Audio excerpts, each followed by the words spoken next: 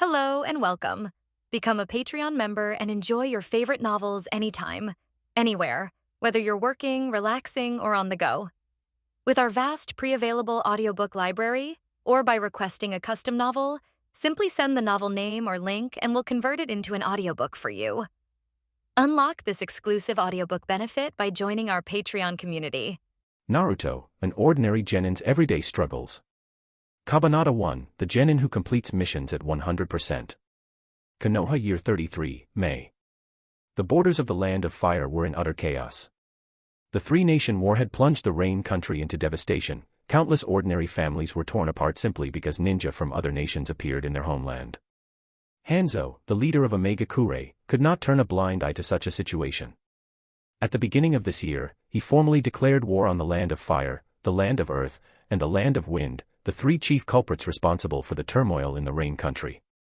At the Ninja Academy, when Nawaki, now 11 years old and in his 5th year, learned that students from the 3rd year upward, meaning 4th and 5th years, could graduate early, his youthful face lit up with delight.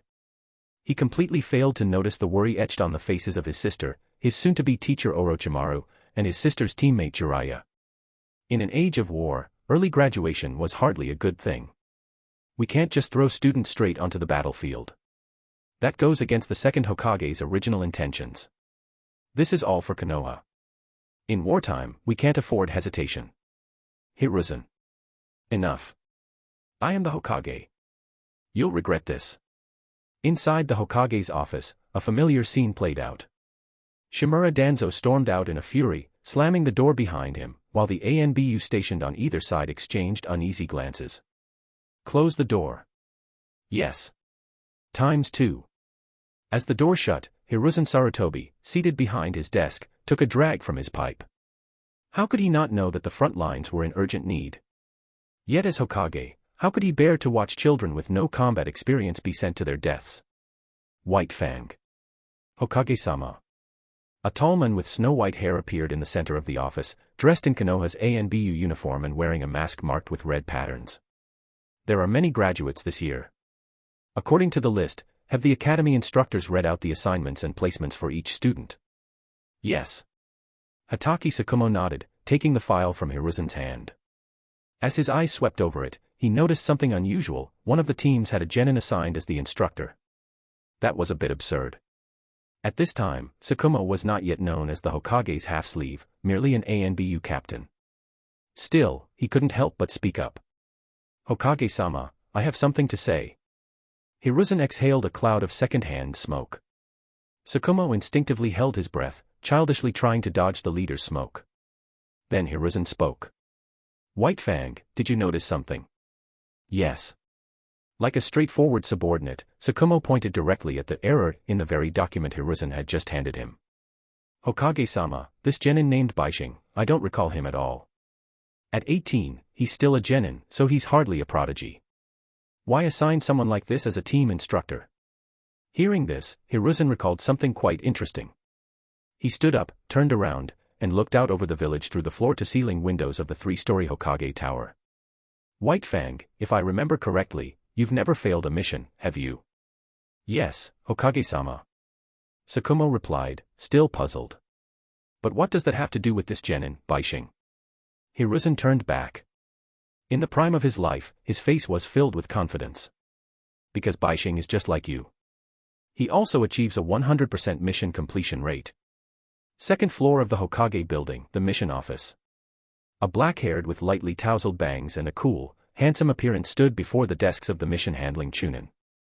In his arms, he held a snow-white cat that looked every bit like a noblewoman's pampered pet, as he submitted his mission report. Bishing, you completed another D-rank mission all by yourself. Impressive. The Chunin in a flak jacket gave him a thumbs up, sighing in admiration. Bishing nodded calmly and said nothing, waiting for the mission office ninja to bring the noble lady over to reclaim her cat. After 2 or 3 minutes, an extravagantly dressed, voluptuous noblewoman hugged her beloved pet and thanked Bishing profusely. Her gaze lingered on his face and build. Such a handsome ninja was a rare sight. Before leaving, she even lowered her voice to ask if he might consider changing professions and becoming her personal guard. Sorry. I'm a ninja of Konoha, Bishing replied. What a pity. Though regretful, ordinary people were always somewhat afraid of ninja, so she didn't dwell on it. Once the noblewoman left, Bishing collected the reward for his D-rank mission, 5,000 ryo. However, since he had taken the mission alone, without a team, he could only receive 2,000 ryo. Finding a cat was the lowest tier mission in the village. Normally, such D-rank missions were completed by 2 or 3 genin together, but Bishing didn't need that. Just as he was handed his payment, another Chunin entered the office with a file in hand. Spotting Bishing about to leave with his reward, he quickly called out, "Bishing, you're pretty lucky. You've been assigned by the Hokage to serve as a team instructor. If you do well, even if your strength is lacking, you might still get promoted to Chunin." Bishing frowned. The 2,000 ryo bills in his hand suddenly seemed far less appealing. He had worked diligently to avoid becoming a Chunin. Every time he participated in the Chunin exams, he deliberately acted useless.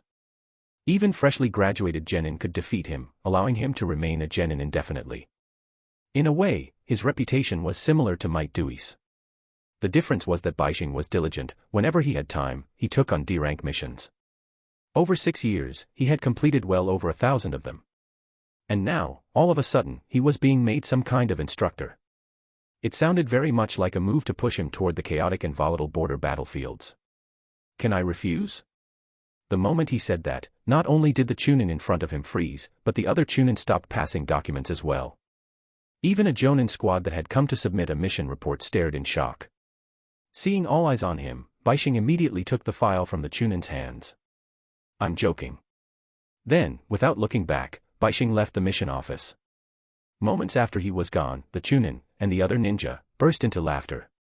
"Ha ha ha, I never thought Genin Bishing would joke around. The mission maniac Bishing would never give up on a task that clearly looks challenging." Exactly.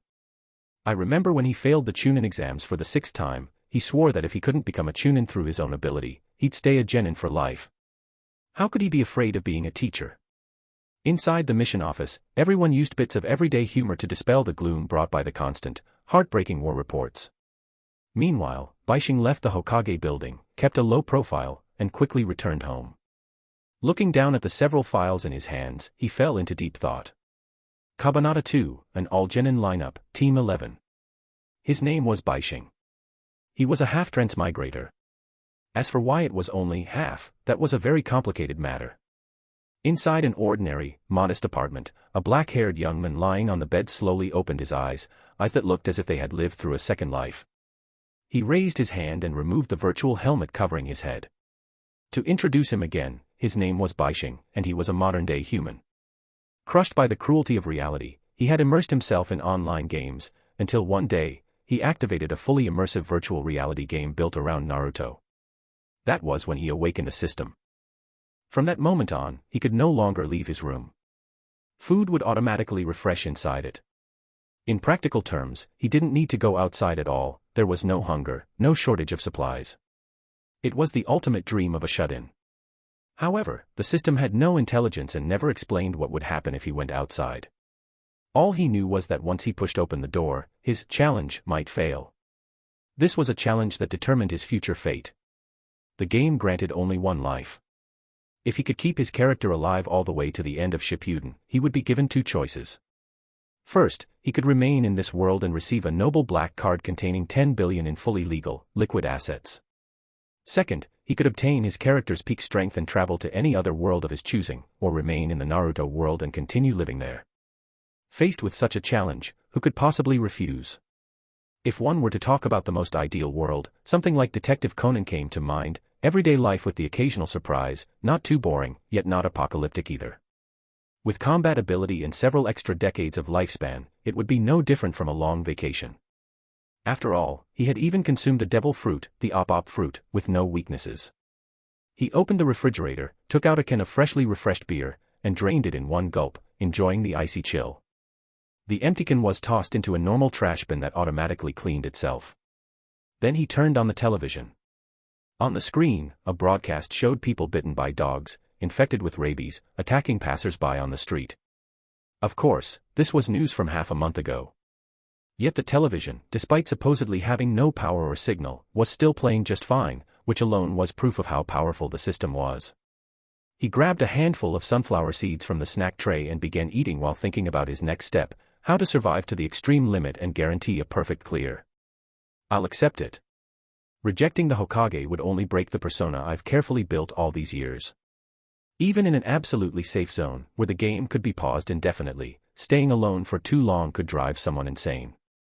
And then, who knew, one impulsive moment might lead to opening a window or door that had been sealed for a month.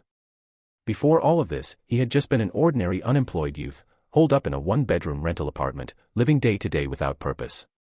Then he discovered this game and received the system's warning to keep all doors and windows tightly shut. As a result, he spent an entire month with the air conditioner running non-stop, becoming a complete shut-in. Of course, even without the AC, the room still had airflow and never felt stuffy, though the temperature was clearly influenced by the outside world and could get quite hot at times. Returning to the bedroom, he lowered his head and glanced at his equipment. Through the transparent glass of the window, he could actually see what was happening outside. "Hell, help me!" A dying passerby screamed in Bishing's direction. Instead of rescue, he attracted a swarm of zombies that pounced on him. Not long after, the sound of cracking glass echoed from the upper floors, followed by violent impacts against a door. A fat man living in that apartment was forced to attempt an escape through the window. He vaguely remembered that the apartment below belonged to that skinny bastard Bishing. If he could jump down there, maybe there'd be plenty of food and clean water, enough to survive. But the moment he braced himself against the wall and dropped down, he saw a ferocious zombie inside the open window. Terrified, the fat man lost his balance and fell straight into the zombie horde below. At that moment, Bishing found himself wondering, was he still human, or had he already become a zombie who was simply dreaming? After all, this wasn't the first time he had scared someone like that. But thinking about it was pointless. Compared to the end of the world, his priority was to do everything possible to find a way to live. As an ordinary human, survival in such a world was impossible. His only path forward was the virtual world, inside the helmet, achieving true bodily transmigration. Time flowed rapidly inside the helmet's virtual world. 6 years there amounted to only half a month in the real world. And Bishing didn't believe it was merely a virtual space. It might be a parallel world within the Naruto universe, and he was the protagonist of that world. Or perhaps, the troublemaker. The next morning, all graduating students of the Ninja Academy sat quietly in their classroom, waiting to learn who their future instructors would be. Some were children of major clans and already knew they'd be led by Jonin. Others were eagerly guessing who their teacher might be, perhaps a Hokage disciple or some famous elite Jonin. But reality soon delivered a harsh blow to these naive boys and girls. Team 1, Nawaki. Instructor, Orochimaru. Nawaki lifted his chin, pride written all over his face. The other students, confused as to why Team 1 consisted of only a single person, began whispering questions to the teacher. The Chunin instructor held the files, feeling helpless, but still explained patiently, Nawaki's team is special. No need to worry about it. Next, Team 2, Yamanaka Taiji, Akimichi Yumi, Nara Heinin. Instructor, Sarutobi Shinosuke. Wow, an Uchiha, no, a Sarutobi clan Jonin. Akimichi Yumi, with her dark red hair tied into a bun and her slightly plump figure, looked ecstatic. Beside her, Nara Heinin rested his chin on his hand, silently mocking the girl's little act. She'd known it all along and was still pretending to be surprised. The Chunin instructor continued reading out team assignments, but a black-haired, straight-haired Uchiha girl who still hadn't heard her team called began to grow visibly anxious. Team 11. Uchiha Mikoto, Yakushi Nono, Might Dway. Instructor. Bishing. Bishing. With a sharp sound, the black-haired girl shot up from her seat. She had rejected the chance to be led by a clan Jonin and chosen to remain in the academy to accept the official assignment, only to be given an instructor she had never even heard of. Never heard the name, but he shouldn't be too bad, Yakushi Nono said calmly, glancing at Uchiha Mikoto. She didn't seem overly concerned. But a moment later, it registered, had the teacher just named a jennin she'd never heard of as their instructor? Confusion immediately surfaced. The Chunin teacher, who had already rehearsed 1,000 explanations in his head for how to justify this to the Uchiha clan, was just about to steel himself and speak when he saw Yakushi Nono, normally a complete background presence in class, raise her hand. Teacher, who is Might Dway? I don't think I've heard of him before. Born into a Chunin family and orphaned at a young age, Yakushi Nono wasn't exactly a popular figure in class. Her raised hand drew quite a bit of attention. Most students glanced at her briefly before looking away, while the children of major clans wore expressions that clearly said this should be interesting. Narration silently complained in his heart. An Uchiha prodigy stuck with a Genin instructor who had failed the Chunin exams 6 times, plus one invisible nobody from class, and on top of that, a perpetual Genin middle-aged man who only knew taijutsu. This was basically Konoha's higher-ups rubbing salt into the Uchiha clan's wounds. Of course, that was only inner monologue. He'd never say it out loud. Trouble was the one thing he hated most. As for him, the Chunin instructor said, scratching his cheek, he's a Genin from several classes above Bishing. Then why hasn't such a Genin been promoted to Chunin all this time? Uchiha Mikoto frowned. A bad premonition rose in her heart. The instructor sighed and explained, because he only knows taijutsu. He can't even properly use the most basic ninja techniques, the 3 body techniques.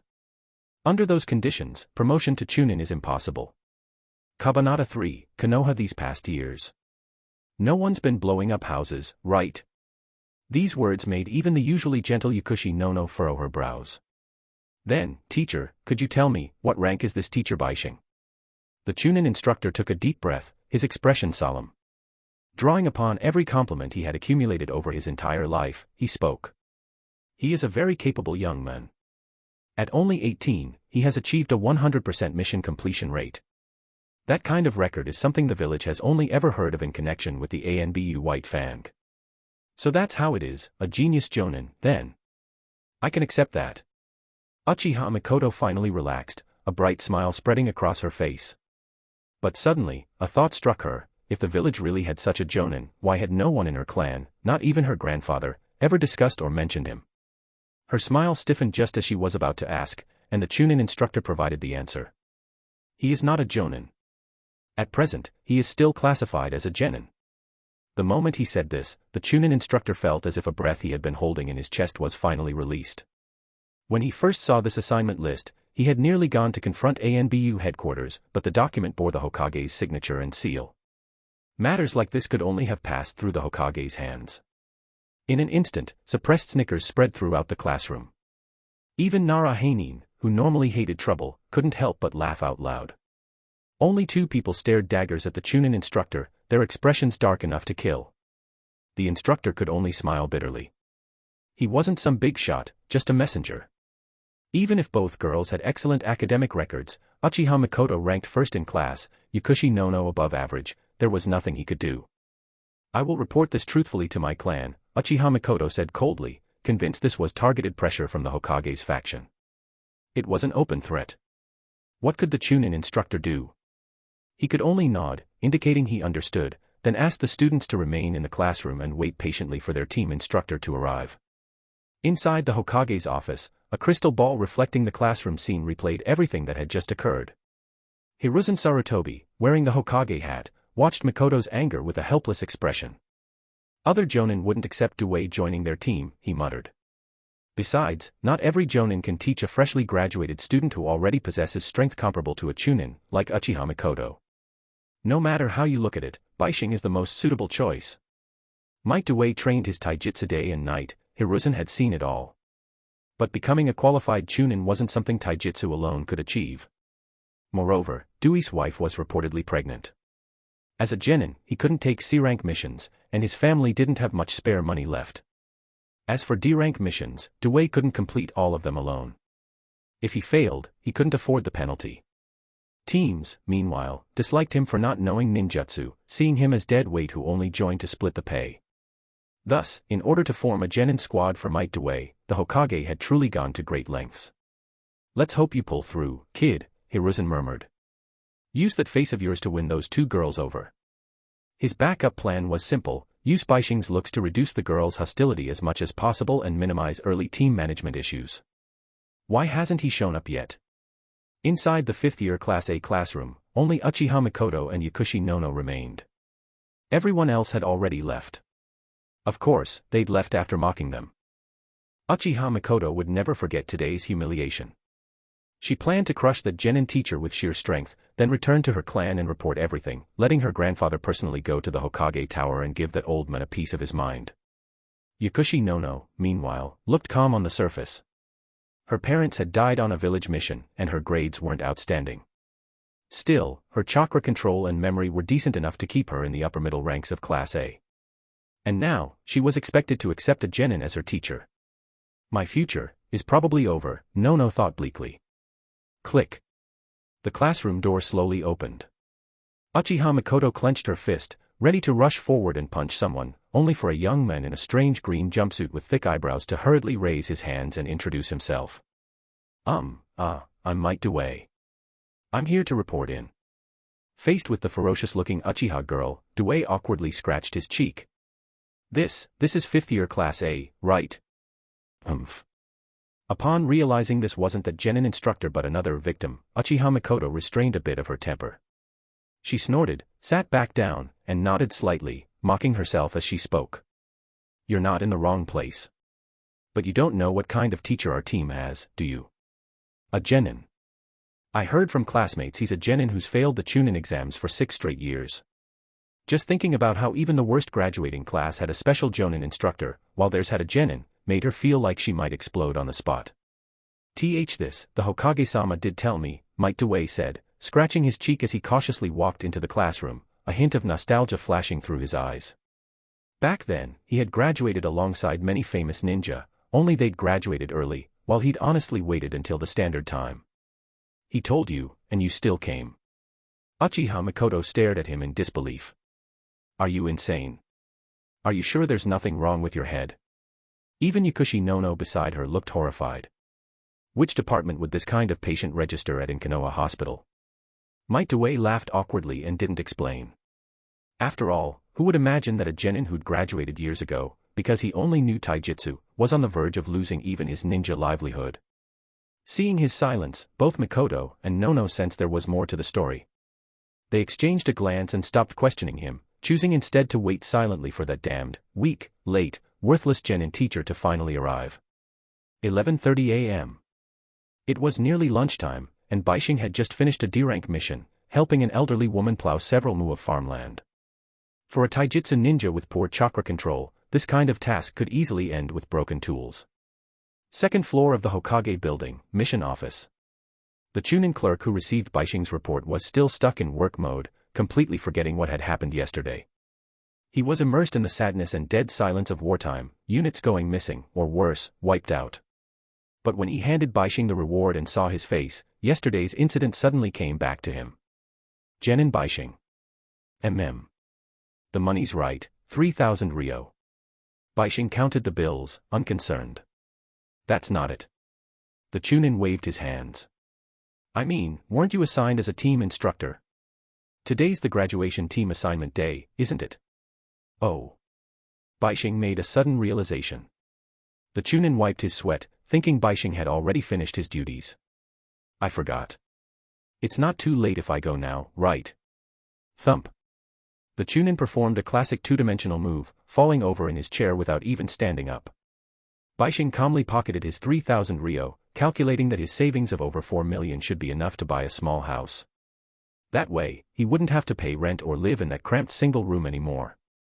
Konoha these past years, there shouldn't have been pain or the Ninetales wrecking buildings, right? Jennin Bishing. What are you standing around for, go already. I got it. The Chunin scrambled to his feet, his forehead slightly red, probably scraped. He roared at Bishing in frustration, while Bishing responded with a serious expression, as if he'd truly been thinking about nothing else just now. Kabanata 4, looks are justice. Upon entering the game, the beginner's gift pack he received gave him a randomly drawn reward, the op fruit, a devil fruit that granted immunity to seawater. Now, there was only one task left, the beginner quest, buy a house. Requirements. At least 50 square meters, within Konoha village. What kind of place was Konoha? Even in the entire land of fire, it was prime real estate. Not to mention its safety, over all these years, even when Uchiha Madara came knocking, the Hokage had intercepted him outside the village for their godlike battles. It could be said that land in Konoha was only a notch below the land of fire's capital in value. Houses without land deeds, only permanent residency rights, even in the most remote corners of the village, cost 60,000 ryo per square meter. The place Bishing had his eye on, closer to the village center, went for about 80,000 ryo per square meter. With his 4 million plus savings, he could just afford a 50 square meter bachelor apartment. Walking toward the ninja academy, Bishing thought about housing prices, and also wondered whether selling the house later would allow the quest reward to be reclaimed. But after thinking it through, if he sold it and lost the reward, and the quest didn't reset, that would be a catastrophic loss. This so-called permanent residency does not cover destruction caused by war or natural disasters. Destruction.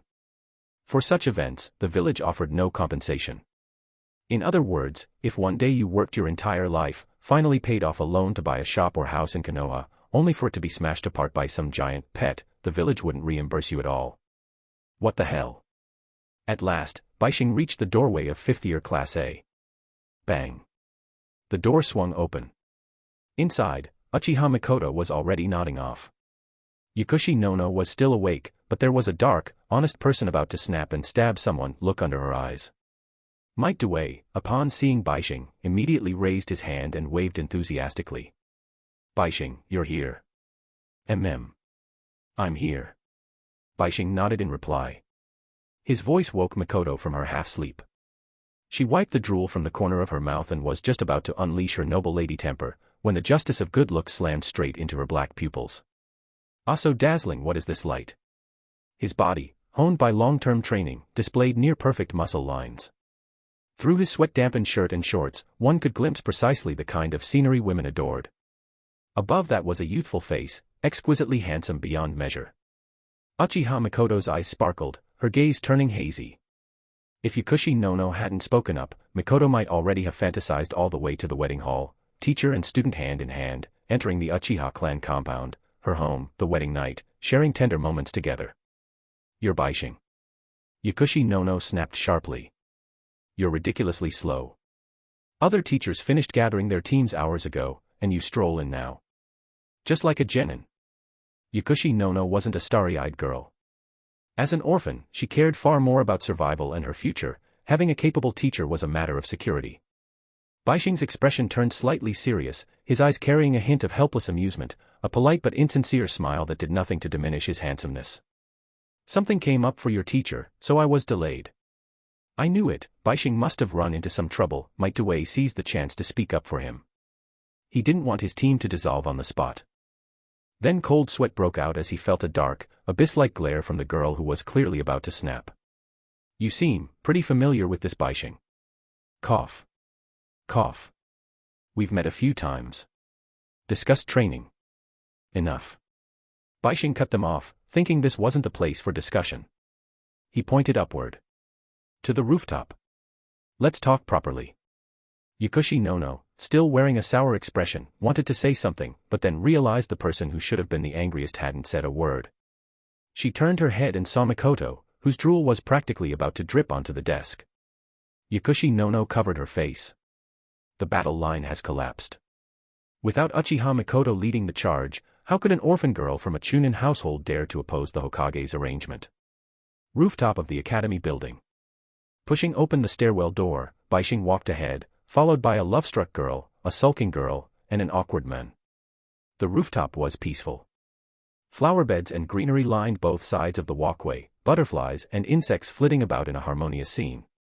Yo Bishing. Long time no see. At the railing ahead stood a handsome black-haired youth in mid-enthusiastic speech, while on the steps sat the pig, deer butterfly trio, listening halfway before turning to look at Team 11. Shinosuke. Long time. Bishing hadn't expected to run into a former classmate here. 6 years had passed, Shinosuke had enrolled at 4, graduated at 10, and was now a jonin. As for Bishing. I'm basically done explaining things to Team 2, Sarutobi Shinosuke said. I'll leave this spot to you. Everyone, he continued, this is my first time leading a team, but you can rest assured. I'll teach you well. Tomorrow morning, meet me at training ground number 76. We'll conduct a live combat survival exercise. Make sure to rest well tonight. That's all. Yes. ×3. Shinosuke stopped boasting about his past S-rank and A-rank missions and wrapped things up quickly. Below, the short black-haired Narration, blonde Yamanaka Taiji, and dark red bun-haired Akimichi Yumi nodded. Their gazes then curiously shifted to the approaching instructor of Team 11, Bishing. He's so handsome. As Bishing passed by, Akimichi Yumi whispered into Narahanin's ear. Narahanin sighed inwardly. Looks don't put food on the table. But he had to admit, the boy really was handsome. Compared to Shinnosuke's rugged good looks, Bishing was more like a face sculpted by Nuwa herself over 3 days and nights. Let's head back, Narration said. We should stop by the ninja tools shop and prepare for tomorrow's survival exercise. Yamanaka Taiji nodded, saying he'd go home to grab his money pouch. Only after walking halfway did they realize Akimichi Yumi had been mesmerized by Bishing's beauty, standing frozen in place. Narration covered his face. Taiji hurriedly grabbed Yumi and dragged her away, narrowly avoiding an awkward scene. Watching the entire exchange, Sarutobi Shinnosuke maintained a warm smile on the surface, but inside, he was extremely displeased. I'm handsome too, damn it. Isn't it just a slightly prettier face? Seeing that Shinnosuke hadn't left yet, Bishing said nothing. He calmly moved to the open space to Shinnosuke's right and looked at Uchiha Mikoto, Yukushi Nono, and Might Dewey sitting on the steps. All right. Let's start with introductions. Everyone talk about your dreams, what you want to do in the future, and what foods you like. Shouldn't the teacher introduce himself first? Yukushi Nono said with a gentle smile. Uchiha Mikoto nodded eagerly. Might Dewey scratched his cheek. Just as Bishing was about to speak, Sarutobi Shinnosuke stepped forward and introduced him first. Kabanata 5, late on the very first day. Let me help introduce this old classmate of mine. Sarutobi Shinnosuke stepped forward, stopping beside Bishing.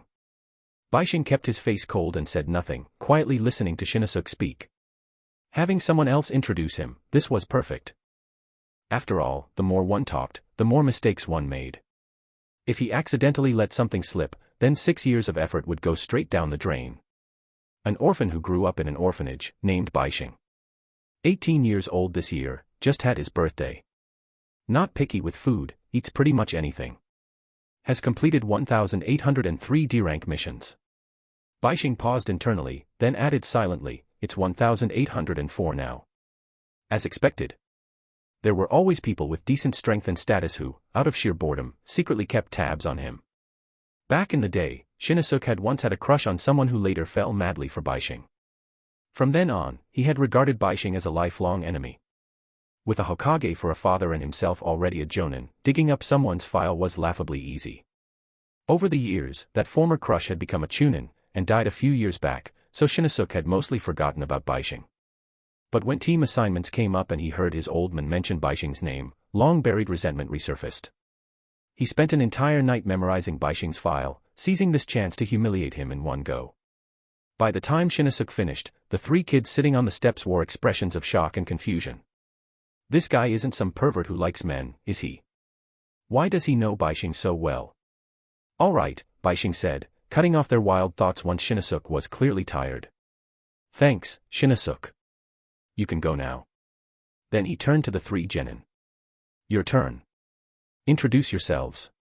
Shinnosuke nodded, ready to vault the railing and leave the rooftop in classic ninja fashion, thinking how his all-night effort had finally paid off. He'd gotten a little revenge for his school days. Wait. I haven't introduced myself yet. Just as Uchiha Mikoto was about to speak, Shinnosuke suddenly interrupted her prepared lines. She stared at that honest-looking yet somewhat handsome face, itching to punch it a few times. Bishing glanced at Shinnosuke. But you're not part of Team 11. What's the point of you introducing yourself? Well, there is a point. Shinnosuke scratched his head. After saying well, his tone dragged out awkwardly. You know, we're old classmates. Maybe someday we'll do missions together, might as well get to know each other in advance. If I don't show off and slap you in the face, how can I repay my youthful, wife-stealing grudge?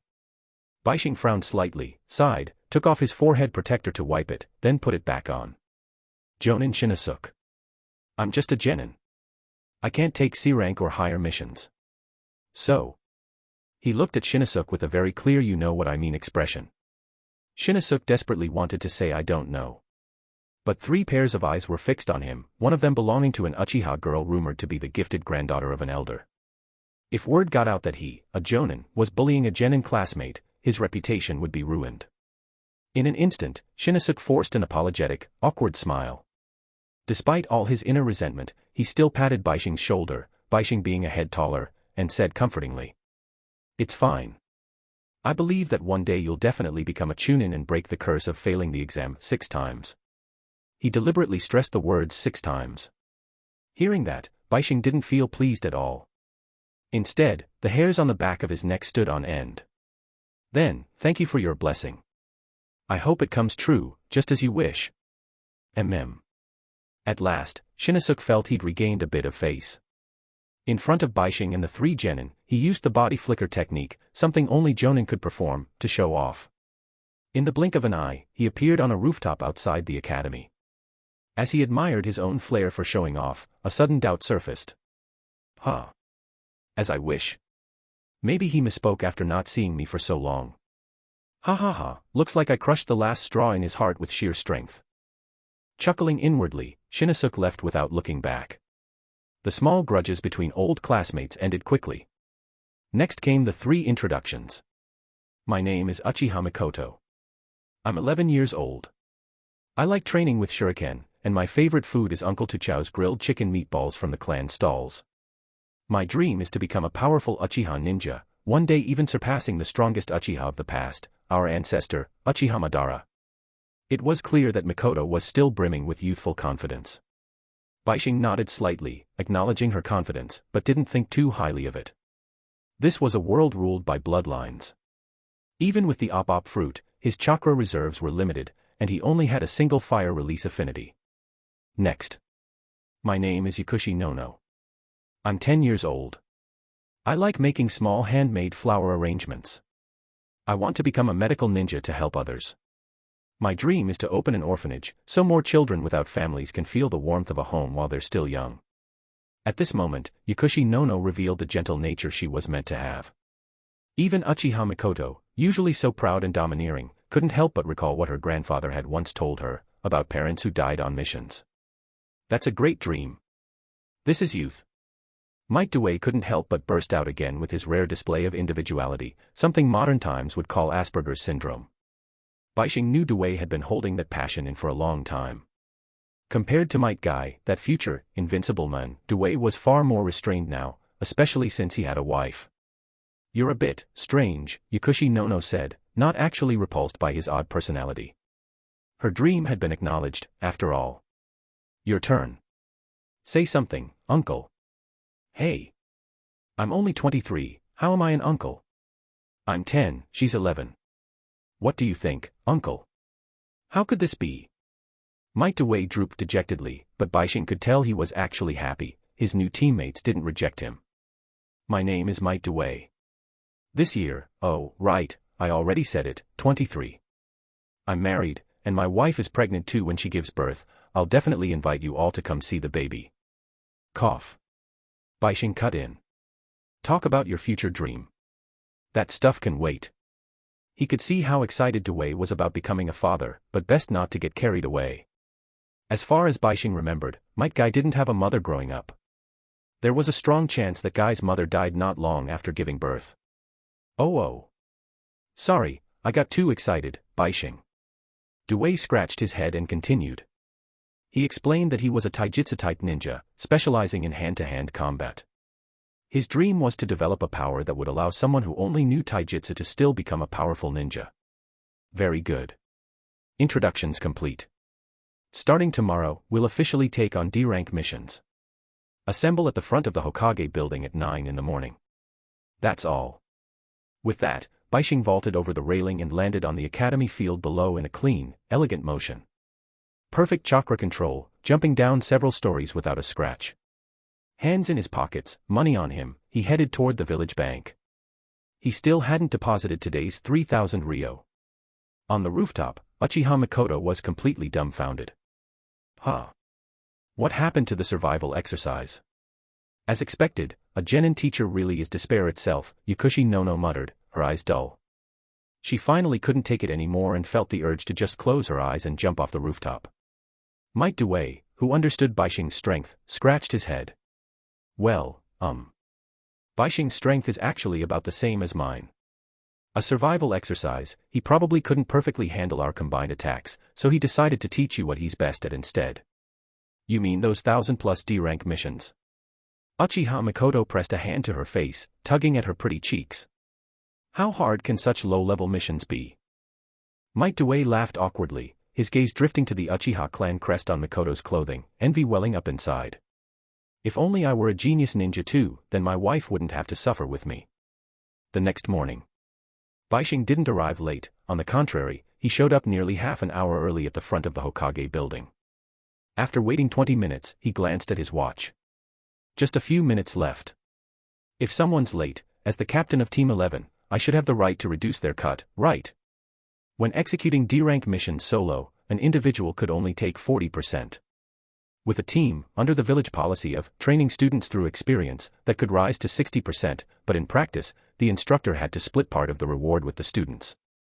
The instructor actually earned less than when working alone. On top of that, rookie jennin were slow and could even fail missions, and failure sometimes meant compensation. During the mission, the instructor had to accompany, observe, and guide the students.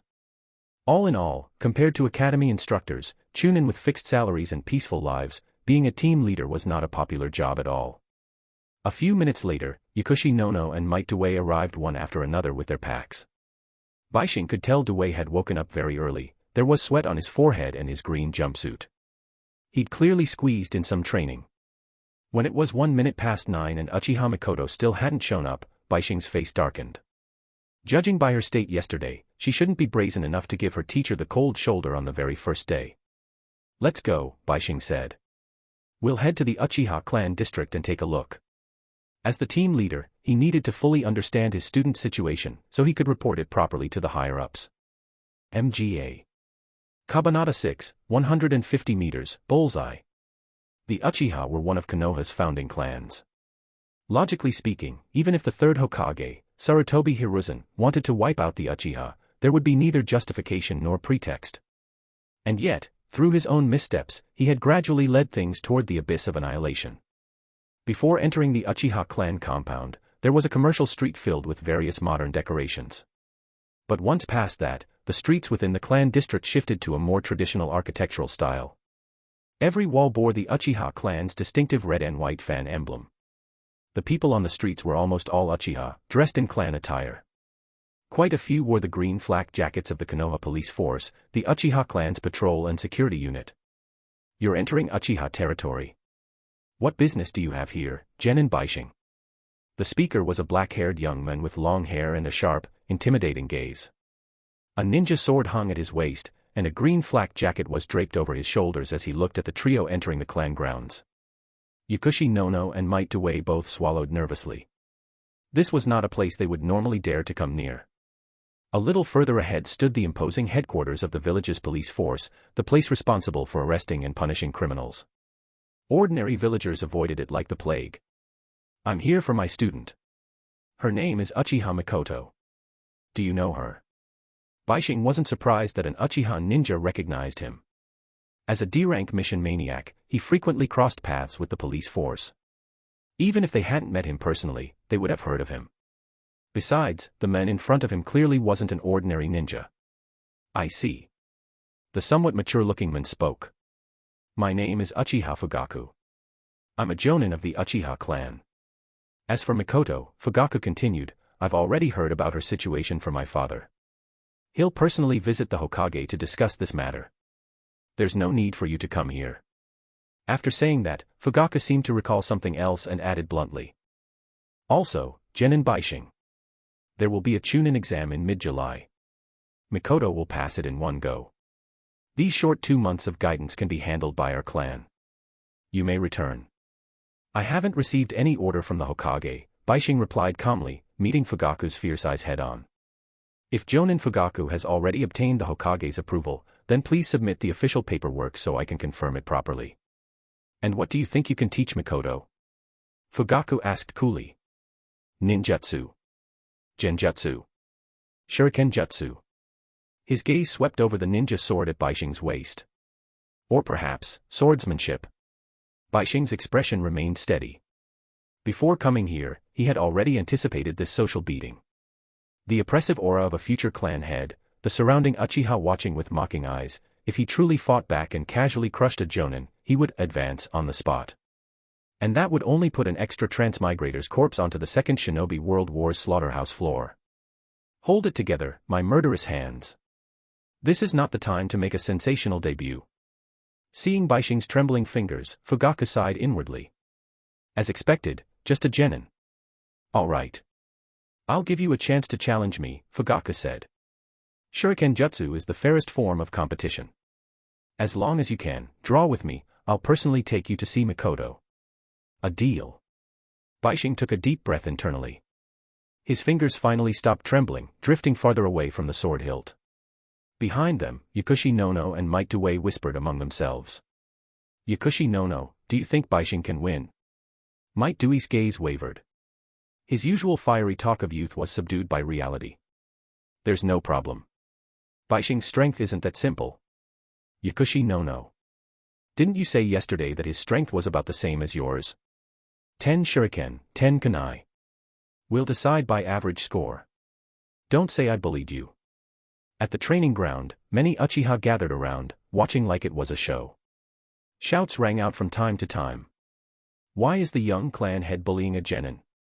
This jennin really doesn't know his place. Hearing Fugaku announce the rules, Bishing had no objections. He weighed the kunai in his hand, immediately noting the quality. Even the training weapons of the Uchiha were high grade, worth at least 1,000 ryo each. You first, or me? Bishing glanced down at the boundary line, then looked up at the target more than 100 meters away, a distance that could only be hit with chakra-enhanced throws. Without solid chakra control, hitting the target at all would be impossible. The body was like a machine gun, always ready to fire, while kunai and shuriken were the bullets. When strengthening the body with chakra, even a slight excess or deficiency in force would ruin the accuracy of thrown weapons. At this distance, I train often. I can keep my accuracy at around 7 rings, Fugaku said. As soon as his words fell, his right hand grabbed 5 shuriken at once. Whoosh! They streaked through the air as 5 black lines. Thud, thud. 5 crisp impacts rang out, every shuriken hit the target. The Uchiha spectators gasped, then erupted into cheers praising the young clan head. Another 5 black arcs followed, slicing through the air and embedding themselves squarely into the red and white target. Average score, 7 rings. Do you want me to demonstrate with kunai as well? Fugaku chuckled. In this situation, even a genuine Chunin wouldn't be able to throw 5 shuriken at once and still maintain 7-ring accuracy at 150 meters. Bishing pinched a single shuriken between his fingers and asked tentatively. So that means I also have to throw 5 at once and average 7 rings to win. Fugaku paused, then smiled and shook his head. No, no. Use whatever method you like, as long as you don't cross the line. Thud. An Uchiha clan member, his Sharingan active and pen in hand as he recorded scores, suddenly felt something red-hot whip past his face. The next instant, a shuriken, half of it glowing with searing heat, was clearly embedded in Bishing's target. 10 rings. The scorer's shocked cry instantly stunned the surrounding spectators. Even Yakushi Nono and Might Due, who had already prepared themselves for their teacher's defeat and the team's dissolution, were frozen in disbelief. They couldn't guarantee 7-ring accuracy at 150 meters either. Shuriken were cheap not only because of their poor materials and low lethality, but also because their accuracy dropped drastically at long range, necessitating multiple throws to raise the hit rate. To be suppressed in the Uchiha clan specialty by a nameless jennin left Fugaku staring in disbelief, his mouth hanging open. A moment later, he activated his Sharingan. As an outstanding graduate only a year older than Bishing, a prodigy who had become a jonin at a young age, how could his talent possibly be inferior? You, throw again. If he wasn't mistaken, that shuriken technique just now resembled a method that should only be usable with a B-rank technique. But under normal circumstances, that jutsu wasn't used like that at all. MGA. Kabanata 7, Genin, even dogs. Thunk. Once again, a shuriken glowing red-hot on one half embedded itself deep into the wooden target. A wisp of smoke curled up from the bullseye at the center. That was a B-rank fire release, Phoenix Flower Claw Red. How did you manage to use it without hand seals? Uchiha Fugaku stared in disbelief. This was the first time he had ever seen such a genius, someone who could unleash even a half-powered B-rank fire release without forming seals. But then why had such a prodigy failed to pass the village's Chunin exams for 6 whole years? I don't know what you're talking about, Bishing replied calmly. He continued guiding his chakra, stabilizing it along the other half of the shuriken so it wouldn't burn his hand while also increasing the rotational force, using sheer power to win. Another bullseye. Is he cheating? The Uchiha clansman holding the score sheet couldn't possibly falsify something like this. As long as the shuriken landed within the red center, it counted as 10 rings, even if that center was practically filled already. With talent like yours, how could the village let you remain a jennin for 6 years? I truly don't understand. At this point, Fugaku no longer cared about winning or losing. He only wanted to understand this peer who could independently develop a seal-less fire release technique. After the 4th hit, Bishing picked up another shuriken. Sweat beaded faintly on his forehead. This required absolute focus. I never learned a single C-rank technique, he said quietly. A Chunin who can't even use one C-rank ninjutsu, wouldn't that be ridiculous? What? Fugaku was stunned. Someone with this level of talent didn't know any C-rank techniques.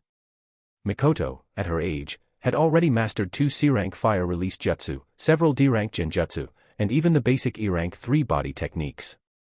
As time passed, Bishing pushed his pace as much as he could, but minor errors inevitably appeared.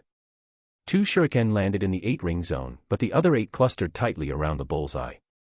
The Uchiha recorder swallowed hard, unsure whether he should even announce the result. That's enough.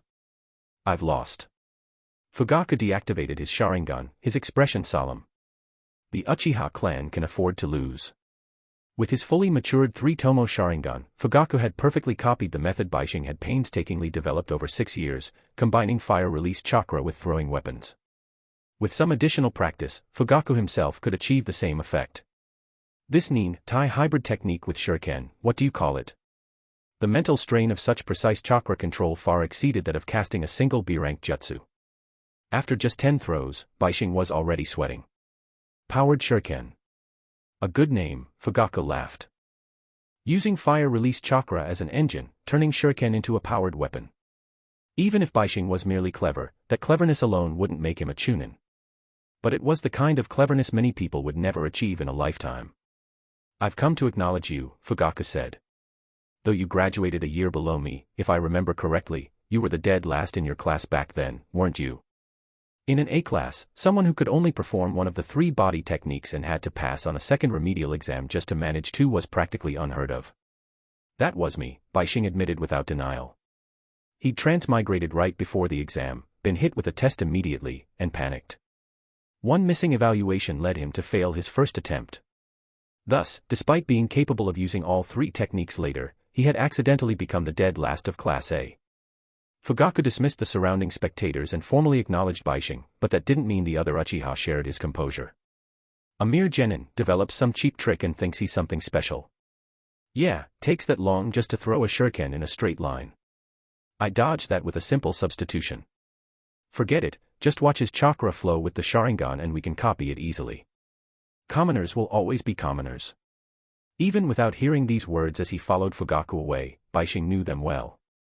He'd always had strange ideas.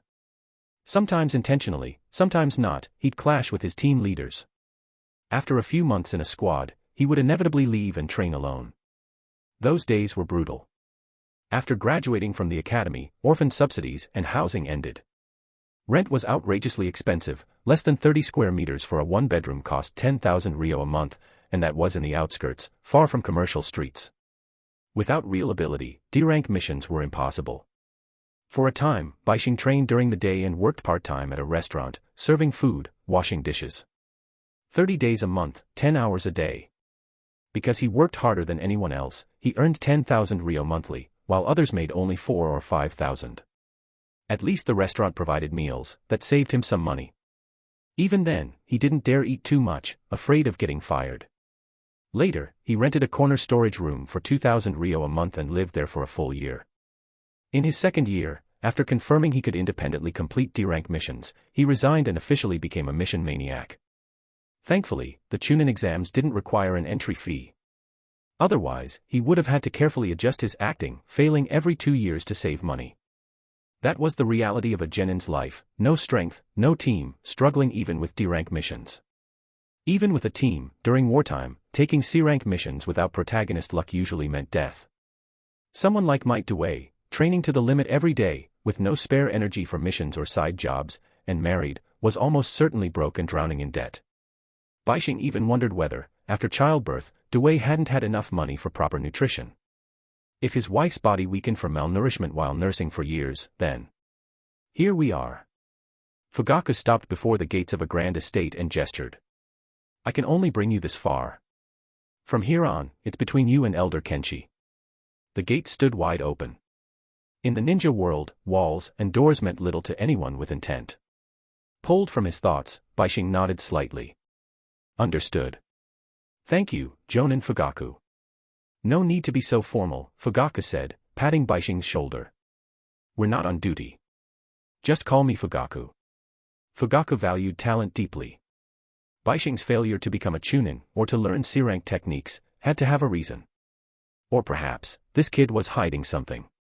A young ninja capable of developing a seal-less nin tai technique, how could someone with that level of chakra control fail to master C-rank jutsu? And Fugaku knew exactly what was happening lately. The Second Shinobi World War was in full swing. The village, and the police force, were issuing increasingly dangerous missions outside the village. Perhaps cowardice isn't always a bad thing for a ninja. As Fugaku turned to leave, memories surfaced, classmates from graduation day, now scattered across the world. Some were fighting in blood-soaked battlefields. Some had already returned to the Pure Land.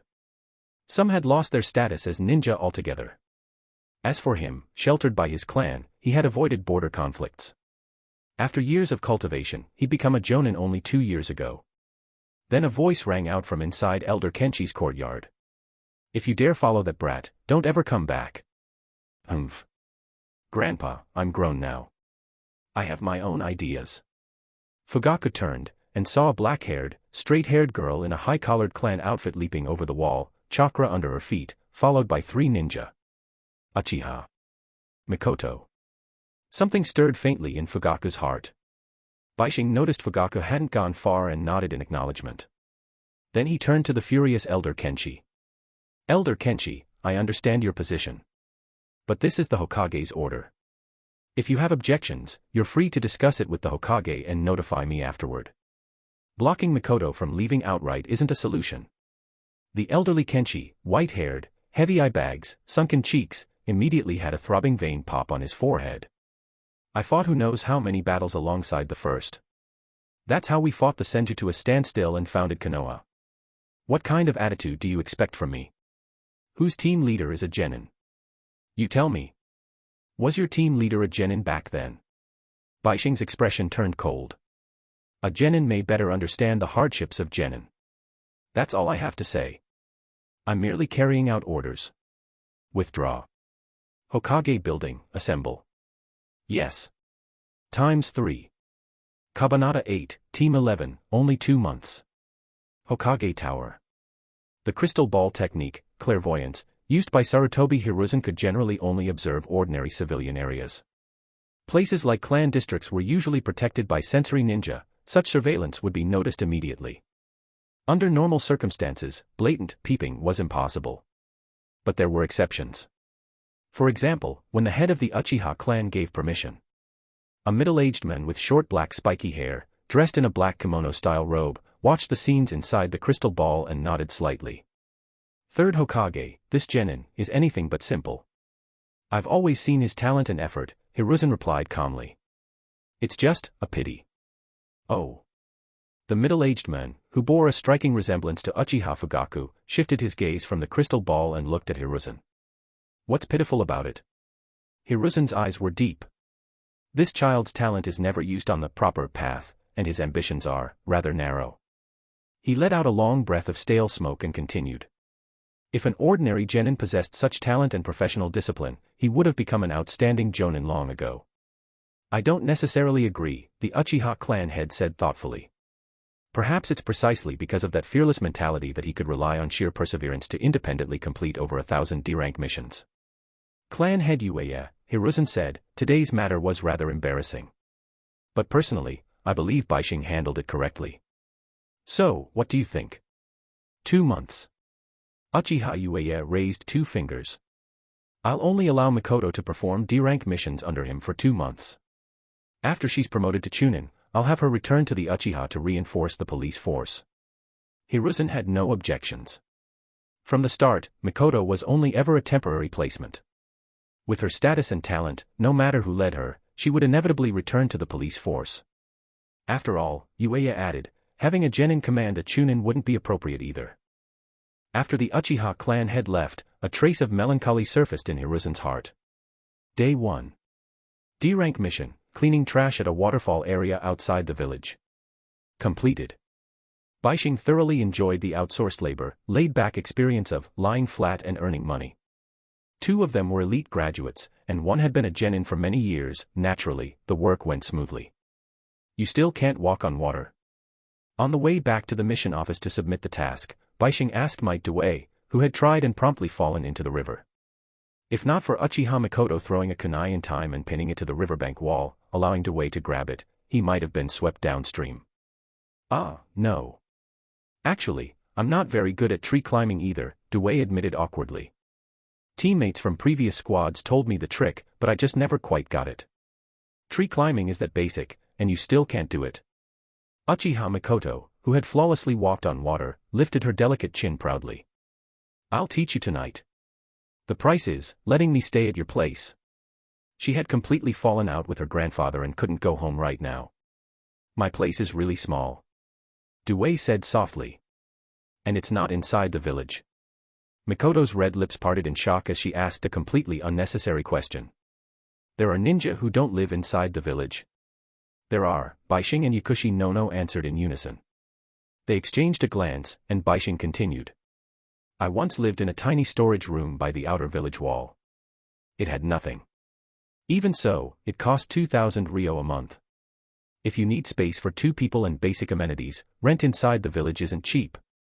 That's outrageous, Yakushi Nono muttered. She had always thought her family was poor, just a modest 2-bedroom apartment in the central district, bought outright, plus a few 100,000 ryo left behind by her parents. He. That's why I'm really happy to team up with you guys and do missions together. Might Due gave a thumbs up, secretly planning to buy some lamb meat for his wife that night to help with her nutrition. Then, Teacher Bishing, Mikoto's face flushed slightly, revealing her true motive. Are you still living in that storage room? Before Bishing could answer, Yakushi Nono raised her hand. My place has an empty room. You can stay with me. Ah, that's not very appropriate, is it? The moment Nono spoke, Mikoto's expression instantly turned into that of a dead fish. It's fine. Yakushi Nono nodded seriously. All right, we'll go with that for now, Bishing said. We'll do a few more D-rank missions. I'll observe the issues you show during missions and then give targeted guidance. Ah. You can actually tell what problems we have? Yakushi Nono asked in surprise. TCH. Although tempted by Bishing's looks, Mikoto truly didn't believe he could teach her much in terms of strength. Bishing calmly analyzed what he had observed during the mission. Due. Your chakra control is terrible. You graduated over 10 years ago, yet you still can't even climb trees. The word basic hit Due a little hard, and he muttered under his breath. No, your chakra control is quite good, but still slightly worse than Mikoto's. You're not proficient with water walking yet. Go back and practice more, this stuff is fundamental. Then Bishing looked straight at Mikoto, who was at that age of arrogant self-confidence. When Due fell into the water, why did you throw a kunai? Can you guarantee he would catch it perfectly? Not everyone is a genius like you. Due specialized in taijutsu and had some mission experience. His body reacted instinctively, he grabbed the kunai handle and used the momentum to pull himself ashore. A normal genin might have panicked, been swept away by the current, or even injured their neck or body by colliding with the kunai. Bishing explained everything calmly. Mikoto, clearly unconvinced at first, found herself unable to argue back. At the mission office, Bishing submitted the scroll. The Chunin clerk noticed that he had successfully led 3 students, and that the atmosphere seemed fairly harmonious, aside from the Uchiha girl whose eyes were a bit red, as if she'd cried. No issues. After a few minutes of verification, the inspecting Chunin reported back. Well done. Reward, 10,000 ryo, here's 6,000. Count it. No need. Bishing could tell at a glance, 6,000. He took out 3 bills and handed one to each of them. This is today's pay. Good work. Might Dewey wiped sweat from his forehead and accepted it happily. Mikoto accepted with a pout, clearly displeased. This amount wasn't even enough for a proper meal in her eyes. Yakushi Nono, however, was overjoyed. Holding her first ever mission pay, she silently prayed to her parents in heaven. Dad, Mom, I've grown up. I can earn my own money now. All three carried a faint stench of garbage pit. Bishing pinched his nose. Though he was clean and wanted to treat them to a simple meal, he decided to put it off until tomorrow. Rest tomorrow. You worked hard today. And if you're free tomorrow, I can treat you all to a simple meal. Going. Mikoto bared her teeth, fully intending to eat this rich bastard, who took the biggest cut and freeloaded their fill. I'll go too. Yakushi Nono nodded enthusiastically. Might Dewey scratched his head, a little embarrassed as he put away the 1,000 ryo.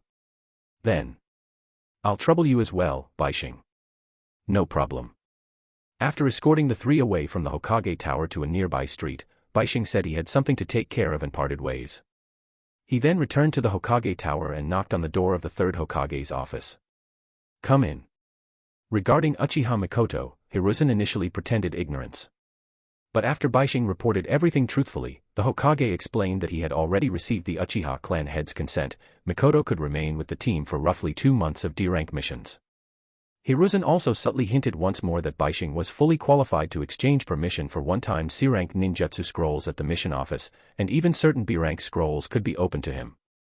Bishing, however, said his money was earmarked for buying a house in the village. He already had his eye on a particular location. This left Hiruzen feeling somewhat regretful. After all, a subordinate who could get things done, handle problems independently, and clean up after himself, yet still held only the rank of jennin, was simply far too great a waste. MGA. Kabanata 9, Moving House. Near Konoha village, along a riverside on the village's western edge, stood a small forest cabin built by Might Dewey himself out of logs and wooden planks. Night had already fallen. An old-fashioned wall lamp hung beneath the eaves, its orange-red flame casting a dim, flickering glow. Dewey's wife was an ordinary-looking young woman with a slender build.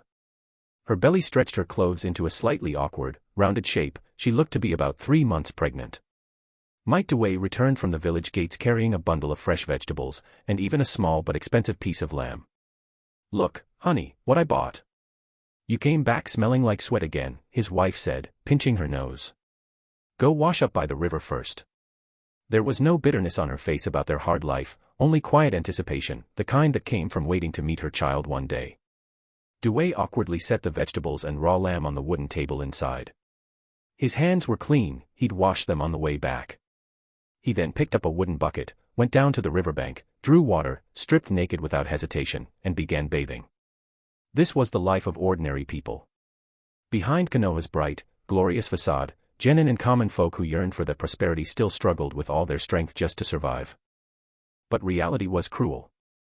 Those with backing were another story. Some people, relying purely on talent and a bit of luck, trained casually and still became ninja prodigies. Whether or not history remembered them, one couldn't deny that they had once shown. Reality always comes full circle, Bishing murmured.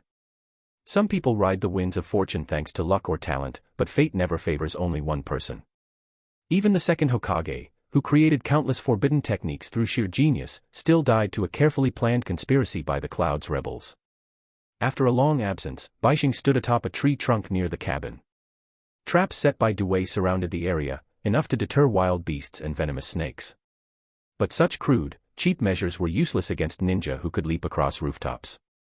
Jonin or Kage level, in the end, no one escapes death. With his precise chakra control, Bishing made almost no sound as he moved through the forest. Dewey's wife, chopping lamb inside, seemed to sense something. She glanced out the window, but saw nothing. Strange.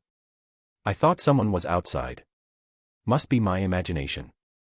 Dewey checks the traps every day, there shouldn't be any problems. The 20-something woman, soon to be a mother, still carried the lively energy of youth. Humming softly, she continued chopping, lit the standalone gas stove, and set a pressure cooker to make lamb soup for dinner, to reward her husband. In this era, where people devoured one another, technology trees were chaotic, food was precious, and ninja wars erupted without warning, being alive at all was a blessing. Bishing folded his arms and leaned against a tree, waiting until Dewey finished bathing and no longer reeked of garbage pit. Only then did he speak lazily. Dewey. Do you always take this long to bathe? The sudden voice nearly scared Dewey out of his skin. He was still toweling himself off below the waist and hadn't reacted yet. Ah, a ghost. A few minutes later, Dewey's wife, startled by the shouting, hurried over. Bishing greeted her and apologized, taking full responsibility. After coaxing her back inside, a flustered Dewey finally got dressed. Grumbling, Dewey tossed his clothes into the bucket to wash them, venting his frustration. Bishing, do you know people can be scared to death like that? You looked like you were enjoying the bath, Bishing replied casually, glancing toward the candlelight glowing from the cabin through the trees. Have you taken Miss Rin for photos, checkups, or to see a doctor lately? You really shouldn't be careless about things like this. No worries. Rin's in great health. Dewey instantly lit up with youthful vigor. Only moments like these made him feel his youth had meaning. Then he suddenly remembered why Bishing had come, and a bad feeling crept in. But Bishing, you didn't come all this way just because there's a problem with the team, did you? Bishing waved it off. No need to worry. We still have 2 months. In those 2 months, get yourself mentally prepared. I'll help you grind missions properly, build experience, so you can handle D-rank missions on your own and earn a living in the village. Dewey felt deeply moved. Back then, when he was shunned by teams and couldn't afford rent, on the verge of wandering the streets with his wife, it was Bishing who suggested building a cabin in a forest outside the village, a spot Bishing considered relatively safe. It was cheap, though security was poor and required extra caution. Before building, they'd reported it to the Hokage and explained the situation. Once the Hokage learned of Dewey's circumstances, he readily approved. What Bishing hadn't expected was that Dewey's wife would get pregnant, their situation worsening, yet they'd still be living here.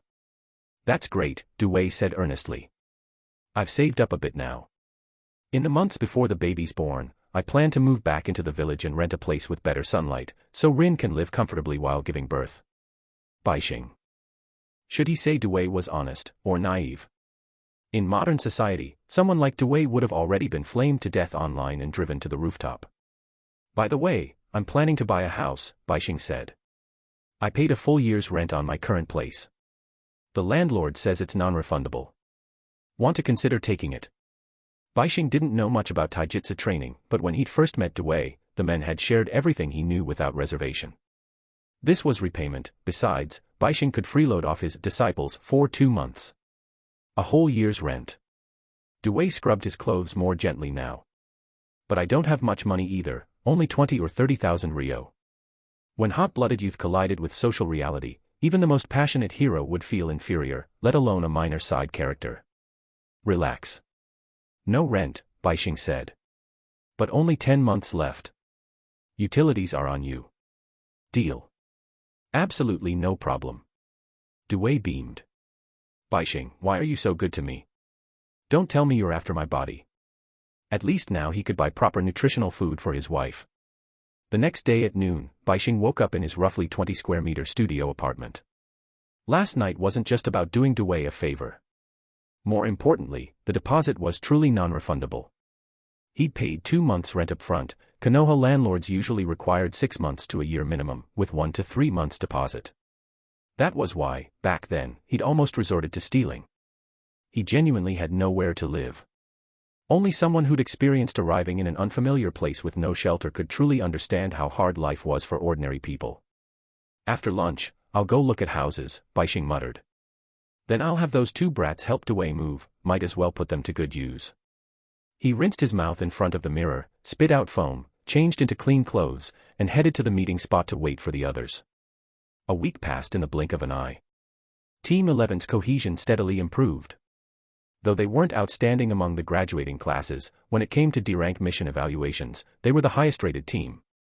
In the heart of the village, near a bustling commercial street, on the 3rd floor of an apartment building, inside a 60 square meter, 90% new second-hand home, stood the 4 members of Team 11, along with Dewey's wife. Bishing set down a pot of iron skillet stew on the wide wooden table. After placing it, he lifted the hot white cloth covering it and said, "Careful, it's hot. Thanks for all the hard work with the big cleanup today." Uchiha Mikoto coughed lightly and stood up like a little adult, raising a glass of orange juice. Alright Nono. Let's celebrate teacher and Uncle Dewey's family moving into their new home. Yakushi Nono clinked glasses with her. Yay. After a sip, she added. By the way, we've already completed 5 D-rank missions. Isn't it time to start C-rank missions? At that, Mikoto and Dewey both turned to look at Bishing, who was carrying over a pot of rice. Bishing rolled his eyes internally.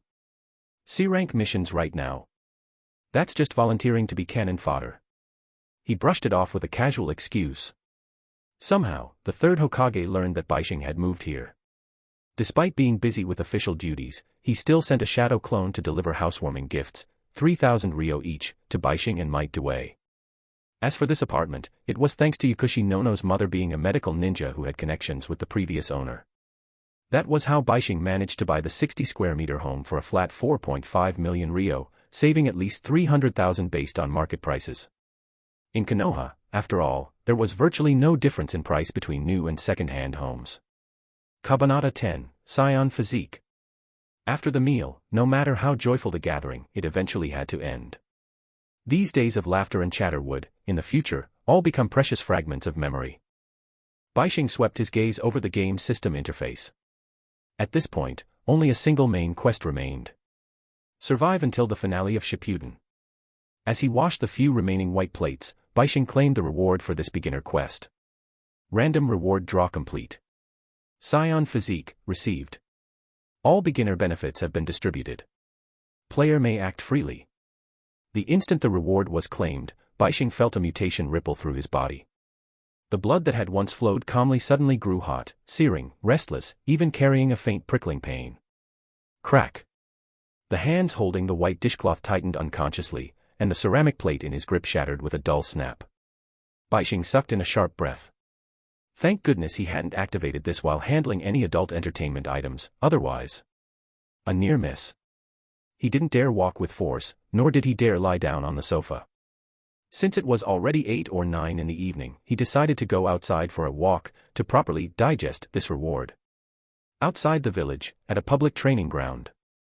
Even doing push-ups in place left handprints pressed into the ground. Afraid someone might notice, Bishing deliberately added a bit of chakra reinforcement so as not to leave obvious fingerprints. After 2 full hours of training, not only did Bishing feel no fatigue, his entire body felt refreshed and clear. So this is a Scion body. He finally adapted to the sudden surge in physical strength. Just as he was about to head home and rest, another thought struck him. He immediately walked up to a large tree and infused chakra into the soles of his feet. Crack, crack. The ground fractured under the uncontrollably strong chakra. Just as he suspected. After gaining the Scion Physique, both the quantity and quality of chakra he could refine had increased. Compared to before, everything was now out of balance, he had to relearn control. Otherwise, the moment he used chakra on tomorrow's mission, he'd give himself away. Early the next morning. Uchiha Mikoto and Yakushi Nono arrived first at the Hokage Tower and greeted Might Dewey as he came in. Uncle Dewey, you're wearing this outfit again, Mikoto laughed. I've seen it for so many days already, I'm getting bored. For a proud Uchiha, this was practically a friendly remark. Haha. This is the equipment of youth, I'll never take it off. Might Dewey flashed a thumbs up, teeth gleaming white. But this is the first time teacher Bishing's been late, Yakushi Nono said thoughtfully. Could it be that he moved into his new house and forgot to set his alarm? A mischievous glint flashed in her eyes, her hands itching to act. Just as the three were discussing whether to go to Bishing's place to look for him, Bishing dragged his tired body over, arriving right on the dot at the Hokage Tower entrance. Good morning, everyone. Teacher Bishing, you're really late, Mikoto teased. We almost went to your house to check if you'd bought something indecent. Bishing rolled his eyes hard. Are you my mom? Not to mention I'm 18 now, my real self is already 28. Add that together and I'm practically a 50-year-old geezer. He ignored Mikoto's comment. His eyes were heavy with fatigue, faint dark circles beneath them. Yakushi Nono noticed, but said nothing. She watched Bishing and Mikoto walk into the Hokage Tower, then followed along with the oblivious Might Dewey. Nearly a month passed after the team's formation, filled with D-rank missions. Uchiha Mikoto and Yakushi Nono felt like they could recite by heart which family's cat lived where, and which dog belonged to whom in the village. Might Dewey, however, remained as passionate as ever, tackling every mission with overflowing energy.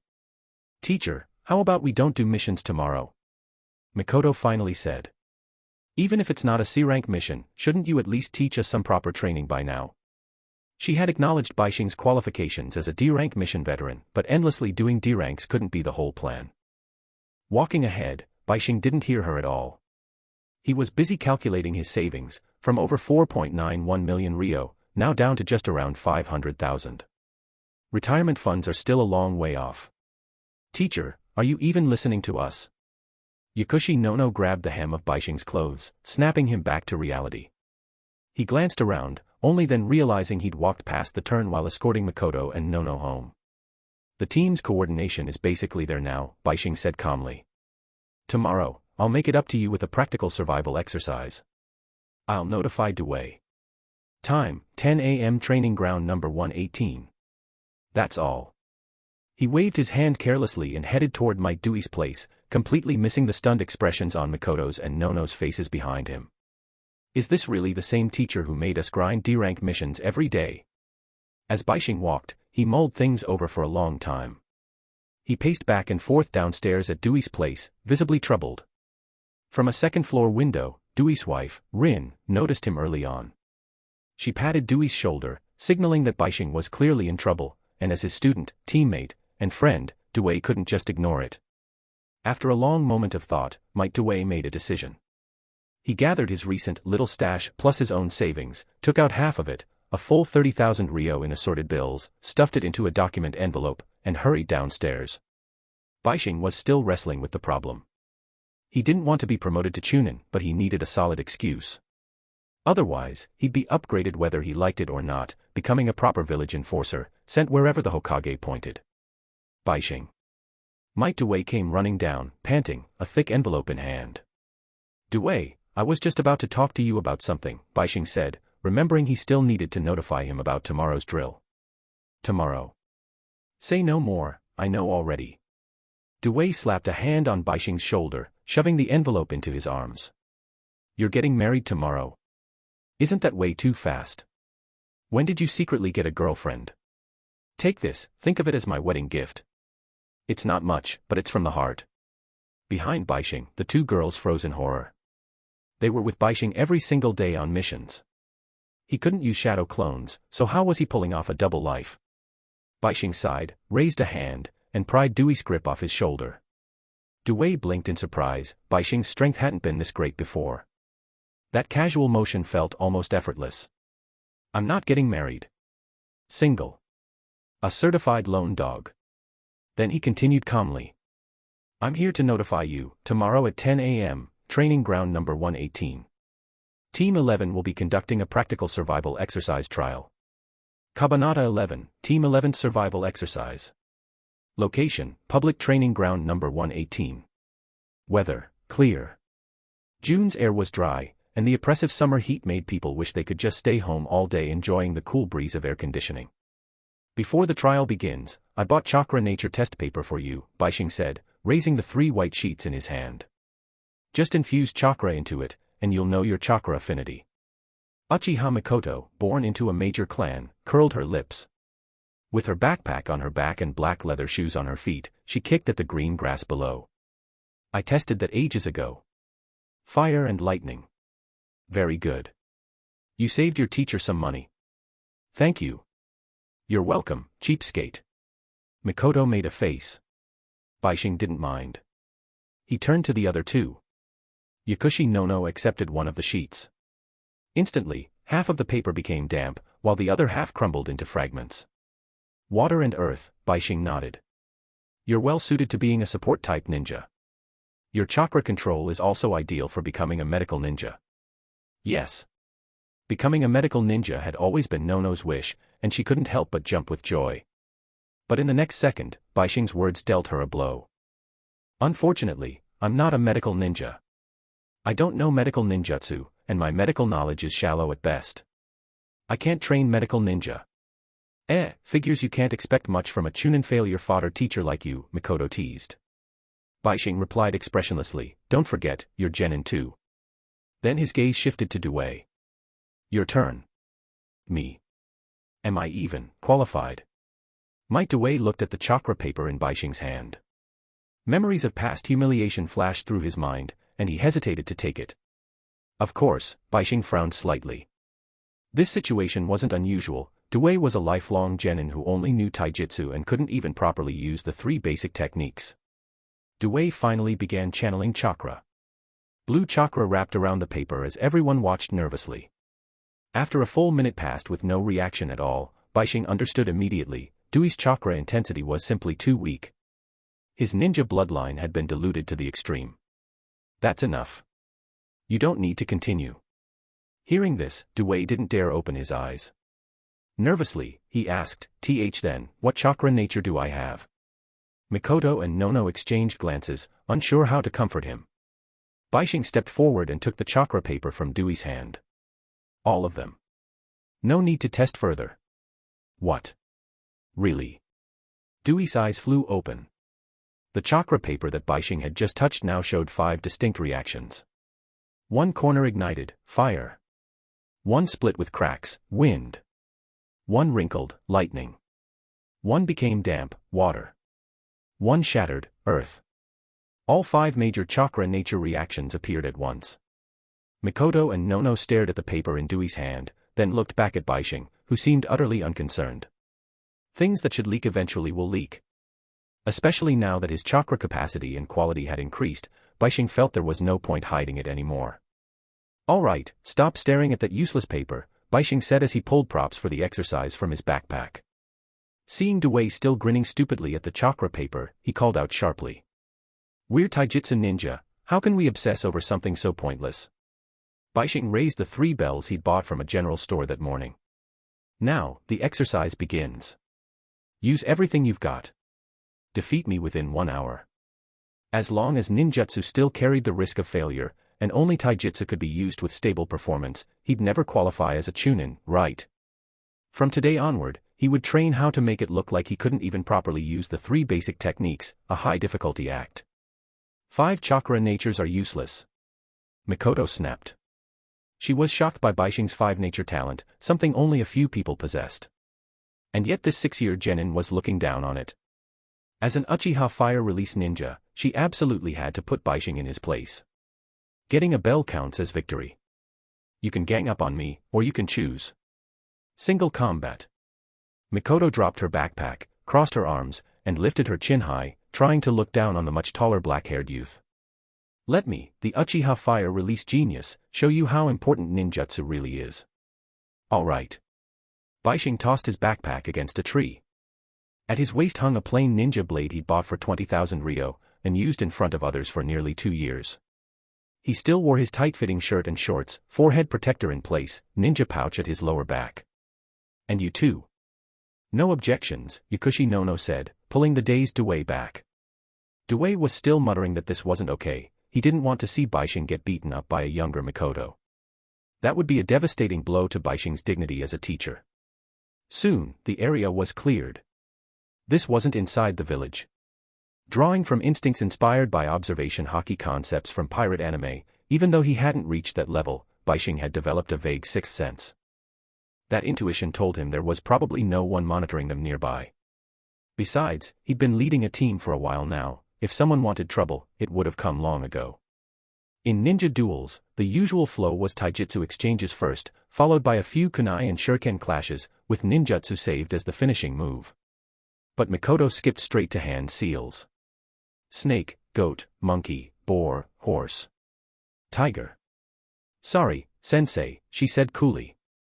I won't let a trash-tier teacher insult the value of ninjutsu. Fire release, great fireball technique. As Mikoto spoke, a roaring blaze erupted from her lips. The orange-red flames rapidly expanded, fire chakra smashing against the ground as the massive fireball shot toward Bishing. The blazing light reflected in Bishing's eyes. After so long without real combat, he finally had the chance for a proper fight. But, too slow. Bishing moved at extreme speed, his figure turning into an afterimage. In Yakushi Nono's vision, the massive fireball instantly swallowed the black-haired youth's position. In contrast, Might Dewey, an expert in taijutsu, barely caught a glimpse of Bishing's movement. Just a glimpse. So fast. That was the Jonin-level nintaijutsu body flicker technique, but did Bishing really use chakra? At that moment, an absurd thought formed in Dewey's mind. That Bishing hadn't used chakra at all, and had performed a technique that normally required chakra purely through physical ability alone. Kabanata 12, how an actor is forged. Might Dewey was still marveling inwardly when Yakushi Nono, standing off to the side, let out a sharp scream. Sensei Bishing. Her cry startled Uchiha Mikoto, who had been continuously pouring fire-release chakra into her technique. Mikoto instinctively halted her attack. The flames at her red lips gradually dispersed, and her jet-black eyes fixed on the fireball slowly breaking apart ahead. At that moment, Uchiha Mikoto seemed completely unaware of a figure accelerating in from the left side of the scorched ground. Bishing lowered his gaze and caught sight of Mikoto forming the hand seal for the substitution technique. Going with the flow, he used high-speed movement and casually flung out 3 shuriken. The change in movement caused the afterimage effect from his speed to disappear. Only then did Yakushi Nono finally spot the black-haired youth appearing on the opposite side. Bishing was less than 50 meters from Uchiha Mikoto now, and at the same time, Nono saw 3 black arcs approaching Mikoto from 3 different angles. Watch out, Mikoto. When strength was lacking, children tended to panic easily. Might Dewey, on the other hand, watched calmly. Yet in his heart, he raised Bishing's strength evaluation by several levels. With strength like this, Bishing could absolutely qualify as a special jonin. But then, why? Thunk. Thunk. Thunk. 3 crisp sounds rang out. They struck Uchiha Mikoto's body perfectly. For a split second, the substitution dummy looked almost exactly like Mikoto herself, pierced by 3 shuriken, wearing a face of utter despair. However, Bishing, who had already seen through Mikoto's movements, knew very clearly that she had used a substitution to accelerate away, executing a high-level feint. She had already repositioned herself to a tree on his right, suppressing her breathing as she prepared to strike again at the right moment. At this speed, it was ordinary in the eyes of a jonin, but to jennin, it was blindingly fast. People like Might Dewey and Yakushi Nono couldn't fully follow the exchange at all. Nono was especially tense. From this distance, she couldn't tell whether the sound she'd heard was the thunk of shuriken hitting wood, or the wet thud of flesh being pierced. Puff. White smoke burst forth. The black-haired girl vanished, replaced by a wooden substitution log with 3 shuriken embedded in it. Bishing didn't continue his attack. Instead, he spoke to the 2 observers. Come together. If it's just Mikoto alone, it'll be a bit difficult. As he spoke, he casually touched the 3 small bells hanging at his waist, producing a light, scattered jingle. Damn it. You're looking down on me. Hidden among the leaves high in a tree, the girl clenched her fists and ground her teeth. That speed was truly fast. And if Yakushi Nono hadn't shouted earlier, she wouldn't even have noticed that Bishing-sensei had already flanked her. Was this really a jennin? If someone said he was a jonin who specialized in the body flicker technique, she'd believe it without question. Looks like I can't hold back anymore. This is our 3rd time fighting, Bishing. You're not the same as you were 2 years ago. Might Dewey stood up from where he'd been watching. Yakushi Nono checked her ninja pouch to make sure everything was in place, then rose alongside him. Then don't blame us for ganging up on you. Bishing nodded calmly. Go ahead. Let me see how well you've coordinated after doing D-rank missions for so long. Don't be too shocked. A rustling sound came from the leaves of a tree to the right as Uchiha Mikoto dropped to the ground, hands on her hips. While you were slacking off and napping, we actually got to know each other pretty well. Our teamwork won't be a problem at all. Bishing remained indifferent. He was already a team leader, taking more pay and doing less work was perfectly normal, wasn't it? I'll give you 1 minute. Okay. ×3. The 3 immediately began whispering tactics right in front of Bishing. Bishing's way too fast. I knew his taijutsu was strong before, but I didn't think it was this strong. Dewey, you liar. Mikoto puffed her cheeks angrily. Might Dewey scratched his head awkwardly. The last time I fought Bishing was 2 years ago. Even back then, he barely beat me. So I really didn't know he'd become like this. There's also something else, Yakushi Nono added. Sensei said his chakra nature was fire, but just now there were 5 elements. Could he have awakened some kind of bloodline limit? Might Dewey, ? Isn't that mine?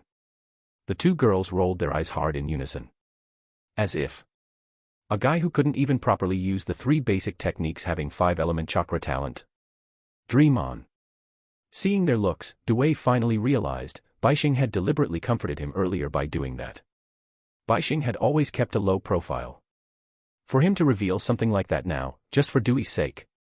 This is youth. Might Dewey's spirit ignited. Then I can't keep hiding it either. He decided to tell his teammates about a nin taijutsu he had been developing, one that wasn't fully perfected yet. I've actually been researching a technique that lets taijutsu specialists become stronger. It's called the 8 gates. The explanation quickly ran over a minute, but Bishing didn't interrupt. He was a bit of an airhead teacher anyway. Letting the 3 communicate more and build stronger bonds wasn't a bad thing. Before long. Discussion over. Move according to the plan. Times 2. The 3 instantly split up. 2 vanished into the open training ground, while Might Dewey moved to the tree where their bags and miscellaneous items were placed. Bishing watched as he removed all the weights from his body. Getting serious, huh? Last time we fought was 2 years ago. I wonder how much you've improved. Compared to you, Bishing, my improvement is probably small, Dewey said as he shed his training weights, feeling lighter all over. He turned back, eyes serious. But I've developed a taijutsu that'll definitely surprise you. 8 gates. First gate, gate of opening, open. If one had to be a Kugan, they'd see a surge of violent blue chakra erupting from Dewey's brain as his body entered an overdrive state, boosting strength, speed, and overall performance. Bishing was genuinely surprised. What a chance. At that very moment, the girl hiding in the nearby bushes seized Bishing's moment of shock and hurled a kunai straight at his side. Bishing glanced at the incoming kunai and sidestepped it effortlessly. Dewey seized that split second of distraction, kicked off the ground, and charged in. Leaf whirlwind. A powerful low sweeping kick came crashing in. Bishing hopped backward to evade it. Immediately after, Dewey pressed forward again. The 2 launched into a brutal, close-range exchange, fists and kicks colliding again and again. Performance, too, was a kind of skill. When you stood on a higher level and looked down, many things became easy to accomplish. For example, accidentally being struck by a Might Dewey who had temporarily opened 3 gates, crossing his arms defensively as he was knocked backward, his boots carving 2 dusty trails across the ground. Impressive. So this is your 8 gates? Bishing analyzed calmly. With 3 gates open, Dewey could easily crush an ordinary Chunin. Unfortunately, he could only maintain it for a short time. As the 3rd gate closed, Dewey felt his entire body go limp, strength draining away. But his objective had already been achieved. Nono. Kabanata 13, teaching the 3 to train. Go. Nono. Hearing the shout from the thick-browed young man ahead, Bishing instantly realized something was wrong beneath his feet. The ground felt different from before. A trap. Crack.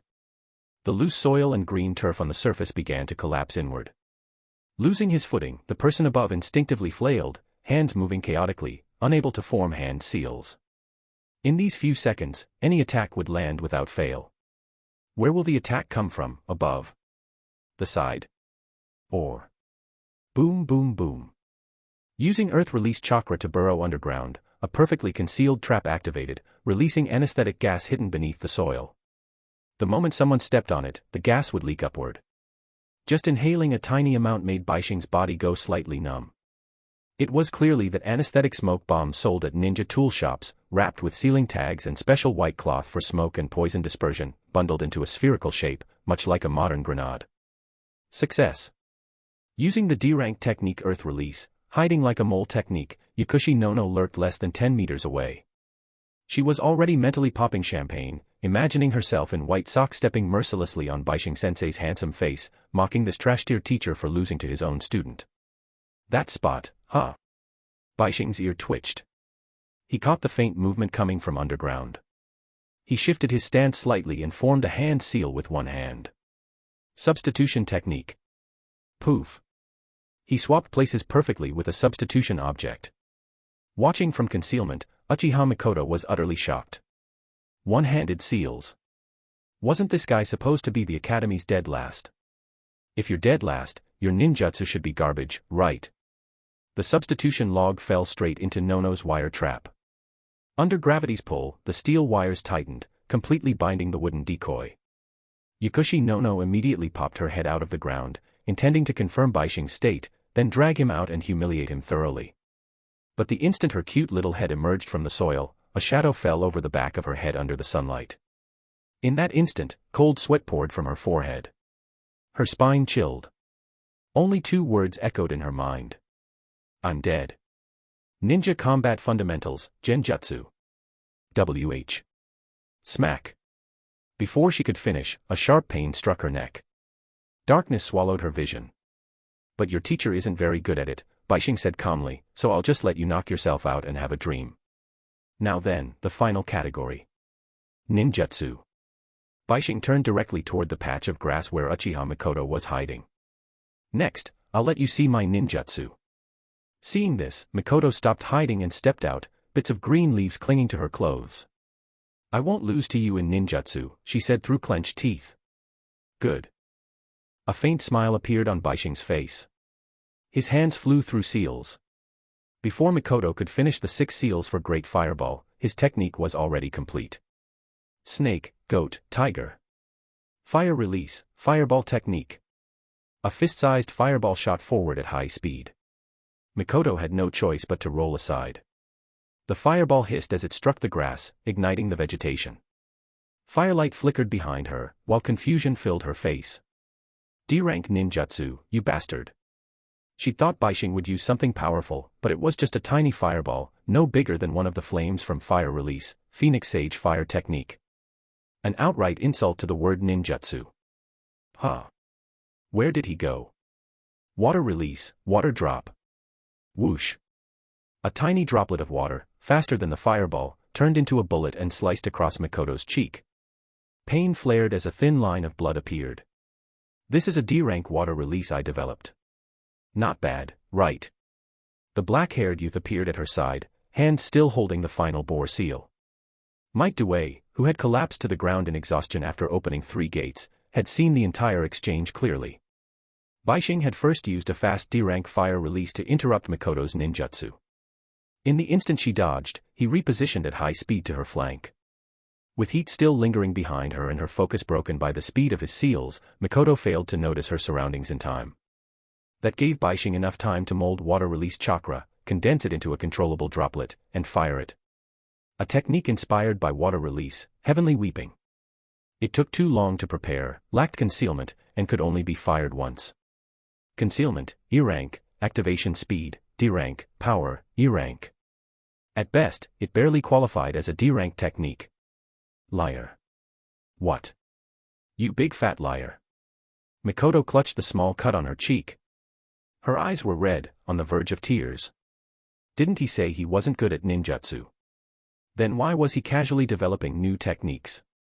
With your strength, you're definitely not a jennin. Bishing. He fell silent for a moment, then lowered his hands and took a deep breath. Becoming a Chunin is my dream, he said seriously. But normal performance doesn't count. I have to pass the village's Chunin exam to be a proper Chunin. Question mark. Mikoto's mouth twitched twice. The cut had already stopped bleeding, but her anger only grew. Then what does that make me? My student, Bishing said, waving his hand dismissively. You failed the test, but now I know exactly what each of you needs to train. He pointed at Mikoto. Your hand seal speed is too slow. From now on, focus on seals. Practice less with kunai. Against strong enemies, steel wire tricks are child's play. He was referring to the kunai wire setup she'd used earlier. Against Jonin, those tactics might even be turned against you. Of course, if you meet someone deliberately holding back, then nin taijutsu-like manipulated shuriken technique can still land. What idiot would deliberately get hit? Mikoto pouted. Bishing glanced at her. You might see one someday. Eh? Someday. Cutting her off before she could ask more, Bishing walked over to Dewey and helped him up. Forget that for now. Go carry the unconscious Nono to the shade under that tree. Then we'll continue. Okay. Yukushi Nono woke from a nightmare. A very short nightmare. She dreamed her teacher had tied her up, leaned close to her ear, and whispered. Little trash, time to wake up.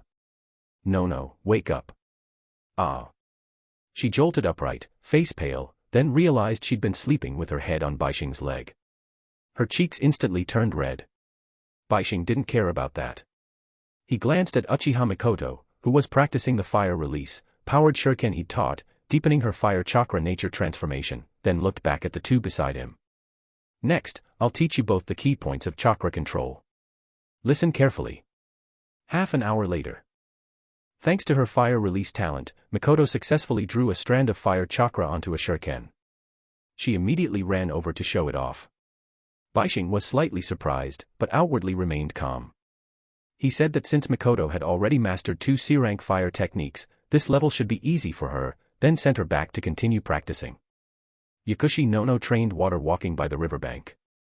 Meanwhile, Might Dewey, recovering his stamina and chakra beside Bishing, began practicing tree climbing. Crack, crack.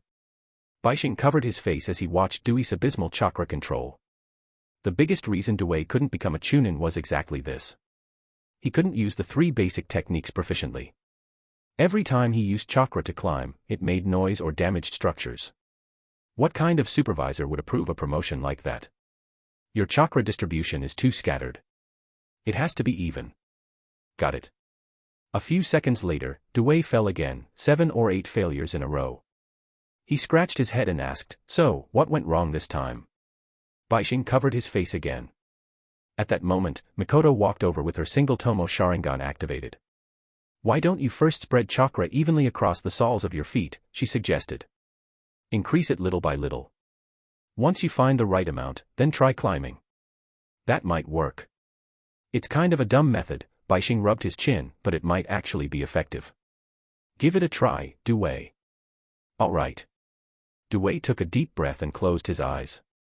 Blue chakra flowed along his meridians, leaking from his body and gathering at the soles of his feet.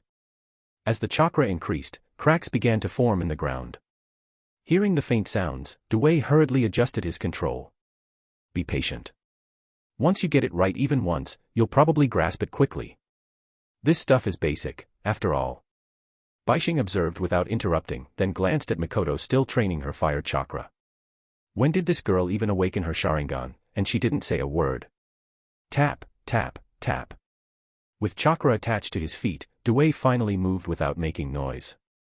He walked a short distance, confirmed it, then exclaimed joyfully. "I did it." "Try climbing the tree," Bishing said. Walking on flat ground and climbing were completely different.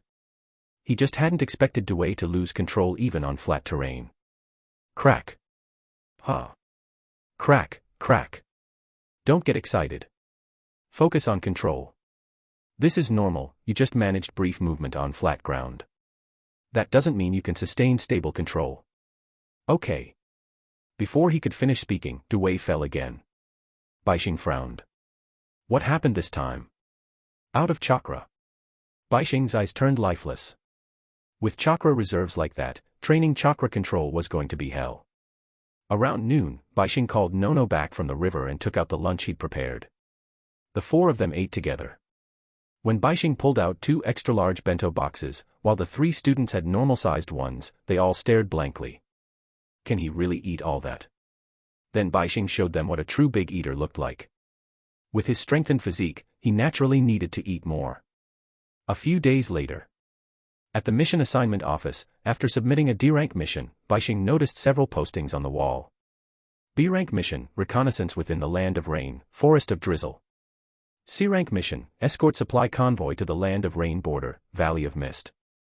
B-rank mission, support the land of rivers border, flowing water gorge. Why hasn't anyone taken these missions? Bishing asked, pointing at the public listings. Even without detailed descriptions, it was obvious, they were all related to the Second Shinobi World War. Kabanata 14, requirements for participating in the Chunin exams. At the mission assignment office, the administrative Chunin were extremely busy. When faced with Bishing's question, one of them, arms full of mission scrolls, dumped the stack onto the desk. Several clerks wore expressions of utter despair. Only then did the Chunin speak. Jennin Bishing, these missions aren't ordinary ones. Right now the village is short on manpower. We're counting on team leaders like you to step up and quickly train capable students to handle missions. I see. Thanks for taking the time to explain, Chunin Yosuke. No problem. Yosuke returned to his seat. He was the head of the mission office and an old acquaintance of Bishing. After all, Bishing was a notorious D-rank mission maniac, someone who barely even looked at the D-rank listings before taking them, and still completed them flawlessly. And now, he even had 3 followers. Sensei, there's 7,000 Ryo total. How should we split it? Yakushi Nono asked. She had just received 7,000 Ryo bills from a clerk sitting in the corner who was in charge of distributing mission rewards. Behind her came Might Dewey, panting slightly, and Uchiha Mikoto, yawning as if D-rank missions were child's play. Then, the teacher takes 4,000, you take 3,000. Simple, right? Times 2. Why? Mikoto clenched her fists. Normally, out of 6,000, him taking 3 was bad enough, but now there were 7,000 and he still wanted 4. She wasn't short on money, but this was their hard-earned pay. You'll understand once you become a teacher, Bishing said calmly, taking 4 bills from Nono's hand. At that moment, Yosuke, who had picked up a mission scroll to resume work, suddenly remembered something. Jennin Bishing, registration for this year's Chunin exams has started. Are you signing up again? Yes, Bishing replied, completely ignoring the 2 girls' furious glares as he stuffed the 4,000 Ryo into his pocket. Still free this year, right? Yosuke twitched at the corner of his mouth. Still free. Bishing nodded, then turned to the 3 of them. Well. Are you signing up? Yes. Times 3. As for the money, Dewey didn't really care how much he got, as long as there was some. But this time, the Chunin exams were something he was absolutely determined to pass. Hokage office. Father, I believe my team has already reached Chunin level. We're just missing a C-rank mission. Is there an easier one they can use as experience? Standing before the desk was a black-haired youth. The middle-aged man seated behind it, wearing the Hokage hat, glanced at him, flipped through the mission files, and pulled one out. A mission to eliminate bandits. I'll leave it to you. Thank you, father. Knock knock knock. Come in. Sarutobi Shinosuke took the mission file from Sarutobi Hiruzen and was about to head to the mission office when he turned and noticed Bishing arriving. You. Shinosuke sneered. You here to pick up a C-rank mission too? Bishing looked speechless. Since when did picking up a C-rank mission require the Hokage's approval? I'm here to register for the Chunin exams. Me, and my 11th team. Shinosuke let out a cold laugh and turned to look at Hiruzen. The latter gave a slight nod, signaling him to leave. Only then did Shinosuke storm out. As he brushed past Bishing, he snorted in disdain. Bishing's inner thoughts, is this guy acting up again? Once the door closed, Hiruzen finally turned his attention to Bishing. He pulled out recent intelligence on Bishing's team and skimmed through it. In just a little over a month, the 11th team had completed 37 D-rank missions, almost 1 per day on average. By comparison, his son Shinosuke's second team had only completed 16 D-rank missions in the same period. Bishing, do you know why you've always been allowed to participate in the Chunin exams? Hiruzen asked. Why? Bishing replied, puzzled, half wondering if the old man was about to start lecturing him. Because back then, your class did complete a C-rank mission. But afterward, you had a conflict with Jonin Yazaki and demanded to cut ties with the team. Hiruzen continued calmly. At the time, that Jonin, Yazaki, a special Jonin, told me he would resign unless your ninja registration was revoked. That's when I discussed it with you. In the end, we cleared all mission records related to Team 6 from your file, resolving the conflict between you and Yazaki. I understand that. But young people are always impatient, Hiruzen interrupted. He glanced at the documents in his hand and pulled out another scroll. This is a C-rank mission. Normally, to participate in the Chunin exams, one must complete at least 2 C-rank missions. And they clearly haven't met that requirement yet. These kids need to see blood.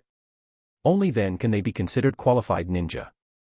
He handed the scroll forward. Go. Don't worry, this is just a very ordinary escort mission. There may be assassins targeting the merchant along the way, but intelligence indicates they're just ordinary people, not ninja. I believe you can handle it. Hiruzen felt that if he didn't push Bishing now, the boy would just mess around again during the Chunin exams, leaving him no choice but to deny promotion once more. He didn't want to temporarily elevate Bishing to some half-baked probationary rank that would just make him cannon fodder. Bishing took a deep breath. On the surface, he looked calm. Inside, he was already terrified. On paper, this was a C-rank mission. But in reality, it looked like something that could turn into A-, A-, or even S-rank nightmare at any moment. Can I refuse? Bishing asked. Yes, Hiruzen replied. But then 2 members of your team will not be allowed to participate in the Chunin exams. The Uchiha are a special case. They'll arrange for Mikoto to complete a ninja's duty before the exams. Hiruzen carefully observed Bishing's reaction. Refusing a mission like this, only Bishing would dare say it out loud. Any other genin wouldn't get this level of patience from him. Fine. I understand. There were still half a month until the first exam. Completing a single C-rank mission shouldn't be difficult, as long as it really was C-rank. Merchant from the land of hot water. Name, Mizutani Shoto. Age, 34. Planning to open a hot spring resort in Konoha. On the way from the land of hot water to Konoha, he offended a gang in the land of fire. The gang placed a bounty on him in the black market, 3 Ryo. No reports of ninja accepting the job yet. The more I look at this, the more it feels like a trap. What if halfway through, someone suddenly takes the contract and a hitman shows up? Wouldn't this instantly turn into A-, A-, or even S-rank mission? At home, Bishing lay sprawled on the sofa, fiddling with the files and the official mission scroll he'd picked up from the mission office. Every line of information screamed that this was not an ordinary C-rank mission. But now that he'd seen the contents, there was no returning it. Missions worked like that. Once you read them, you couldn't just pretend you hadn't. Guess I'll notify those 2 tonight. Should I learn shadow clone technique? Running around in person every day is exhausting.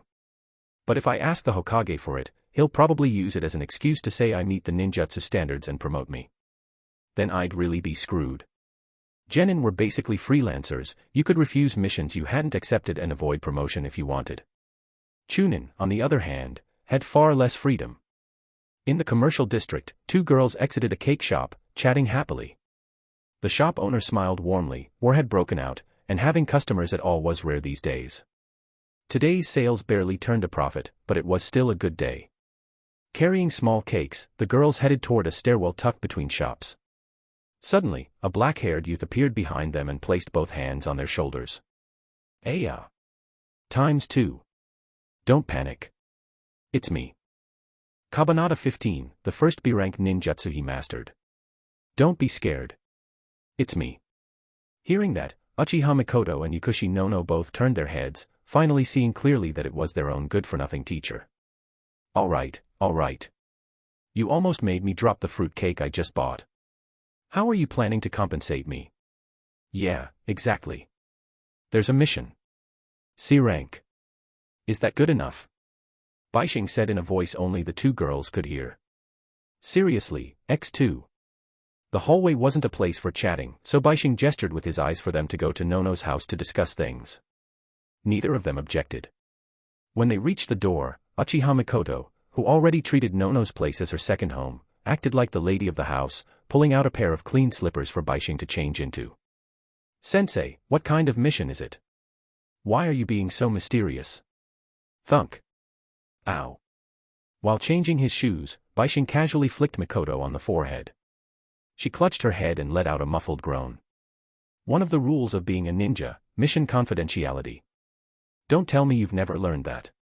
Isn't it called keeping your mouth shut? Mikoto shot back irritably. Same idea, Bishing said, brushing it off.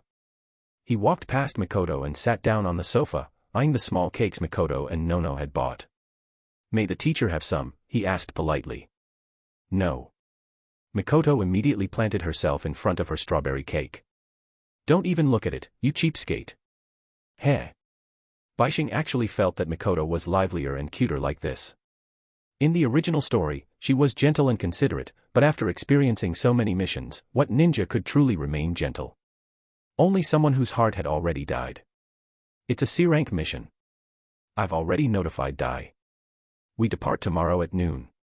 Remember to eat your fill before heading out. If you're going to die, at least die as a well-fed ghost. Peh. Yukushi Nono poured a glass of milk and placed it on the table in front of Bishing. Sensei, can you not say such unlucky things when it's our first C-rank mission? Sorry. Bishing lowered his head, looking dejected. Sensei is someone who gives up easily. Maybe that's why I can't become a Chunin or learn higher-level ninjutsu. Uchiha Mikoto. She always felt that Bishing was acting, but no matter how she looked at it, it didn't seem fake. That hopeless look in his eyes when facing the future, it didn't look like something you could just pretend. In fact, if you stepped outside and saw zombies everywhere, and your body regressed from strong to weak, back to an ordinary person, you'd understand the kind of despair unique to such an environment. Forget it. You can eat the cake. Mikoto pushed the strawberry cake she'd bought for 3,000 ryo in front of Bishing, even thoughtfully placing the spoon on top. Then Sensei won't hold back. I'll dig in. As soon as he said that, Bishing's expression changed instantly, from gloomy to calm in the blink of an eye. Mikoto didn't even have time to react. When she finally realized what had happened, she understood completely. She'd been tricked by this bastard. But the cake had already been bitten into by that scoundrel, so there was no taking it back. In just a few seconds, the palm-sized strawberry cake was completely gone. This kind of delicacy, rare in the ninja world and absurdly expensive, was something Bishing normally couldn't bear to eat. But freeloading was a different story. All right. Mikoto, I'll give you half of my cake, Nono said. You're the best, Nono. The two girls hugged together, and Bishing subconsciously imagined some not-so-child-friendly scenes, a black-haired tsundere young lady and a gentle blonde maid, a story that had to be told. He quickly shook his head, then began explaining the things to watch out for during the mission, going through the contents of the mission scroll with them. Normally, only a jonin needed to know all this. But he wasn't a jonin, and this was his first time leading a team on a C-rank mission. To say he felt no pressure would be a lie. After 10 minutes, everything had been explained. That's about it. Before tomorrow's assembly, don't forget to buy the supplies you'll need for the mission tonight or early tomorrow morning. This mission won't just take a few hours or a single day, round trip, it'll be at least 10 days. When we get back, you'll only have a few days left to prepare for the Chunin exams. If you get injured along the way, then we'll take it next time, Bishing said. He really couldn't bear the thought of disciples and friends he'd spent so long with dying on the battlefield. He didn't know whether his presence as this butterfly would cause the two girls, who should have lived until a few years before the start of the original story, or Dai, who survived through the Third Shinobi World War, to die earlier instead. How can that be acceptable? We'll definitely pass in one go. Mikoto clenched her small fists, brimming with confidence. A mere C-rank mission and the Chunin exams, just watch me handle them. Mikoto can definitely do it, Nono encouraged her, while also encouraging herself to complete both the C-rank mission and the Chunin exams in one shot. Seeing that both girls were in good spirits, Bishing nodded slightly.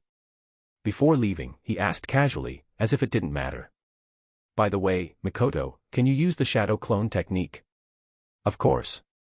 Isn't that something anyone with hands can do? Mikoto waved it off. Could you show Sensei? I'm thinking of developing a technique recently and want to see if I can take inspiration from it. Developing those D-rank ninjutsu with no real power again. Mikoto complained, but she didn't let her guard down. Her hands immediately formed seals, snake, goat, tiger. Shadow clone technique.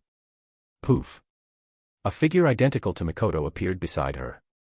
After observing her hand seals, Bishing committed them to memory and nodded. What's the maximum you can summon? 2. Bishing wasn't surprised by that answer. Shadow clones consumed a huge amount of chakra. At this stage, being able to make 2 was already impressive. After all, not everyone was Uzumaki Naruto. He then had Mikoto dispel the clone and told both of them to rest well tonight.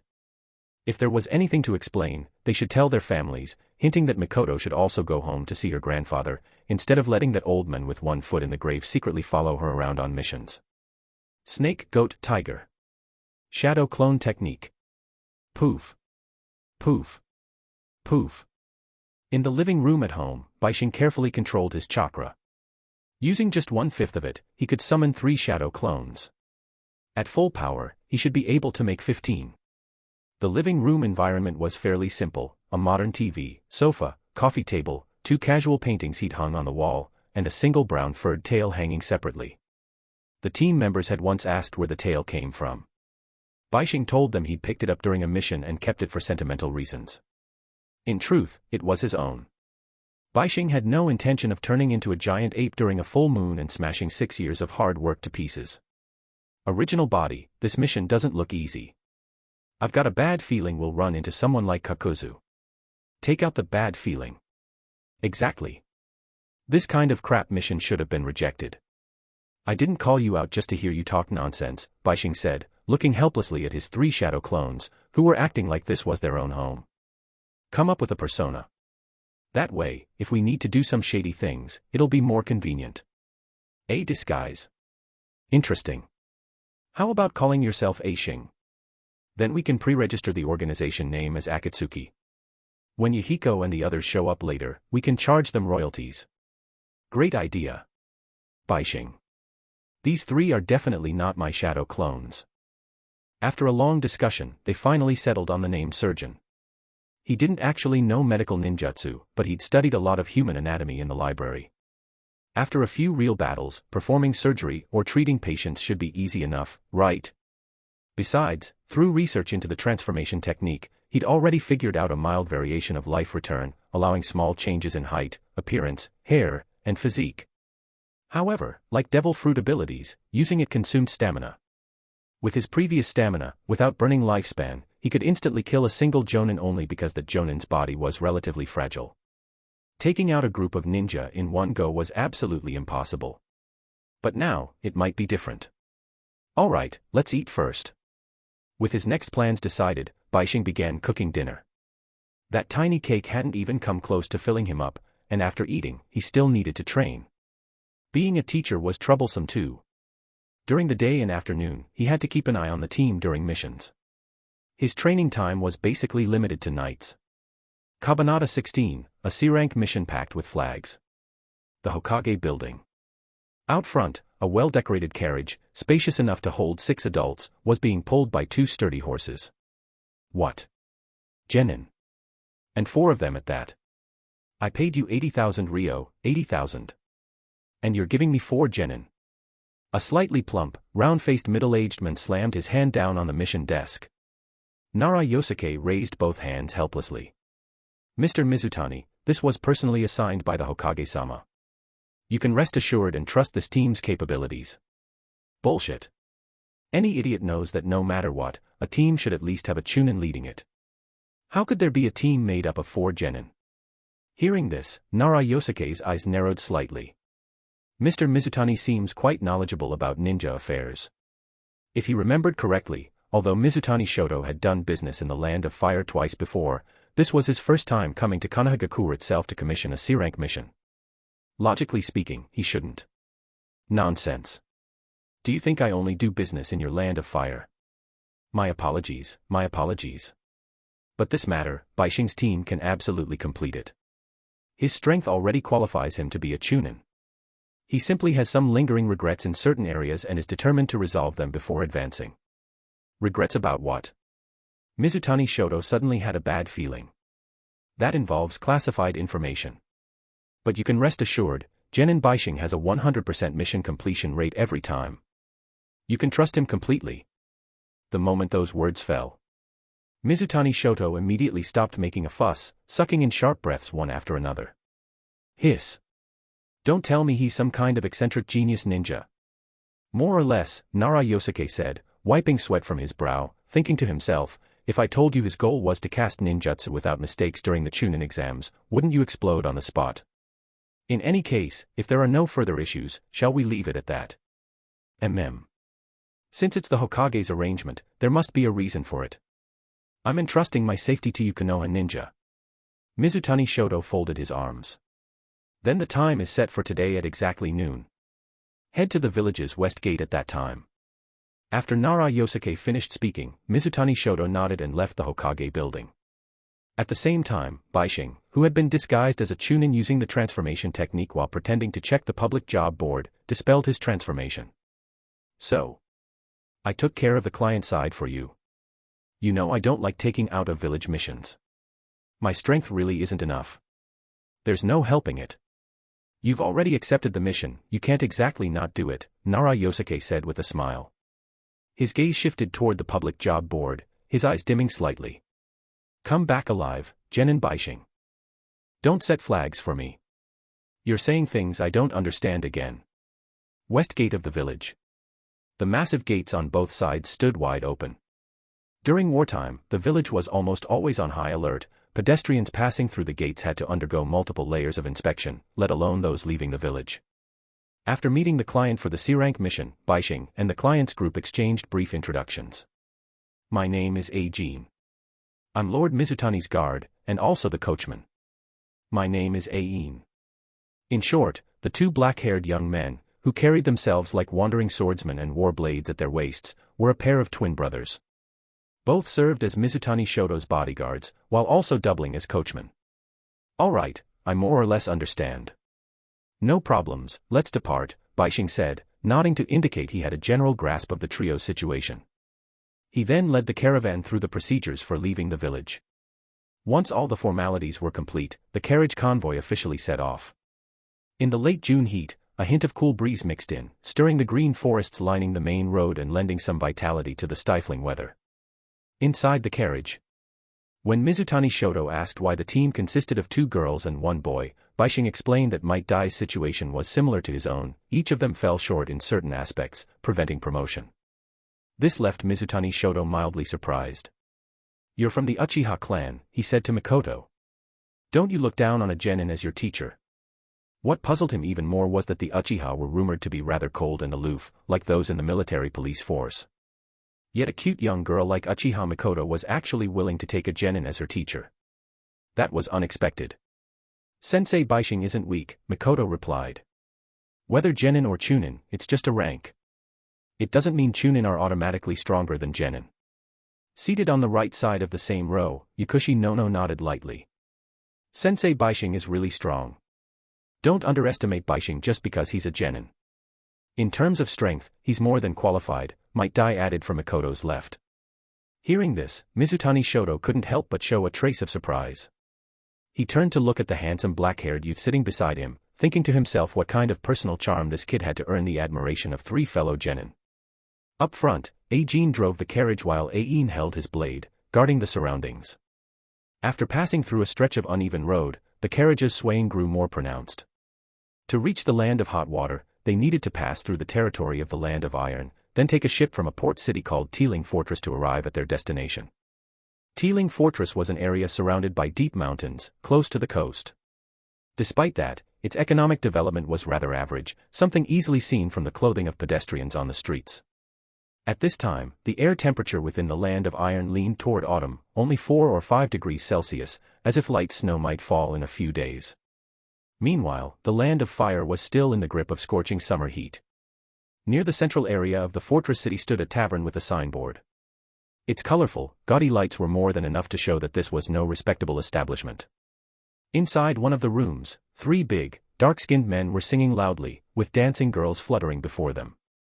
After a while, the lead ninja, wearing the tight, sleeveless vest distinctive to Kimogakure, waved his hand, signaling the dancers to leave.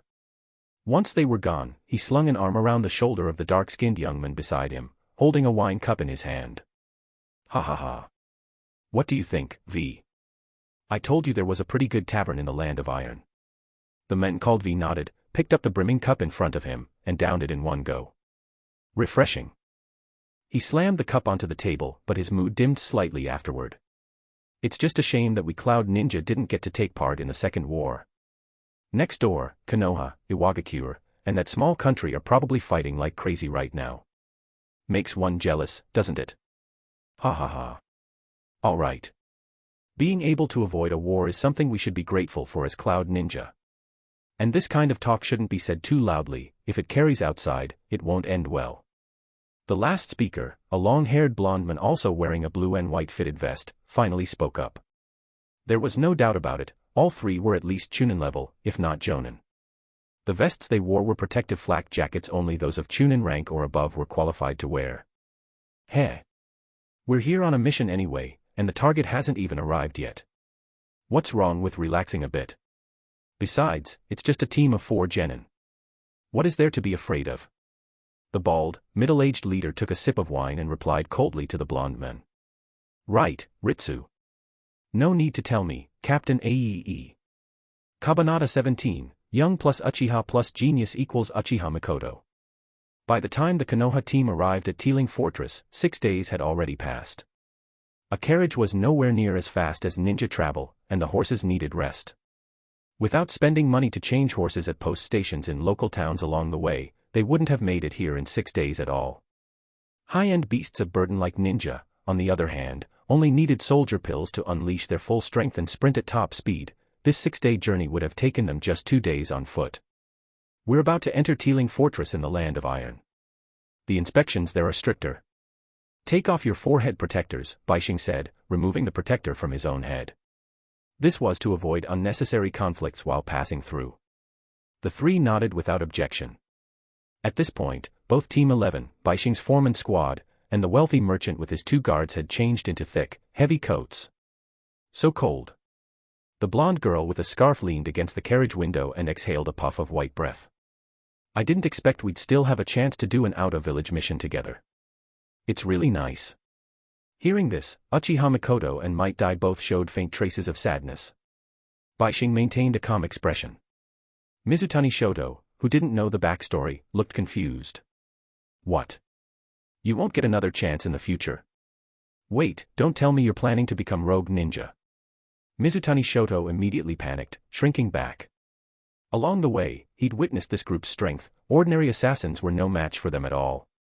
The carriage moved swiftly, the rushing wind loud enough that the 2 exhausted guards traveling up front didn't notice the conversation. In wartime, there was no leisure like the Land of Waves mission, slowly traveling back and forth for a whole month. No. She's just too outstanding, she'll probably be leaving the team soon, Bishing said, resting his chin on his hand while breathing in the cool air outside. Since just now, I've felt like it's been a bit too quiet around this road. There wouldn't be an ambush, would there? Before Bishing's jinx could finish, the 2 horses stepped onto a trap hidden along the roadside. 2 sharp, pained whinnies rang out. In an instant, the horses collapsed, the 2 guards were thrown hard to the ground, and the carriage slammed down. Before anyone inside could react, 4 shuriken shot out at high speed from the forest, aimed straight at the 2 guards, clearly with no intention of sparing the civilians. Chi. Chi. Chi. Chi. Enemy attack. Genin struggled up from a shallow pit, clutching his head and shouting. Beside him, Ain, the one who had been driving, had smashed into the horse's hindquarters and passed out cold. When Genin raised his head and took in the situation, he saw Uchiha Mikoto standing in front of him with a kunai in hand, perfectly batting away all 4 incoming shuriken. Who's there? TCH. As expected, an Uchiha ninja isn't that easy to deal with. From the forest emerged a man wearing a dark red, tight-fitting flak vest and an Iwagakure forehead protector. Just as Mikoto's attention locked onto the IWA ninja in front of her, 2 voices sounded from behind. Earth Release, Rock Iron Cannon Technique, X2. Not good. Mikoto immediately tried to turn around to provide support, but the IWA ninja in front of her had no intention of giving her that chance. Don't forget, I'm still here. Clang. Sparks burst between kunai as they collided. The force was so great that Mikoto nearly lost her grip. The 2 locked for a brief moment before the IWA ninja leapt back, having noticed the Uchiha girl's tension and lack of stamina. Seizing the opportunity, he drove an elbow strike straight toward Mikoto's face, aiming to knock her out and take her away. Konoha Whirlwind. Bang. A flash of green pants swept through the IWA ninja's vision. A heavy kick smashed aside his attack. He stumbled back again, steadied himself, and looked up sharply. Who are you? Konoha's taijutsu ferocious beast, Might Dai. On the other side, Bishing had already rushed out of the carriage, leaving Yakushi Nono to guard the still intact cabin. In front of the black-haired youth, numerous fist-sized rocks hovered in the air, clearly the result of a C-rank Earth Release technique, Rock Iron Cannon, though far cruder than what true IWA ninja could use. Combined with a quick glance earlier at the attire of the ninja fighting Mikoto, Bishing could already tell, these people were likely a Wadakure ninja. But, why would IWA ninja appear in the Land of Iron? That makes no sense at all. As the mass of rocks was about to be launched forward to completely annihilate the jennin leading this team, the 2 ninja hidden in the forest both showed smiles. Forget it. Let's just capture him and interrogate him. At this moment, the best solution would have been to activate the room command stick could easily stop the rock's momentum. But he was just a jennin. Bishing gripped the ninja blade he carried on every mission, a blade he rarely drew but meticulously maintained. His expression darkened. One blade style, net. Chi. Chi. Chi. Chi. Chi. 10 rapid slashes in succession sent every rock he could see flying away. Honestly, this move could also be called wild, random slashing. But after training with a sword, it wasn't truly random anymore. The two men in the forest. What the hell is with this kid? Why does he have swordsmanship skills? That wasn't in the intel. Huff. Bishing lowered his blade and glanced down at it, his forehead instantly bulged with a large, throbbing vein. This was a precious ninja blade he'd spent 20,000 ryo on, paying another 1,000 ryo every half year for maintenance. Now, the once sleek blade was covered in dents and chips. 20,000 ryo. What's that kid muttering about? Aee turned to look at his teammate V. Neither of them was using the transformation technique. After all, transformation interfered with proper ninjutsu performance. Besides, as Cloud Ninja, they didn't really specialize in Earth release to begin with. Using the two together, the power of this C-rank technique was barely fingertip level. Even an idiot could tell something was off. Maybe, he's just too nervous. V whispered. At the side of the carriage, Bishing muttered under his breath, loud enough only for himself to hear. Split the mission reward and it's barely over 40,000, my share's just over 20,000, then repairs, what the hell am I repairing, I've used this stupid blade for so long anyway. A few seconds later, the muttering stopped. Bishing's gaze returned to calm, his tone dark and dangerous. So, if I report a mission difficulty upgrade, I should be able to get a higher bounty, right? In an instant, Bishing's body became a blur, something only Aee, at Jonin level, could clearly perceive. Get out of the way. Aee shoved V aside as a streak of white flashed past them. In the next moment, the large tree they had been hiding in let out a sharp crack. A diagonal line split its trunk, and it began to tilt and collapse. Monster. V landed on the ground, terrified. He had never encountered such a frightening enemy. If not for his captain pushing him away, he'd already be in two pieces. Standing beside the trunk of another tree behind them, Bishing heard their cries and angrily lifted his head. He was just about to curse these IWA ninja for not fighting on the battlefield and instead coming to the land of iron to interfere with a mere genin's mission. Then his expression froze. Reflected in his dark eyes were two ninja wearing blue and white flak vests, without forehead protectors, an outfit that, in the original story, belonged exclusively to Kimogakure Ninja. Cloud Ninja. In an instant, his mind raced. In the blink of an eye, he thought of the key figure in his team. Young plus Uchiha plus genius equals Uchiha Mikoto. Damn it. That old dog Danzo. I knew someone was trying to screw over a mere genin like me. Kabanata 18, might die almost dying for nothing. Bang. Seeing that he could no longer keep up the disguise, the IWA ninja, standing before Uchiha Mikoto and Might Die directly dispelled his transformation technique. What appeared before them was a young-looking man with fair skin and blonde hair. How troublesome. Even the intel can be wrong, Ritsu said coldly. Your team leader really hid himself well. He hadn't expected that what was supposed to be a simple B-rank mission to capture an Uchiha ninja would run into a Konoha genin who was clearly pretending to be weak. Next, my attacks won't be as gentle as before. Stop talking big. Just now, you were already struggling against the two of us working together. What difference does dispelling your transformation make? The graceful young girl stood tall, her face brimming with confidence. Beside her, Might Die's expression had turned serious. Earlier, this man hadn't even used ninjutsu, yet had fought the two of them evenly using only taijutsu. Believe whatever you want. Ritsu began forming hand seals. Next, don't die. My mission target. With the final seal completed, 8 spheres of crackling yellow lightning, each 2 to 3 times the size of a fist, appeared before the blonde man. Lightning release, lightning ball. It's lightning release. Uchiha Mikoto shouted to Might Die beside her. Move. Mikoto immediately dodged.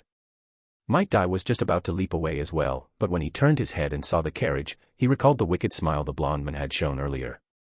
A large, human-shaped silhouette spread itself out in front of the carriage. Die. Mikoto turned back and saw Dai standing unmoving at the side of the carriage. Unable to use ninjutsu, he clearly intended to block the attack head-on and protect the client. Sorry. I absolutely refuse to drag my comrades down and let our very first C-rank mission end in failure. This is my ninja way. How foolish, Ritsu sneered. He hadn't expected Konoha ninja to be this stupid, willing to sacrifice their lives just to protect a mission target.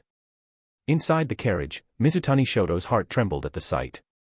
He knew Konoha ninja were dedicated, but this was a bit too much. Konoha ninja really are the best, he thought. At the front of the carriage, Genin, who was supporting his injured brother, stared in shock. And then. Don't even think about it. At the side of the carriage, the blonde girl's hands flew through seals without slowing in the slightest. Just as the 8 yellow lightning spheres were about to strike the tightly shut eyes of Might Dai, a fairly thick earthen wall erupted from the ground in front of him. Earth Release, Barrier Technique. This was a C-rank Earth Release technique, a lower-tier version of the B-rank Earth Release, Earth Flow Wall. As the earthen wall, unable to hold for more than a few seconds, was about to be pierced, with the client moved to tears and the guards utterly shocked, the blonde girl collapsed onto Might Dai after exhausting her chakra. In the next instant, the wealthy merchant near the window stiffened in horror as the wall shattered completely and the remaining lightning chakra spheres shot straight through. I take back what I said about Konoha ninja being the best. Mizutani Shoto quickly crouched down. The lightning spheres struck the wooden carriage, leaving several charred black marks both inside and out. You bastard! Is this how you protect your client? He shouted. The carriage is made of solid wood, Yakushi Nono said calmly as she climbed back up. Wood conducts electricity poorly, and the power of that C-rank lightning release isn't enough to pierce it. Beside them, the 2-centimeter-thick earthen wall, now riddled with holes and no longer supported by chakra, finally collapsed with a roar, crumbling into dirt. Ah, so that's how it works.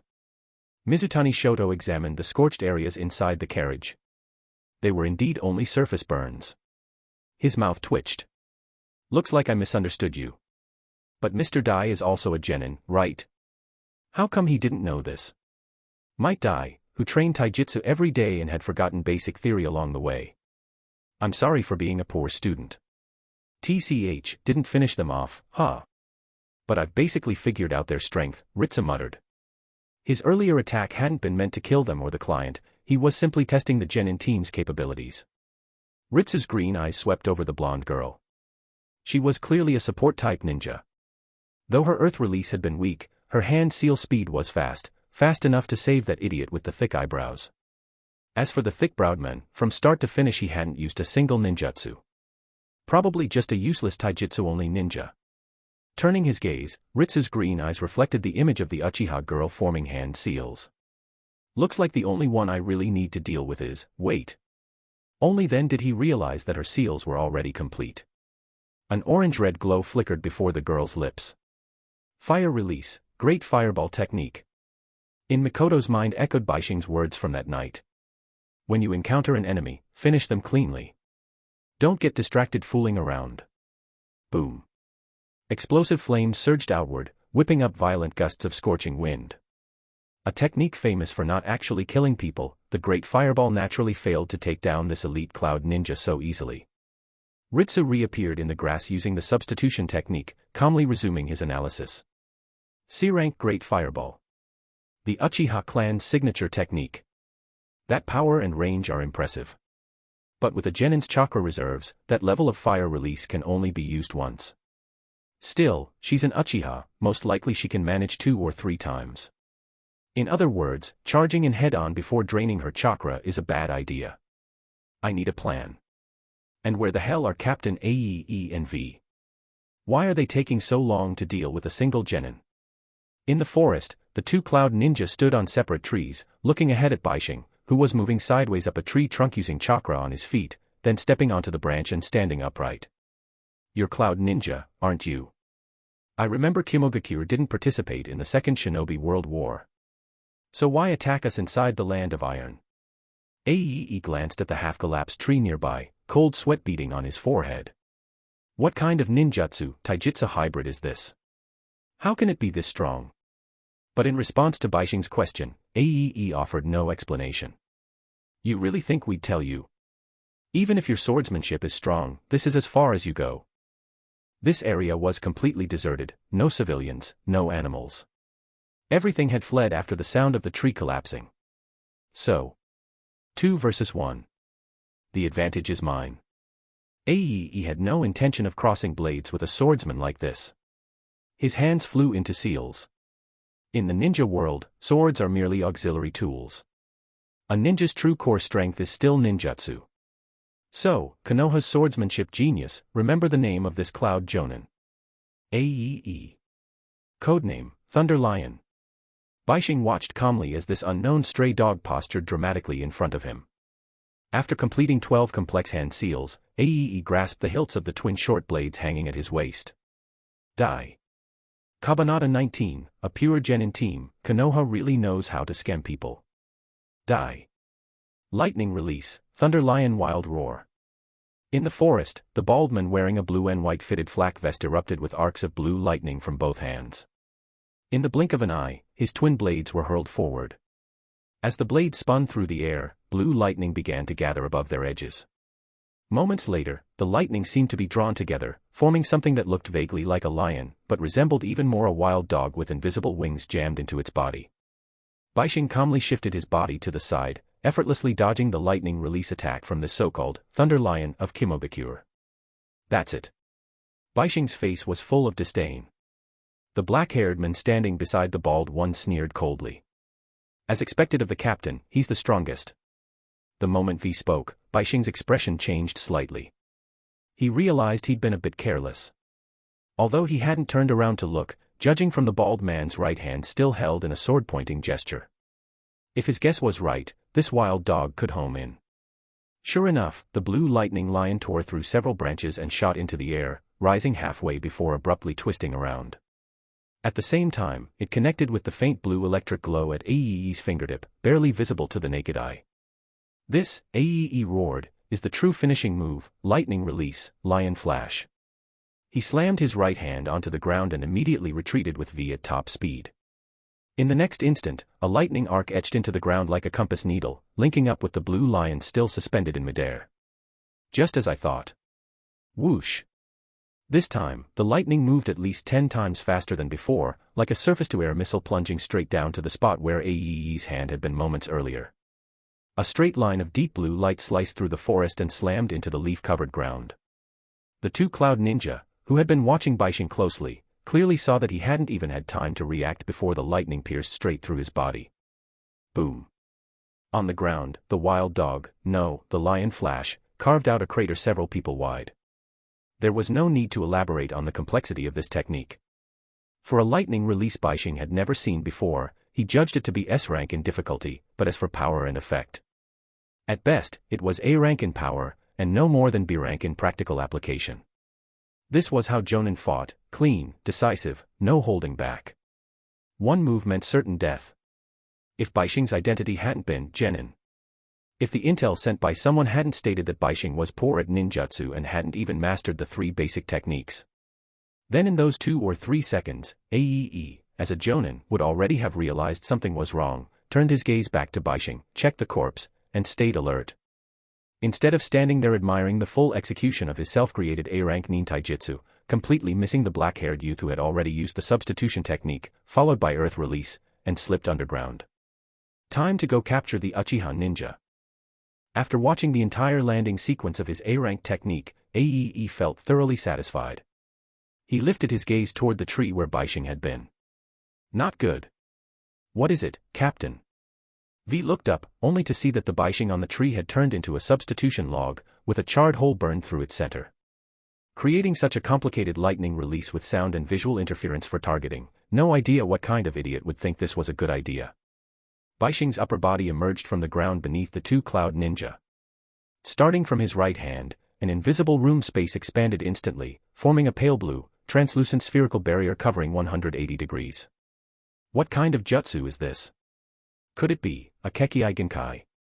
Ae roared, trying to struggle, but by then, Bishing's body was already almost completely above ground. He gripped his blade and gave it a light swing. Room, slaughterhouse. Ignoring all distance, the room space directly sliced both Ae and V cleanly in half. The speed was so absurd that the 2 activated substitution technique almost simultaneously with the moment their bodies were cut. Within the room, Bishing could perceive everything enveloped by the pale blue barrier. Watching the 2 attempt to substitute, he simply observed. Substitution wasn't a space-time technique. You still needed legs. After finishing their hand seals, the two suddenly realized they were still standing in the same spot. They froze. Did you notice? Bishing's voice sounded behind them, low and demonic. Don't worry, it won't hurt. The doctor will give you a free operation. And, no, what did you do to us? Still unaware that his upper and lower body had already been separated, Ae shouted in panic. Captain! Let's kill him! V roared, trying to twist his body, but his legs didn't move at all. Kunai clenched in hand, he screamed again. V. What is it, Captain? V turned his head, only to see sheer terror plastered across the bald man's face. Why, you? All right. Bishing lightly swung his blade again, apparently without moving at all. Just lost your lower bodies. Plenty of life left ahead of you. In an instant, both men's arms were severed. With a dull thud, they dropped to the ground. Only then did V finally realize what had happened. He looked down at himself and let out a hysterical scream. Impossible. This is impossible. You're not a jennin at all. We fell into a trap. Ae considered himself well-traveled, but he had never seen such a horrifying ability. My comrades will avenge me. Instinctively, he tried to use a summoning technique to send out their final intel. Then he looked down and saw both arms already lying on the ground. Shit. It's over. Is that so? Bishing smiled like a demon, the pale blue space pressing tightly against the ground. They won't get the chance. And no one will know what happened here. In this space, time, space, all matter, even your lives, are under my control. Including your voices. It wasn't even dark yet. The sky was just overcast, the wind cold against their faces. Eyes vacant, the two cloud ninja shook their heads desperately, trying to escape the demon slowly approaching them. Relax. Until I finish my experiments, you won't die. With their limbs severed and no neural connection, the two cloud ninja could only lie there like victims of the ancient punishment known as human swine, blankly enduring all kinds of experiments conducted by a boy who looked cold and handsome, but was now dark and terrifying. Didn't I give it back to you? Why aren't you moving? V stared at his right arm, now grotesquely attached to Ae's left leg, which was missing its toes. His vision went black. Even Ae, a Jonin, couldn't hold out for long. Though the procedures were painless, the sheer psychological horror was unbearable. In the end, he descended into madness, muttering over and over. Kill me, kill me. How boring. Having lost interest, Bishing separated his experimental pieces one by one, dispelled the room, and stabbed both men through the heart. With mental fortitude like that, don't be a ninja in your next life. After that, he even stomped their heads into pulp, ensuring no intelligence unit could recover information about his true strength. If there were no teammates around, I could have played a bit longer. Elsewhere, Ritsu hid in the grass, launching several sneak attacks in succession, but all of them were spotted by Uchiha Makoto and failed completely. Damn it. You didn't say anything about the Sharingan. What the hell is our spy even doing? Ritsu grit his teeth, furious. But at this point, there was no retreat. He had to capture someone as a hostage, only then could he force that Uchiha girl, who was supposedly a jennin but fought at near Chunin level, to lower her guard. On the surface, Makoto still looked calm. But in reality, she had seized an opening earlier to use another C-rank fire release, Phoenix Flower Jutsu, trying to hit the Cloud Ninja. Due to a misjudgment, it missed and only burned away a patch of grass held together by wire. Her chakra was almost completely depleted. Being able to cast two C-rank fire release techniques in succession, along with multiple chakra-enhanced strikes combined with weapons and taijutsu, was already exhausting beyond belief. Not to mention Might Dai, who had exchanged blows several times with the blonde Cloud Ninja, his chakra was completely empty. Yakushi Nono wasn't much better. She had about half her chakra left, only because she conserved it by using a C-rank defensive jutsu optimized for faster casting. This guy really knows how to hide. Makoto, don't let your guard down. He could pop out at any time. Just as Makoto and Nono stood back to back, keeping some distance while scanning their surroundings in a full 180 degrees to protect the carriage in the center. Bang. A sudden sound from the grass made both girls, the client's group, and the exhausted Might Dai jump in shock. A moment later, rustling sounds came from the bushes. Nono widened her eyes, gripping her kunai tightly. Mikoto didn't turn around at all, her gaze locked firmly ahead. These guys are so poor. Only 3,000 ryo on them, how do they even dare come out and make a living? Mikoto and Nono instantly performed a full-on anime-style faceplant. That useless jerk. Trash dear sensei. The danger along the road was completely resolved. The horses, however, had been badly startled and could only move slowly. Even so, before nightfall, they finally reached the port city near the coast of the Land of Iron. Teeling Fortress. Night fell. Thick clouds blotted out the moon. A moment later, a gap opened in the clouds, letting pale moonlight spill into a silent, gloomy forest. 3 cloud ninja, at least Chunin level. All heads gone. 2 bodies completely mutilated. 1 killed instantly. And the carriage tracks on the ground lead toward the Land of Iron's port city, Teeling Fortress, the one with ships bound for the Land of Hot Water. I shouldn't have followed the wrong trail, but... A man with his face hidden beneath black cloth, green eyes glinting beneath it, his voice hoarse, inspected the devastated battlefield. Mikoto had been too drained to use fire release again. Bishing, claiming he was utterly exhausted and completely out of chakra, had left the 3 bodies in the forest, perhaps to be eaten by beasts and destroy the evidence. At the same time, Bishing had claimed that the enemy squad was likely all Chunin, and that he'd gotten lucky, barely defeating the 2 with taijutsu alone. When he emerged from the bushes, his clothes were torn to shreds, but Yakushi Nono, who still had some energy left, noticed immediately. Bishing didn't have a single wound on him. Reason?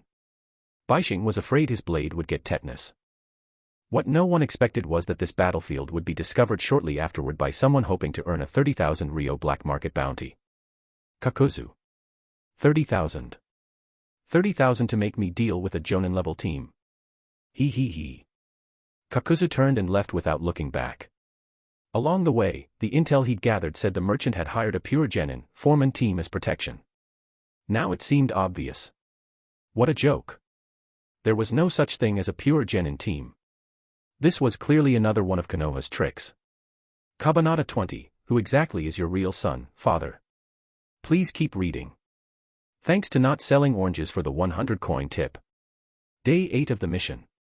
Team 11 finally delivered the client's group safely, without further incident, to a town within the Land of Hot Water. The streets were lively, filled with all kinds of passers-by. Since the Land of Hot Water had no active conflict with Kimogakure, the region was relatively peaceful. The climate here was also different from the Land of Iron. There was a lot of mist both during the day and at night, and the temperature was still on the low side. Even wearing coats, it felt a little chilly, around 7 or 8 degrees Celsius. This town was effectively the hot spring capital of the Land of Hot Water. Business in hot springs was booming.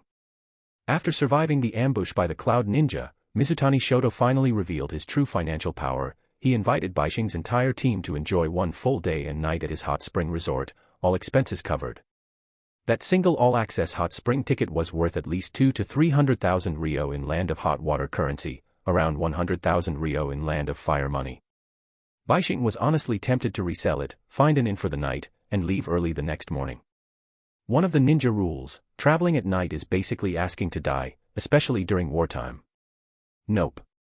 Uchiha Mikoto and Yakushi Nono crossed their arms into an X simultaneously, refusing outright. Might die, after hearing the ticket was worth 100,000 ryo, also briefly considered selling it. So troublesome, how about you guys enjoy it, and we sell it? Bishing suggested tentatively. Absolutely not. Absolutely not. Mikoto protested loudly. This is our last C-rank mission, Sensei Bishing. How can you be so cruel? Wah. Peh. Nono complained internally. It's the last C-rank mission as a team, not in general. Why did both Sensei and Mikoto love saying such unlucky things? At this point, almost no one believed that Mikoto would fail the upcoming Chunin exams. And so, the 4 of them spent an entire day and night enjoying top-tier luxury service at Mizutani's hot spring resort, professional scrubbing, all kinds of Land of Hot Water delicacies, private hot spring rooms. On the 11th day, after the escort mission was officially completed, the Mizutani merchant took the initiative to add another 20,000 ryo to the reward. Along with a thank you letter several thousand words long, he had everything delivered to Konoha straight onto the Hokage's desk.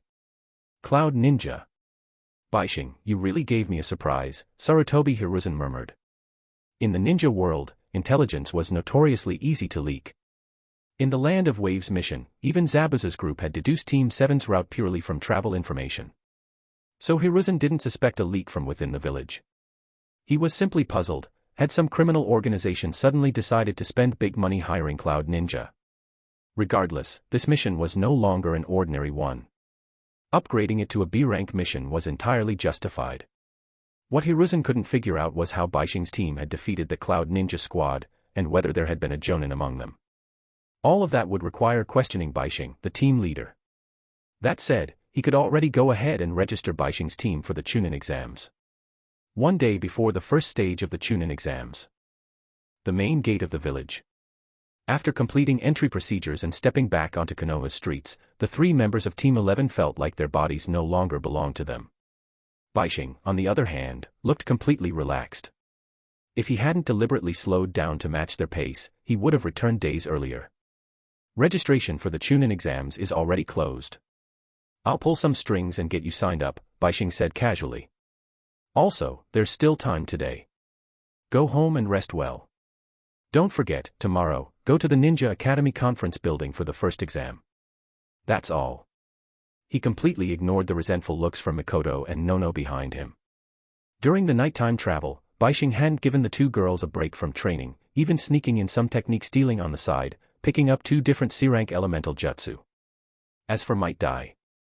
With his chakra reserves, just keeping up with the travel had nearly exhausted him. Any extra training would have caused unnecessary bodily damage. Still, Dai had now basically reached the chakra control level expected of a normal jennin. Tree climbing.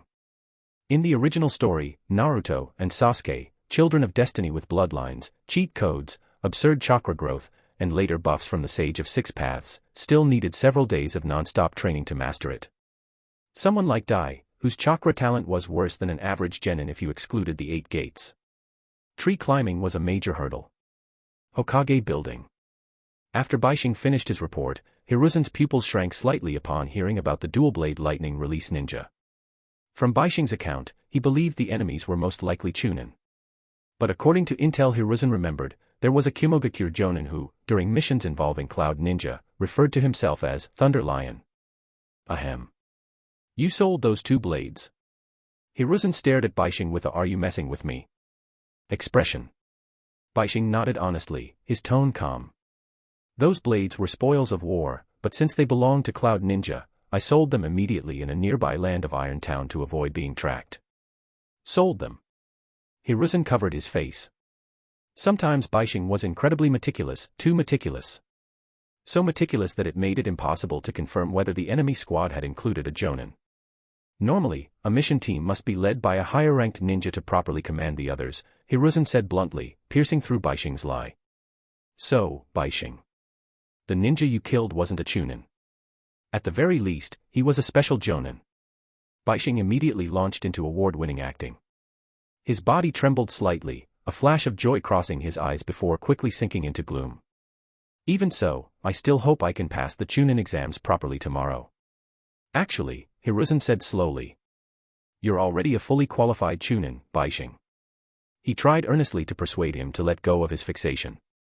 Bishing refused without hesitation. Sorry, Hokage-sama. I can't take shortcuts. If a ninja can't maintain stable performance throughout a normal exam, then he's not a qualified Chunin. Such a Chunin would only endanger teammates, whether on the battlefield or during high-level missions. Hearing this, Hiruzen couldn't help but ask. Then do you think Dai can become a Chunin? Bishing shook his head. It's hard enough for him to even be a Genin. Then why did you?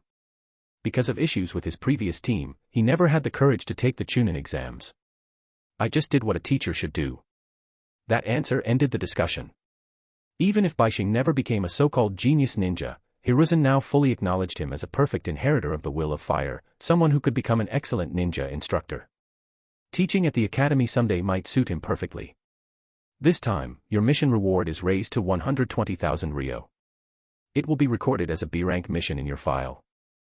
Inside the Hokage's office, Hiruzen and Bishing went through the entire mission process. He also reminded him that the Chunin exam location tomorrow would be the same as always, and the teams would remain unchanged. After Bishing left, Hiruzen was about to return to work. When his son arrived. What? A B-rank mission. Why does he deserve that? Sarutobi Shinosuke exploded. That was obviously Uchiha Mikoto, the genius, carrying the team. What does Bishing have to do with it? Hiruzen took a drag from his pipe, exhaling smoke slowly. Looking at his still immature eldest son, he thought quietly. If only Bishing were my son. Shinosuke, don't think becoming a jonin makes you invincible. You still have a lot to learn about being a ninja. Learn. From a jennin who trips during the second stage of the Chunin exam survival test. Bishing is just unstable during exams, but in missions he's flawless. Then why don't you just promote him to Chunin? Or even jonin? A string of pointed questions left Hiruzen silent, twice. Genius often need their quirks to fully express their talent, Hiruzen finally said. I can't forcibly restrain him. That could destroy his will to move forward. Then Shinosuke spoke of how, despite completing countless missions, he had never once received praise from his father, yet now Hiruzen praised an outsider, an orphan, a mere jennin. At last, he asked the question buried deep in his heart. Father, am I your son? Or is Bishing? Sarutobi Hiruzen. His third silence. Do you know how many jonin slots there are? How many 16-year-olds become jonin? How many freshly graduated genin get multiple jonin assigned every time they take a B-rank mission? How many ninja can yell at the Hokage inside the Hokage's office? How many? None of that reached Bishing, who had already returned home. What concerned him now was how to perform tomorrow. The matter of the 5 elements, only the 3 of them know for now. He'd made them swear secrecy, planning to reveal it dramatically after becoming a Chunin. The result? 2 sets of eye rolls from Mikoto and Nono, along with heartfelt wishes that he'd never pass the Chunin exams in his lifetime. All right then. Time to train. Bishing walked to the corner of his living room, where a custom black-framed, full-body floor mirror stood. The mirror perfectly reflected the black-haired youth's tall, slender figure and handsome face. Raising one hand, he formed a seal. Transformation technique. Kabanata 21, the first stage of the Chunin exams, first half, the illusion trial. July's scorching heat showed no sign of easing. The blazing sun beat down in front of a tall building, where countless genin candidates had gathered, waiting to enter the examination hall. 54 genin. 18 genin teams. Among them, only 3 teams were from this year's graduating class. The rest had graduated 2 years earlier, or even longer ago. Yo. 6-year genin, you're back again. Yo. 2-year genin, you're here too. Heh. You bastard. In a shaded corner near the conference building entrance stood a black-haired boy who habitually held a senbon between his lips, alongside a black, curly-haired girl with red eyes. The senbon-chewing youth slung an arm over Bishing's shoulder as he walked up, the two immediately trading barbs like old friends. You two really love fooling around. Don't mess up your coordination again during the exam, Bishing said, glancing at the girl with her arms crossed. Miss Yuhi Ryuan, you can relax. I'll definitely cooperate properly this time. If you spent that energy reading books instead, I wouldn't have to use genjutsu to help you cheat, Yuhi Ryuan said. Her small face reddened slightly as she avoided Bishing's bright, focused gaze. Bishing scratched his head, not paying much attention to her embarrassment. He'd seen this kind of thing too many times to care. Shiranui Kumo wasn't as tall as Bishing, but Bishing bent slightly, letting Kumo hook an arm over his shoulder anyway. The two looked just like close buddies. By the way, Bishing, aren't you going to say hi to your students? Kumo flicked a glance toward the crowd, where 3 people were waving enthusiastically at Bishing. Man, you've really got it good, 2 such cute disciples. As for Might Dai, he was naturally ignored. That was the true eternal genin. Still, the fact that he'd actually mustered the courage to take the Chunin exams this time was, at least, worthy of some respect. They're all very talented kids, Bishing said calmly. No need to greet them. I don't want people saying I'm opening the back door and helping them cheat. As he spoke, his expression turned serious. This time, I will pass the Chunin exams. Shiranui Kumo, Yuhi Ryuan. Anyone who didn't know better would think you were about to attempt an S-rank mission or an elite jonin assessment. Yuhi Ryuan rolled her eyes. Then did you study yesterday? No. Bishing shook his head. You know me, everything from my school days is basically gone. It was her first time seeing someone who hadn't studied and was still this shamelessly confident. Then did you at least tell your students to study? Also no. Question mark. 2 of them will definitely pass. And the Uchiha's Sharingan Genjutsu isn't any worse than your Yuhi clan's. Just use Genjutsu to help Dai cheat. That's still opening the back door, Kyumo muttered from the side. That's different. Time flew by. Soon, the doors to the exam hall opened, and the conference building setup was confirmed complete. Next came the instruction for the candidates to head to the exam venue. But there was a catch: the route to the exam room was filled with Genjutsu traps, a barrier-type illusion roughly at D rank. Compared to the illusion test in the original Chunin exams, this was child's play. After all, becoming a Chunin now meant a chance to be sent straight to the front lines. As for those numbered jennin, or clan jennin who already met Chunin-level standards in strength and mission count, many had been promoted one by one at the start of the war as provisional Chunin, happily fighting on the battlefield. Numbered jennin, graduates of the Ninja Academy. Provisional Chunin, temporarily promoted, enjoying Chunin, formal rank requires war merit, otherwise revoked after the war. Once they entered the stairwell, the illusion trial officially began. The conference building had 4 stairwell entrances, A, B, C, and D. One team entered every 3 minutes. If a later team caught up to an earlier one, the earlier team was immediately eliminated. Bishing's team entered through entrance C. The illusion trial itself was simple, nothing particularly advanced. I'm already sick of this, Bishing said lazily, glancing down at the corpse clinging to his leg in the stairwell. He yawned and kept walking upward. Same as last year. 4th floor, room 404. Hurry it up, stop playing around. This still counts toward your score. He turned his head toward the stairs behind him. Shiranui Kyumo was poking the female corpse on the steps with his senbon. The blood-soaked right hand of the corpse stretched out as if trying to grab him. Though it had no substance at all. Pure illusion. So boring, Yuhi Ryuan said, looking at Kyumo's childish antics, then at Bishing's mature, handsome profile. Why won't Bishing join my team? She thought. Bishing, how about this, if we fail again after this exam, you join my team, okay? Uncle Kurenai treats his students really well. Bishing. He smelled a flag. Looking at Yuhi Ryuan's shy, fidgeting posture, Bishing replied expressionlessly, sorry. I refuse. Let's move. If the next batch catches up and maliciously eliminates us, we'll fail right here. I'll definitely make you join my team someday. Yuhi Ryuan clenched her fists. Kyumo stopped messing with the illusion and followed, senbon still between his lips. Watching the two from behind, he thought to himself that ever since the last Chunin exams, Ryuan had been obsessed with Bishing. Over the past year, nearly every genin added to their team had quit, every mission carried extra risk. Being love-struck is terrifying. Entrance B. Aya. So many corpses. Mikoto. Inside the stairwell, Yakushi Nono hugged Uchiha Mikoto's waist from behind. Nearby, Might Dai couldn't help covering his mouth. The thick stench of blood assaulted his nose, making him want to retch. It's just Genjutsu, Mikoto said calmly. With her naturally high resistance to illusions, even without activating the Sharingan, she could only see blurred images. Smells were even less noticeable. Let's go. Just head up. We still need to find which classroom is the exam room. Before entering, candidates had been told the exam would be held in a clean, tidy classroom. Pinching his nose, Dai nodded, forcing himself to ignore the screams echoing through the stairwell. We only have 3 minutes. Let's hurry. If the next team enters our stairwell and reaches the classroom before us, we fail. You.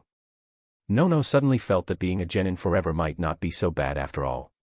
The 3 carefully stepped over blood-stained stairs, reached the 2nd floor, searched around, and, finding no classroom, continued upward. Meanwhile, surveillance feeds from throughout the conference building were being projected onto multiple screens in a room on the 1st floor. Sarutobi Hiruzen's shadow clone, Yuhi Kurenai, Sarutobi Shinosuke, and many other jonin, special jonin, and even Chunin instructors were all watching the footage intently. Kabanata 22, it's not easy being a young lady either. Across the many screens in the monitoring room, one feed showed the genin teams that had already entered the exam hall. Seeing his niece successfully pass this stage, Yuhi Shinku nodded slightly, a smile tugging at his lips. But when his gaze landed on Bishing, standing beside his niece with that annoyingly handsome face, he couldn't help but curse inwardly. That guy was a walking disaster. Fortunately, his own daughter had just turned 1. With that kind of age gap, there was no way she'd be charmed by that fellow in the future.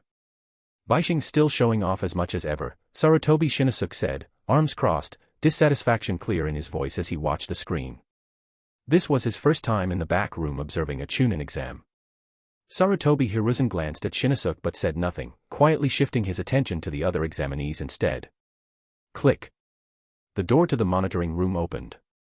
A Chunin in charge of exam operations walked in, carrying a list of the Chunin exam candidates. Report. All jennin have entered the examination hall. Good. You've worked hard today. Prepare for proctoring duties, Hiruzen said. Yes. The Chunin acknowledged the order and left. On the screens, all examinees had now completed the preliminary trial and arrived at the 4th floor room 404. The written exam hall was enormous, able to seat 150 candidates. With only a little over 50 jennin present, it felt rather empty. Might Dai stood in the aisle at the back of the classroom, hands on his knees, breathing lightly. Thank goodness, we made it in time. Dai, with your level of strength, I'm really worried for you. Uchiha Mikoto placed one hand against her forehead, striking the pose of a refined young lady. At this rate, I'll probably become a Chunin before you. The blonde Yukushi Nono, standing nearby, twitched at the corner of her mouth. Mikoto really knows how to put on airs, even better than Sensei Bishing. Nono sighed softly and turned her head, her eyes drifting across the seated examinees. She spotted Bishing Sensei sitting in the 3rd row with his teammates and instinctively wanted to greet him. Yo, Mikoto. What a coincidence, so you're taking the Chunin exams this year too. These must be your jennin teammates, huh? They suit you quite well. That's enough. We're all examinees here, same as Mikoto. There's no need to say things like that. Fuya, isn't wrong. We all heard Mikoto joined a team led by a jennin. I've been pretty curious about that myself. Right, little Mikoto? Black high-collared outfits, each marked with the same crest as the one on Mikoto's clothes. The black-haired, straight-haired girl lifted her gaze to the girl she had a minor feud with, Uchiha Fui, a sharp-haired, black-haired young woman with decent looks. Mikoto's eyes then swept over the other two. Fui, Fuya. Long time no see. The Uchiha trio. Has it really been that long? Uchiha Fui relied on the fact that she was 3 years older than Mikoto, stepping closer like a friendly older sister and draping an arm over Mikoto's shoulders. Her red lips leaned toward Mikoto's ear, her voice dropping so only the two of them could hear. 2 years ago, you beat me in a spar. Because of that, I'm still a jennin to this day. That debt. You can repay it today. Even after saying those words, Fui's face still wore a gentle, neighborly smile, betraying none of the threat she'd just delivered. She then spoke again, this time loud enough for everyone to hear. If there's anything you don't understand during the exam, Big Sister can help you. Of course, cheating is off limits. Mikoto glanced coldly at the clan sister 3 years her senior and replied without mercy. Sorry. This time, you'll probably still be stuck as a jennin. Drop the fake smiles. They make me sick. You. Enough, Fui. Uchiha Fuya frowned, arms crossed, adopting the demeanor of an older brother. You still can't let that go. Becoming a Chunin is simply survival of the fittest. If you didn't make it this year, then aim for the next. Don't stand here blaming Mikoto. She only completed the training her grandfather gave her. Ha. So what you're saying is, I was just part of her training. Hey, Fuya, that's not what he meant. Uchiha hurriedly stepped in as a mediator. Those records might affect how the higher-ups view us, sure, but in the end, what matters most is our actual strength. Right, Fui. Uchiha Fui ignored completely and walked straight to a row of seats, sitting down. Fuya looked helpless. After all, being easily defeated by a 9-year-old Mikoto right after graduating from the clan, if it had been him, he'd probably still be traumatized too. Fuya apologized to Mikoto, then dragged the still chatty over to sit beside Fui, waiting for the proctors to arrive with the seating assignments. Only after the three had left did Nono lean closer to Mikoto and whisper. Mikoto, are they your friends? Might Dai nearly performed a classic anime faceplant. Nono, how did you get friends out of that? But, aren't they from the same clan? Nono pointed at the Uchiha trio's clothes, which bore the same crest as Mikoto's. Being from the same clan doesn't mean everyone gets along, Mikoto said quietly. As the granddaughter of one of the two remaining elders, her status often attracted jealousy.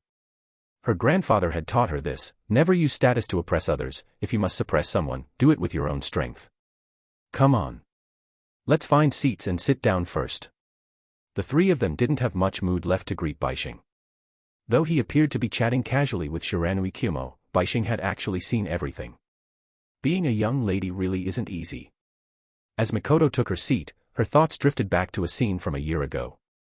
After class, passing by the clan training grounds, she had personally seen Uchiha Fui's grueling training, and her strength. In sparring, Fui had cleanly defeated an Uchiha ninja rated as Chunin level. And yet, the clan still hadn't promoted Fui to Chunin. Even this time, she hadn't received a slot as a provisional Chunin. As a jennin, all she could do were menial village tasks. Especially since most C-rank and above missions for the military police force required at least Chunin rank. Without Chunin certification, the police force would never let a mere jennin accept those missions. If a mission failed, a lowly jennin simply couldn't bear the consequences. Before long, the proctors for this exam entered one by one. The blackboard was posted with the seating assignments, instructing candidates to take their designated seats. The jennin began switching places. Unluckily. How unfortunate. Sitting right next to you. Uchiha Fui glanced sideways at Mikoto. This time, I won't go easy on you.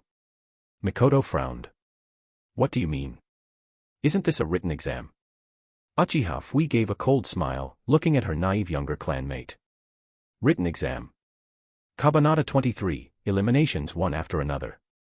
Uchiha Fui's words clearly carried an implication. Mikoto didn't fully understand at first, but it didn't take long for her to grasp what was hidden between the lines. On the platform, the examiner responsible for the first stage of the Chunin exam stepped forward. My name is Marino Iko. I am the proctor in charge of this stage of the Chunin exams. From this moment on, the exam will begin. Under the condition that you do not harm your comrades, answer to your heart's content. Bishing rested his chin on one hand, grumbling internally. Why is it this uncle again? Did your clan inherit the rights to proctor the first stage of the Chunin exams or something? He glanced sideways at a Hyuga branch family boy sitting nearby, who had clasped his hands together nervously, as if praying for divine intervention. Father, mother, please bless me so I can pass this exam. Bishing's eyes turned into dead fish eyes. You're really that eager to go to the battlefield and die? Having seen brutal battlefield footage before, he felt a clear generation gap forming between himself and these kids who'd never experienced real war. Soon, the exam papers were distributed. Unsurprisingly, they were the kind of nightmare test where even with everything learned at the Ninja Academy, getting above 90 was nearly impossible. The only viable method was cheating, copying answers from the fake jennin teams planted in the exam hall who actually knew the answers. Usually two such teams. Bishing recognized a few familiar faces that had shown up in the last 2 years and couldn't stop mentally ranting. I'm finished. The Hyuga branch boy next to him slumped back in his chair after reading the questions, his soul practically leaving his body. Bishing. I really want to roast you. In the corner of the ceiling, a surveillance camera rotated slightly, observing every candidate's reaction to the absurdly difficult questions. That kid Ming, what on earth is he doing?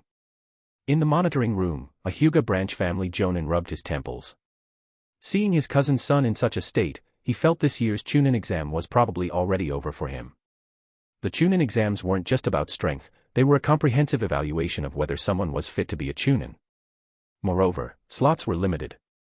Judging by the number of candidates, at most 2 teams would pass this exam, 6 people in total. He's probably just too nervous. After all, he only graduated recently and already signed up for the Chunin exams, a jonin instructor beside him said. Still, there are 16 teams this time. I wonder how many will be eliminated in the first stage alone, Yuhi Shinku suddenly remarked, watching Yuhi Riwan smoothly writing her answers on the screen. They should have all realized by now that this exam isn't just about answering questions.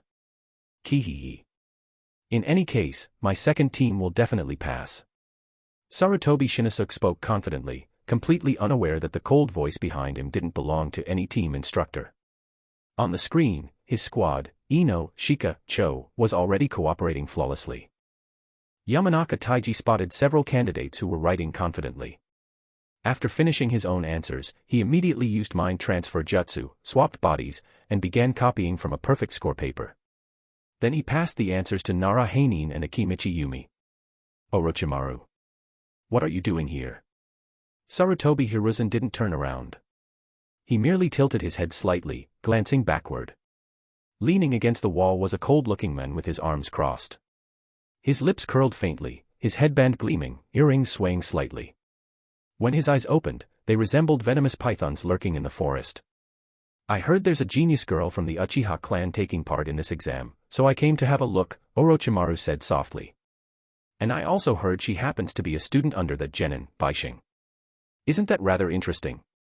Uchiha Kaishin, the jonin in charge of Fui's team, turned his head without the slightest fear of this famed battlefield, Cold Lord. His three-tomo Sharingan spun open as he met Orochimaru's serpentine gaze. The Uchiha clan's genius does not require concern from Jonin Orochimaru. We will raise her properly ourselves. Orochimaru quickly waved his hands. Don't misunderstand. I'm just interested in geniuses. At the moment, I already have a favored disciple. With missions and research, I simply don't have time to train another. Uchiha Kaishin closed his three-tomo eyes and turned back to the exam hall. The surrounding instructors exchanged awkward looks. The tension between the Hokage's faction and the Uchiha clan clearly hadn't eased at all. The answers are done. Now it's time to eliminate people, right? How troublesome. Shinnosuke had instructed his team to demonstrate teamwork, not just in answering questions.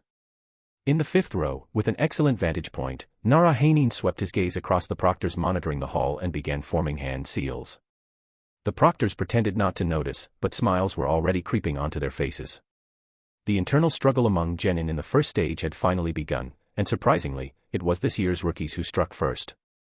There were 6 rows of desks. Under the tables, Hain's shadow stretched forward, catching the shadow of a jennin seated to the side of the 4th row. I can't move. Candidate number 31. First warning, a proctor barked. No, it's not that. My body suddenly won't move, the jennin shouted. A nearby proctor expressionlessly made another mark. Candidate number 31. Second warning. One more, and you're out. Hearing that, the jennin fell silent, helplessly watching his body reach toward the exam paper in front of him. Hain clenched empty air. The shadow-linked jennin clenched the paper instead, bitterness in his heart. Sorry. This is the sensei's order. Rip. The exam paper was torn apart right in front of the proctors.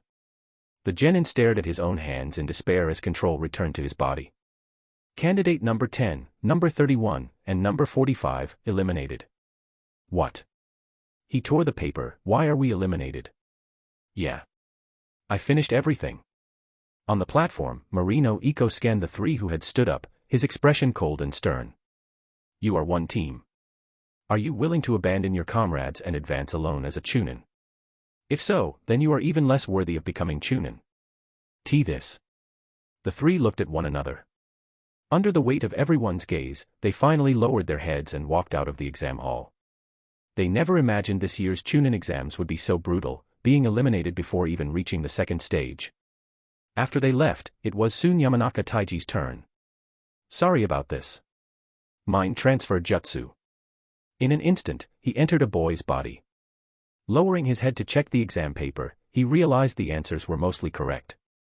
Did he swap bodies? I remember that boy's team doesn't have a Yamanaka. And there's only one Yamanaka in this exam hall.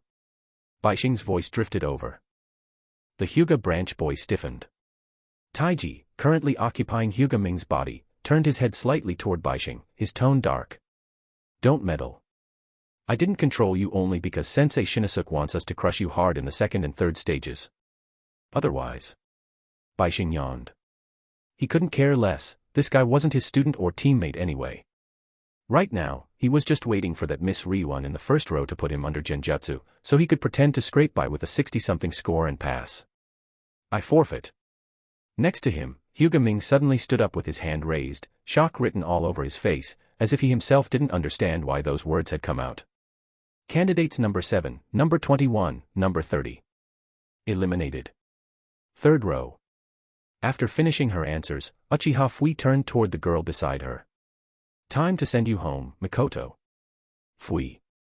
Mikoto's eyes opened, revealing the same single Tomo Sharingan, yet Fui's face instantly filled with shock and jealousy. When did you awaken the Sharingan? Fui couldn't believe that her own newly awakened Sharingan had already been overshadowed by someone even younger. In the monitoring room, the observers were equally surprised. Awakening the Sharingan at 11 already counted as genius level, many Uchiha didn't awaken it until 14 or 15. I got angry at my teacher, Mikoto said awkwardly, scratching her cheek. Times N. Kabanata 24, a clash of the Sharingan. The quiet exchange between the two girls came to an end. The true contest, a battle of eyes and genjutsu, officially began. Uchiha Fui herself hadn't expected that, after learning not long ago that Uchiha Mikoto would be participating in this exam, the pent-up frustration she'd suppressed for years would trigger the awakening of her single Tomo Sharingan. Only for it to be immediately outpaced by Mikoto's. And judging by Mikoto's words, her Sharingan hadn't awakened any later than Fui's. Jealousy burned fiercely. Eyes that seemed to contain raging flames collided with Mikoto's calm gaze. Demonic illusion, gaze of hypnosis.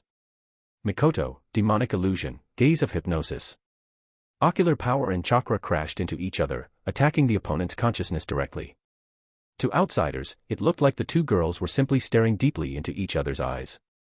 But true experts, genjutsu specialists like Yuhi Shinku, Uchiha Jonin Uchiha Keishin, the well-versed Orochimaru, and other seasoned Jonin, recognized it instantly.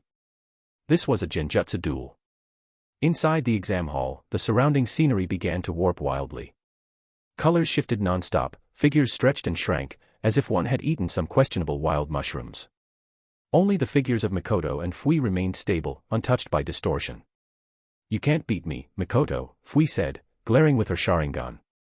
Why do this, Fui? Mikoto replied with a bitter smile. We're both Uchiha. Fighting each other here will only make us a joke. Heh. Fui sneered, completely ignoring Mikoto's words, and began recounting her own misery. You're the granddaughter of an Uchiha elder.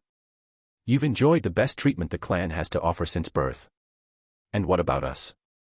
The warped space split in two. The distorted environment around Fui surged forward, pressing heavily toward Mikoto's side. I had to prove myself again and again just to get the resources I wanted, just to become someone worthy of admiration. And you? All you have to do is say you're Uchiha Kenshi's granddaughter, and everything is handed to you. Ninjutsu. Wealth. Status. You had everything from the very beginning. For the first time, Mikoto showed none of her usual young lady pride. Unconsciously, she adopted Bishing's trademark calm expression. But I worked hard too, she said softly. You just didn't see it. Heh. Worked hard. With a lift of her hand, Fui manifested another scene within the genjutsu. What appeared was a chaotic smear of colors, like oil paint splashed across a wall, where the silhouettes of proctors leaned casually against the room's edges. Then, as if struck by some unseen force, the chaos cracked open, forming a window. Inside that window was Mikoto's childhood. She had been pretty from a young age, and with her high status, many adults had ulterior motives, subtly encouraging other children to approach her. From the very beginning, Mikoto had been the center of attention within the clan. Next came scenes of Mikoto at the ninja academy. An Uchiha boy confessed to her at the school gate. Mikoto rejected him, firmly, and even scolded him for being childish. And yet, the boy didn't resent her. Instead, he declared he wouldn't give up. That scene was something Fui had witnessed just days after being defeated by Mikoto in sparring 2 years ago. At first, Fui believed Mikoto must have worked incredibly hard. But seeing Mikoto's popularity, she grew jealous. Both born Uchiha. Why was it that you could go to the academy, become someone adored by everyone? And I could only stay in the clan's specialized training grounds. No one cared about her looks. No one talked about romance. No fun daily life. It was all fake. All she had was endless, numbing training, and punishment from elders for even the slightest slack. 2 years ago, I was 12. I'd already been in the police force for a year, Fui continued, her expression growing unhinged as she moved within arm's length of Mikoto. I thought if I worked hard enough, I'd earn the elders' recognition, the admiration of my peers. There was nothing. Nothing at all. No matter how hard I trained, the elders said my level was ordinary, not even noteworthy within the clan. Let alone compared to you, the academy's so-called genius. And all because 2 years ago, I lost to you. You won, and my life was over. The black, spiky-haired girl clutched her head. I could have become a fairly young, fairly outstanding Chunin. But do you know what my captain told me when I applied? Mikoto frowned. What did he say? Fui lifted her Sharingan, now with an additional tomo in her left eye. He said, I wasn't even as good as you when you were still a Genin. That becoming a Chunin would be far too much for me. Where am I inferior to you? In an instant, ocular power and chakra surged like an avalanche toward Mikoto. The warped environment threatened to swallow the last of Mikoto's struggling resistance. Fui. Everyone's life has always been in their own hands. Lies. Whoosh. Mikoto's vision wavered. Compared to her, Fui's face twisted with triumph and madness. You're just losing, that's why you're saying this. I'm finally going to beat you, finally. In that moment, images flashed before Mikoto's eyes. Nono. Die. And Bishing, standing behind her. Her pupils spun rapidly as her resolve solidified. I won't betray my comrades' faith and fall here. The genjutsu space around Mikoto suddenly stabilized. Her strong, resolute voice rang clearly in Fui's stunned ears. This world is full of unfairness. Is my talent really that good? Mikoto's eyes changed. From a single tomo to a pair of double tomo Sharingan. My talent is terrible. At the very least, I don't think I can compare to my teacher, Bishing. Seeing those eyes, Fui's face drained of color. But when she heard Mikoto's words, mockery surfaced again. What? Now you're praising your Genin teacher to prove your own talent. Surpassing a mere Genin, what's so impressive about that? Mikoto shook her head. That's not what I said. I said, I'm inferior to him. Fui froze. Had she misheard? Sensei Bishing isn't from the Uchiha clan. He's not from any ninja clan at all, Mikoto continued calmly. He grew up in an orphanage. And yet, through his own talent, he's developed many interesting jutsu. Even if those jutsu aren't especially powerful or practical, they're still things many ninja could never achieve. And what does that tell you? Don't you understand yet? Mikoto looked earnestly at the now calm, resigned girl. Birth only determines our starting point. It does not decide our destination. Fui seemed to finally grasp something.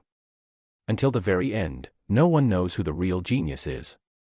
Fui, Mikoto said gently, whether you understand me or not, compared to so many people in this world, in this village. Your starting point is already something many would envy and resent. So. Mikoto reached out, placing her hand atop the black, spiky-haired girl's head, gently patting it. Let's work hard together. And become the geniuses who stand at the end. All right. Boom, boom, boom. The illusionary space shattered. In just a few seconds of real time, Uchiha Fui's face was filled with exhaustion. Mikoto looked slightly better, but their eyes made Uchiha Keishin suck in a sharp breath. 2 pairs of double tomo Sharingan. Whether 11 years old with double tomo, or 14 years old with double tomo. Both were rare geniuses within the Uchiha clan. Kabanata 25, promotion to Chunin, I'm serious. On Bishing's side, reinforcements from Yuhi Liuyun finally arrived. He quietly gave the girl a military salute, endured her Byakugan glare, and then went back to scribbling something in the low 60s range, just enough to fool the higher-ups. At this moment, he had no idea that, in Mikoto's telling, he had already become a genius ninja who changed his own destiny. The pace of eliminations continued. Someone used a sneaky earth release technique to move a wad of paper, no idea where it came from, rolling it onto the desk of a Genin candidate who had already finished the answers and was fast asleep. A real name report, right there in the open. The proctor saw everything clearly. But failing to stay alert to one's surroundings was, ultimately, the examinee's own problem. So, without any surprise, another team was eliminated. The exam lasted only 1 hour, and it quickly entered its final stage. At this point, aside from substitute test takers who had taken the exam for others, only 11 teams remained in the examination hall. Just as Marino Iko thought the exam was over, a pale white arm was raised from the third row. I withdraw. Marino Iko looked seriously at the Uchiha girl with long black spiky hair. This isn't something to joke about. Are you sure, candidate number 26? I'm sure. A bitter smile appeared on Uchiha Fui's face. I lost. Sorry, Yen, Fuya. I dragged you down. The two Uchiha ninja sitting on either side of her lowered their heads, their expressions unreadable. Marino Iko took a deep breath and was just about to announce the elimination of all three when 12-year-old Uchiha Yen slammed the desk and burst into loud laughter. So what if it's just Chunin? Sister Fui, you're being way too polite. We're a squad, aren't we? I thought you'd be angry, Uchiha Fuya said as he capped his water pen, glancing at Uchiha Yen. Don't be ridiculous. I'm an Uchiha. Even if I never make Chunin and stay a jennin for life, I'll still be the strongest jennin. You guys. In an instant, Uchiha Fui stood up and covered her face, tears streaming down from the corners of her eyes. Beside her, Mikoto spoke in a voice that Fui could hear clearly. You're also an irreplaceable teammate to them. Don't underestimate yourself anymore, Sister Fui. It was the first time Mikoto had ever called her sister. Her vision blurred as tears filled her eyes. For the first time, the girl felt that she wasn't alone, that all these years of effort hadn't been as an unnoticed, nameless nobody. Time was up. The bell signaling the end of the exam rang out. Ding ding ding. Standing at the podium, Marino Iko confirmed once more. Do you still wish to withdraw? I haven't officially announced the result yet, so it can still be changed. Hesitation appeared on Fui's face. Her earlier decision had been impulsive. Because Mikoto hadn't taken advantage of the moment to crush her mentally, she had assumed she had lost. But now, she didn't want to let down the two teammates who cared about her. Of course I confirm it. Let's go, Yen. Sister Fui, what are you standing around for? Let's go. Worst case, we'll take it again next year. What's the big deal? Uchiha Fuya's and Uchiha Yen's choice made Uchiha Fui nod firmly. This one's on me. When we get back, I'll treat you guys to a meal. Let's celebrate my Sharingan upgrading. Huh. ×2. At the classroom door, Uchiha Fuya and Uchiha Yen stopped in unison. For a moment, Bishing felt like there were two clowns added to the room. Not bad, Jonin Chijin. Those three are good kids, you should train them well. In the monitoring room, Sarutobi Hiruzen gave an objective evaluation of the three Uchiha ninja. Beside him, Uchiha Chijin looked proud, his gaze sweeping around everyone present. Of course. My squad produced a 14-year-old double tomo prodigy. I'll definitely nurture her properly. As soon as he said this, the still-pleased Sarutobi Hiruzen frowned slightly, casting a glance at Uchiha Chijin's somewhat abnormal expression. He could only hope that the three children wouldn't be affected by their elder's unstable emotions. Orochimaru's eyes lit up, but he was even more interested in Uchiha Mikoto, who was submitting her test paper on the screen. What a genius. He'd heard she was in the same class as Nawaki. Perhaps he could arrange for Nawaki to become friends with this Uchiha girl, who knew, maybe there'd be a chance for their bloodlines to merge. It's nothing more than relying on the Uchiha clan's bloodline, Sarutobi Shinosuke said, jealousy flashing as he swept a glance over Mikoto and Fui. As for Bishing, he didn't even register him as a concern. After all, in the second exam, he would make sure his own students eliminated Bishing thoroughly. The first stage of the Chunin exams ended. The proctor for the second stage arrived at the scene. This time, at least, it wasn't Mitarashi, it was a civilian Tokubetsu Jonin named Akamoto. The second stage was still survival in the wild, but not the forest of death. Instead, it was another enclosed forest zone, similar in nature, the simulation forest. This was a special venue only Konoha ninja were allowed to use. Bishing had been fortunate enough to take part in this area twice before. Simply put, it was a battlefield simulation assessment, forests, rivers, rocky terrain, environments unique to warfare. Within it, there might even be Chunin or Jonin acting as enemy nation ninja squads for live combat.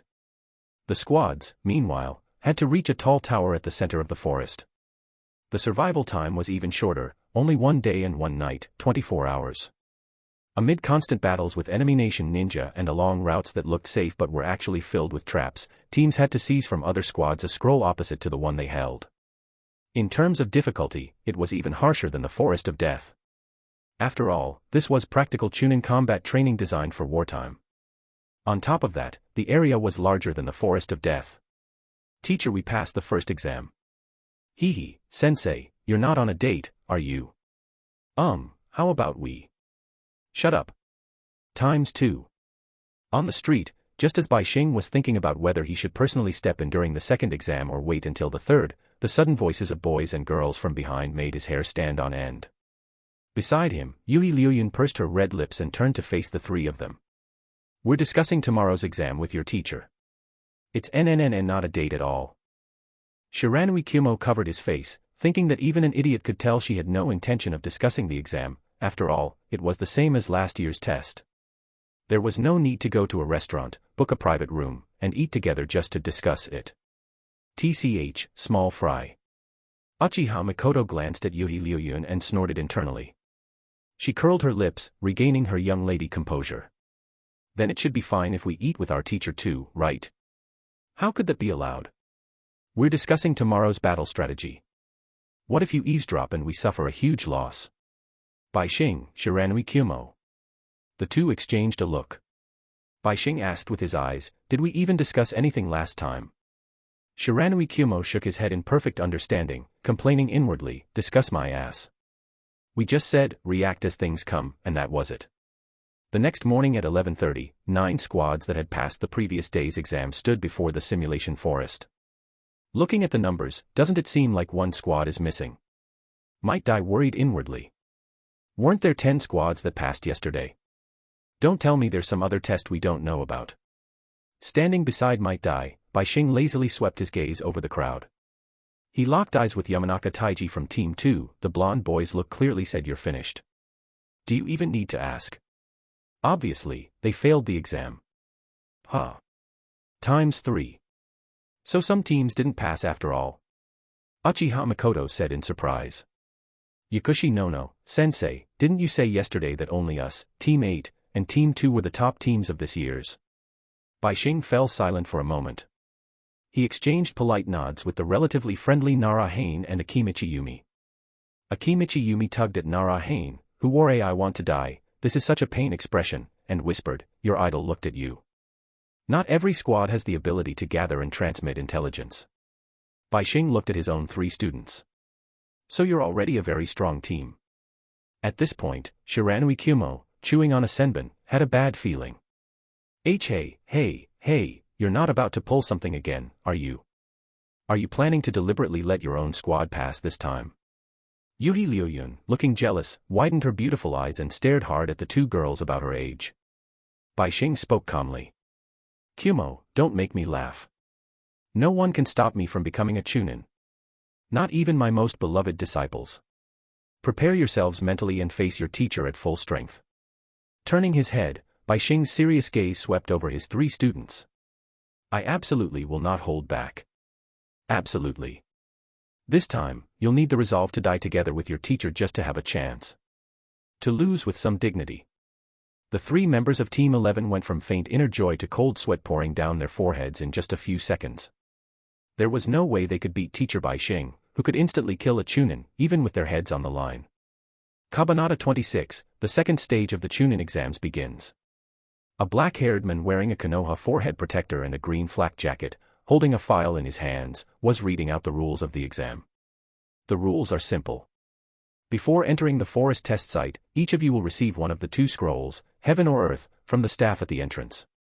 You must keep the scroll you are given and seize the complementary scroll from another team, forming a complete set of Heaven and Earth, then proceed to the central tower. The assessment time is 24 hours. Your mission is to seize intelligence, avoid enemy nation ninja you encounter along the way, as well as possible traps, wild beasts, poisonous insects, and so on within the simulated battlefield. Anyone who triggers a trap will be escorted out by the patrolling ANBU, and your qualification for the exam will be voided. After Akamoto finished speaking, the basic rules of the exam came to an end. His gaze swept over the 30 Genin candidates and 10 teams present. Although this is only a simulated battlefield and not a real one, you must treat this mission as if you were carrying out a B rank, or even A rank, mission. In addition, we are all Konoha ninja. Competition is allowed, but killing is absolutely forbidden. Any questions? Hearing this, the candidates at the front looked at one another and shook their heads. A few especially excited ninja shouted, "No." "Very well." Akamoto nodded, glanced in one direction, and made a hand signal. Soon, a ninja brought out the life and death waiver and had everyone sign it. Uchiha Mikoto, who had never gone through this procedure before, looked at the document in her hands with a confused expression. "Didn't you say killing isn't allowed? Then why do we still have to sign this?" Hearing that, Bishing, standing beside Team 11, casually signed his name, capped his pen, and explained. "That's because accidents are unavoidable in ninja combat. And becoming a Chunin means facing many high mortality missions to begin with. This is a test of whether you're prepared to face life and death. So that's how it is." Yakushi Nono nodded slightly and signed her name without hesitation. Might Dai, meanwhile, shouted something about youth never backing down and eagerly signed the waiver as well. After hearing the explanation, Uchiha Mikoto didn't ask anything further and quietly added her signature. Bishing, on the other hand, read through the clauses on the waiver and complained inwardly. As expected, jennin really do have more freedom. Chunin, dogs wouldn't do that job. The true purpose of this agreement was to prevent unnecessary disputes between the village and the families of jennin seedlings who might be crippled or killed during training exercises. In the Chunin exams, injuries or disabilities would be treated for free by the village, but disabilities couldn't always be fully healed, and death was another matter entirely. This was considered one of the more humane aspects of Konoha's Chunin assessment system. Compared to a certain village of the Bloody Mist, where a single jennin class would graduate with only one survivor, or a certain stone village that sent tens of thousands of jennin to play with the raikage, clearly treating jennin lives as expendable, Konoha's system was something other villages' ninja could only envy. Reference: the plot involving Zabuza and another perpetual jennin, Mariboshi Kosuka, encountering Iwa Nin. Soon, everyone finished signing the life and death waivers. Proctor Ninja then led each squad to a separate entrance of the simulation forest. Bishing walked along a route he knew all too well, looking at the familiar red number ahead of him. 11. Why is it this entrance again? I really don't want to crawl through another hole. Bishing's face twisted as his eyes turned lifeless, like a dead fish. The entrance locations are randomly assigned. The proctor, holding a key, turned back toward Bishing. I remember you've taken this exam quite a few times, right? Your name was, what was it again? Shiranui Kyumo flashed a mischievous grin and immediately slung an arm around the black-haired youth's shoulders, who already had a bad premonition, introducing him loudly. You don't recognize him. This is Bishing, the 6-year jennin. The heir to the title of Eternal Jennin. Uffed.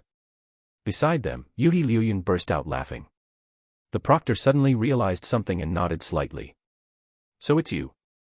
No wonder you looked so familiar. As he unlocked the gate, the proctor said. Ninja work is inherently dangerous. Once you reach a certain age, your strength stops growing. Maybe changing careers would be better for you. Bishing shook his head. No. I want to become a Chunin. Even if I stay a jennin for life, I'll still become a Chunin through my own strength. Holding the lock, the proctor turned back. Hearing Bishing's words, a hint of helplessness appeared on his face. Another hot-headed kid who hasn't seen the cruelty of the ninja world yet, he thought. If being a ninja were a job anyone could do, who knows how many people would have joined already. All right. Once the time comes, you'll be allowed to enter. The proctor glanced at his watch. 1 minute remained until noon. Then, at Akamoto's order through the microphone to the earpiece-wearing proctors, the exam officially began. Whoosh! 3 figures shot past the proctor's side. He turned his head, sighing inwardly that youth was truly wonderful, and closed the gate behind them. Entrance number 44. Team 11 rushed straight in.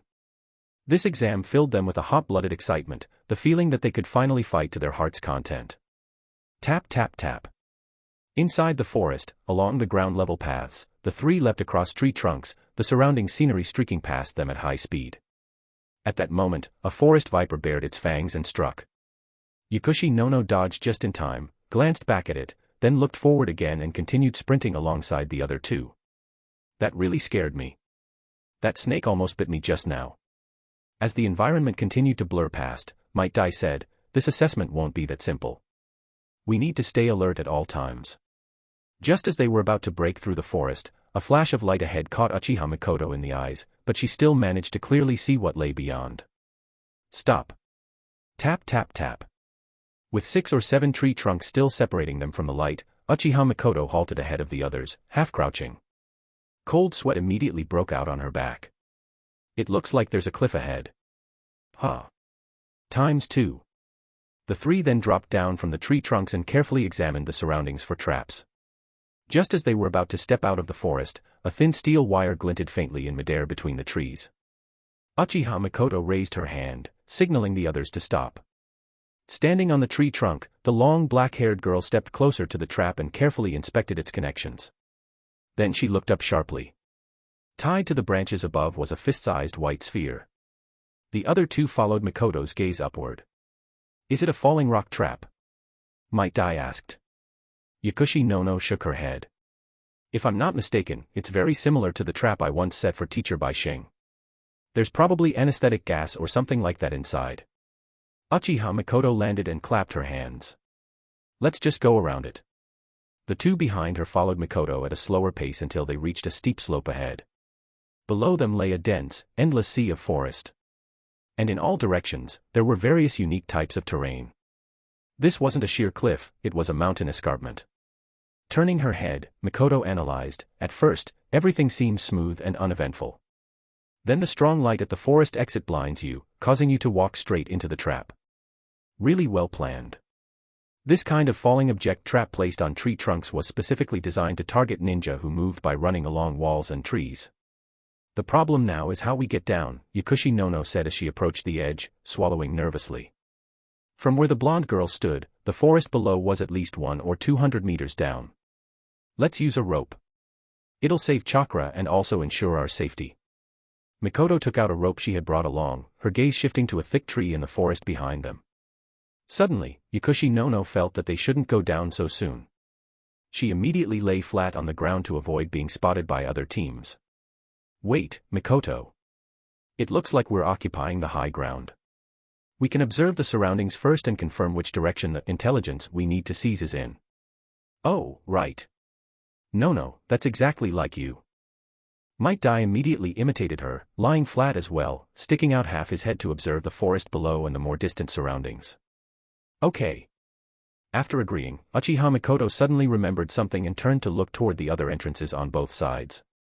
But we also need to be careful of other teams approaching. I'll handle the lookout. I'll cover Dai's retreat. Mikoto, your Sharingan gives you the best vision, so you handle positioning. Then it's settled. The three quickly divided their roles and began working together. On the other side. Shiranui Kumo and Yuhi Lyoyun. I'll be dropping 1 bonus chapters for every 10 reviews. Comment.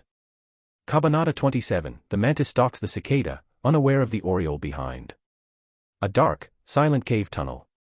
From time to time, a cool breeze blew in from the entrances, brushing against the faces of the two utterly dumbfounded individuals. Bishing, are your feet fitted with some kind of tracking device or what? The black-haired youth with a senbon in his mouth couldn't help complaining as he looked at the deep pit in the middle of the tunnel floor. Inside it, a boy was bracing himself in a spread eagle position against the stone walls, desperately avoiding the paint trap below. Why is it that every single time you run into this trap, you manage to step right into it with such perfect luck? At this moment, Shiranui Kumo was holding a small portable candle, the flickering light illuminating the face of the boy struggling below.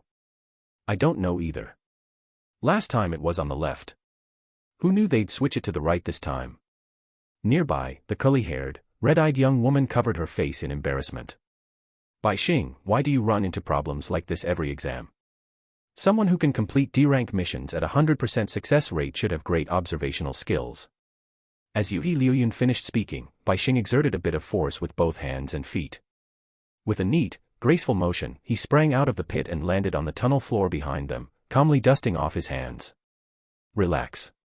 A little difficulty like this won't be able to. Whoosh. Before the other two could even turn their heads, Bishing vanished straight into the ground again. Shiranui Kumo covered his face.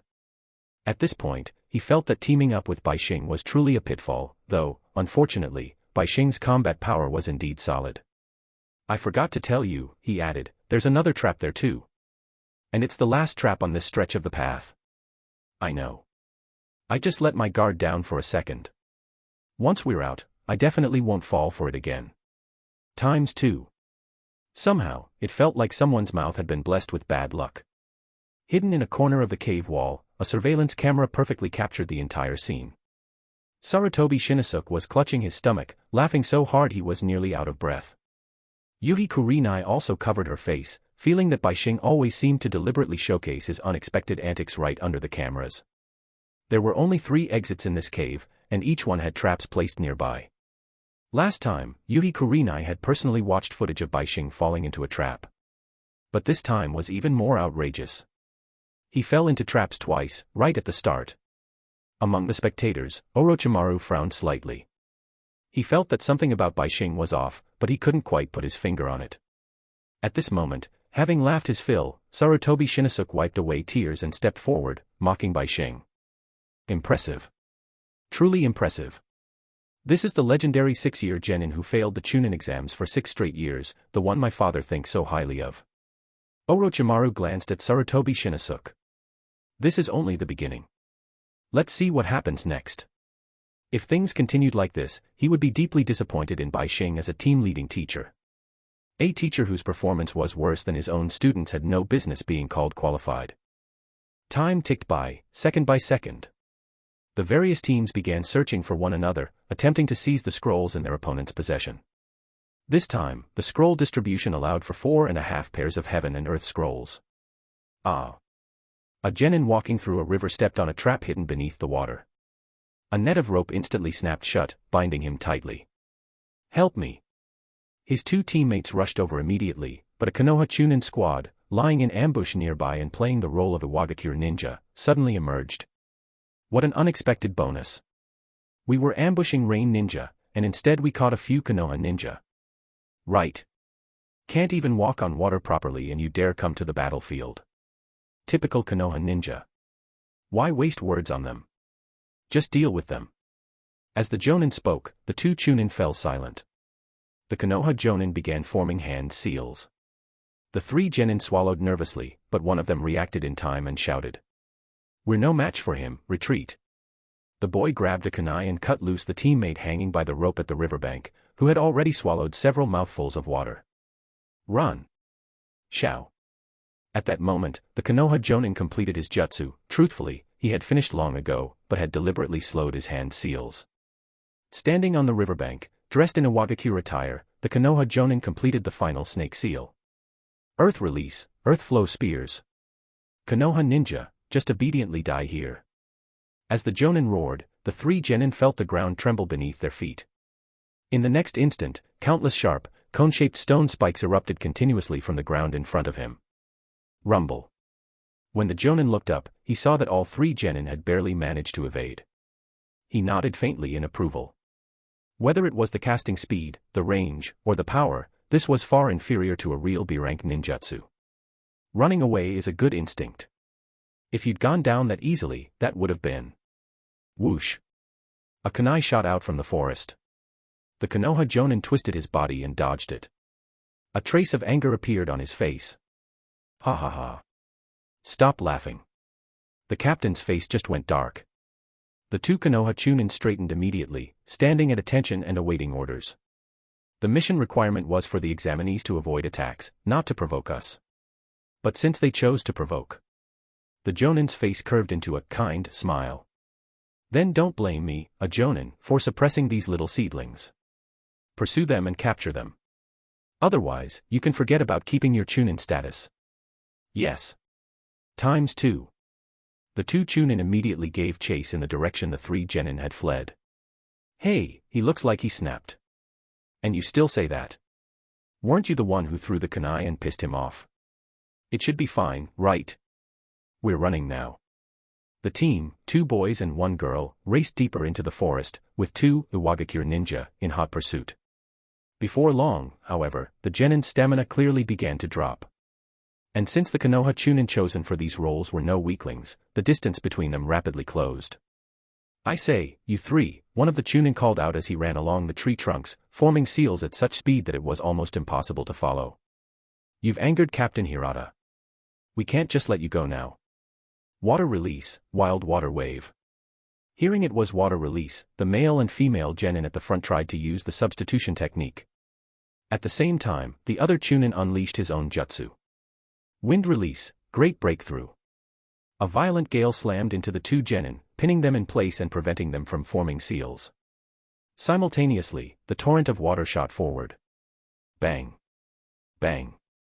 The two were slammed one after the other into tree trunks ahead, collapsing to the ground and losing all combat capability. Only one Genin remained, Xiao, clutching a kunai, nervously forming hand seals. The two Chunin crossed their arms, standing on tree branches, looking down on him with disdain. Under their gaze, Xiao finally completed the last tiger seal. A blazing orange-red fireball shot forth from the black-haired boy's mouth. Fire release, fireball jutsu. As expected, a D-rank technique. No improvement at all among this year's Genin. One of the Chunin scratched his head. Facing the incoming fireball, he merely sidestepped to dodge it. Believing he had found an opening, Xiao gripped his kunai and charged forward. The other Chunin noticed that, in his panic, the boy had completely ignored his presence. The Chunin instantly appeared at Xiao's side and drove a punch into his abdomen. The intense pain made Xiao drop his weapon, clutching his stomach as he rolled across the ground. Feels like it's your first time taking the Chunin exams. How many C-rank missions have you even done? Hearing the ridicule, Xiao gritted his teeth. Konoha ninja would never leak their village's intelligence. The two Konoha Chunin. Did he seriously think he was still in the exam? Just as they were about to continue questioning him, a rustling sound came from behind. Neither Chunin dared to be careless. The closer one immediately grabbed Xiao and dodged forward together with his teammate. Thunk. Thunk. Thunk. 3 shuriken struck the ground where they had just been standing. Who's there? One of the Chunin shouted, turning toward the seemingly empty forest. Team 11. Uchiha Mikoto. And I don't recall the exam rules saying we can't attack enemy nation ninja, right? On a tree trunk above, the figure of a long, straight-haired black-haired girl appeared. Before one of the alert Chunin could react, 2 youthful hands suddenly emerged from the ground beneath him. You let your guard down. Kabanata 28, is the Eno Shika Cho coming straight for me? Earth release, headhunter jutsu. 2 youthful arms suddenly burst out of the ground, yanking a Konoha Chunin straight into the earth. A miserable scream rang out at once. Ah. Bin. The other Chunin released the injured Genin Xiao, who was clutching his stomach. Seeing his teammate dragged underground, he immediately locked his gaze onto the girl about to surface from the earth and rushed forward, determined to show her just how formidable a Konoha Chunin could be. 8 gates. Second gate, Gate of Rest, open. From a concealed spot in the forest, Might Dai burst forth. After opening the 8 gates, an astonishing aura erupted from him as he accelerated, reaching the Chunin in an instant, before the latter could attack Nono. Leaf Whirlwind. The Chunin wasn't incompetent. He leaned back and easily dodged Dai's upward sweep, his eyes hardening. Don't underestimate me. With Dai still in recovery lag, the Chunin had more than enough time to channel chakra to strengthen his body and throw a punch at Dai. However, Dai grit his teeth. Third gate, Gate of Life, open. The thick-browed youth exploded with terrifying blue chakra, his speed increasing yet again. Dai's figure flickered before the Chunin's eyes. Before he could react, Dai was already crouched low, stepping forward in a horse stance, appearing directly beneath the Chunin's front, his right hand brimming with frightening power. Sorry. This might hurt a little. His fist turned into an open palm. Wrapped in blue chakra, the slap struck squarely into the Chunin's abdomen. Bang. The Chunin's entire body was sent flying, carving a long trail through the dust. Might die. Oh no. I think I still messed up the strength. I didn't kill him, did I? Emerging from the ground, Yakushi Nono had a kunai pressed to the neck of the Chunin she'd trapped with earth release, Kitata Bin. She turned her head toward the direction where the other Chunin had been blasted away. Sensei already told you to practice controlling your strength more, so you wouldn't kill someone when using the 8 gates during the Chunin exams. Well, look at that. Sensei's prophecy came true. After releasing the 8 gates, Might Dai's entire body went weak. He immediately plopped down on the grass and leaf-strewn ground, his face filled with despair. I'm done. I killed a village ninja. Who the hell died? Don't look down on people. A voice came from ahead. The Chunin staggered to his feet, enduring the pain in his abdomen. He couldn't help lifting his shirt to take a look. A clear palm print, like the 18 dragon subduing palms, was stamped right onto his toned abs. Holy crap. You're a jennin too. When the Chunin raised his head and got a good look at Dai's face, realization hit him hard. Holy crap. Aren't you that eternal jennin, might whatever? Might Dai laughed awkwardly, finally letting out a sigh of relief. Forcing himself to stand despite his exhaustion, he gave a thumbs up and pointed at himself. That's me. Konoha's taijutsu beast, might Dai. From the looks of it, you really are a beast specialized in taijutsu. What's that technique called? At this moment, Kitada-bin, still stuck with only his head above ground thanks to Yakushi Nono's earth release, spoke up. The 8 gates. It's a forbidden nin taijutsu I developed myself. It's not fully perfected yet.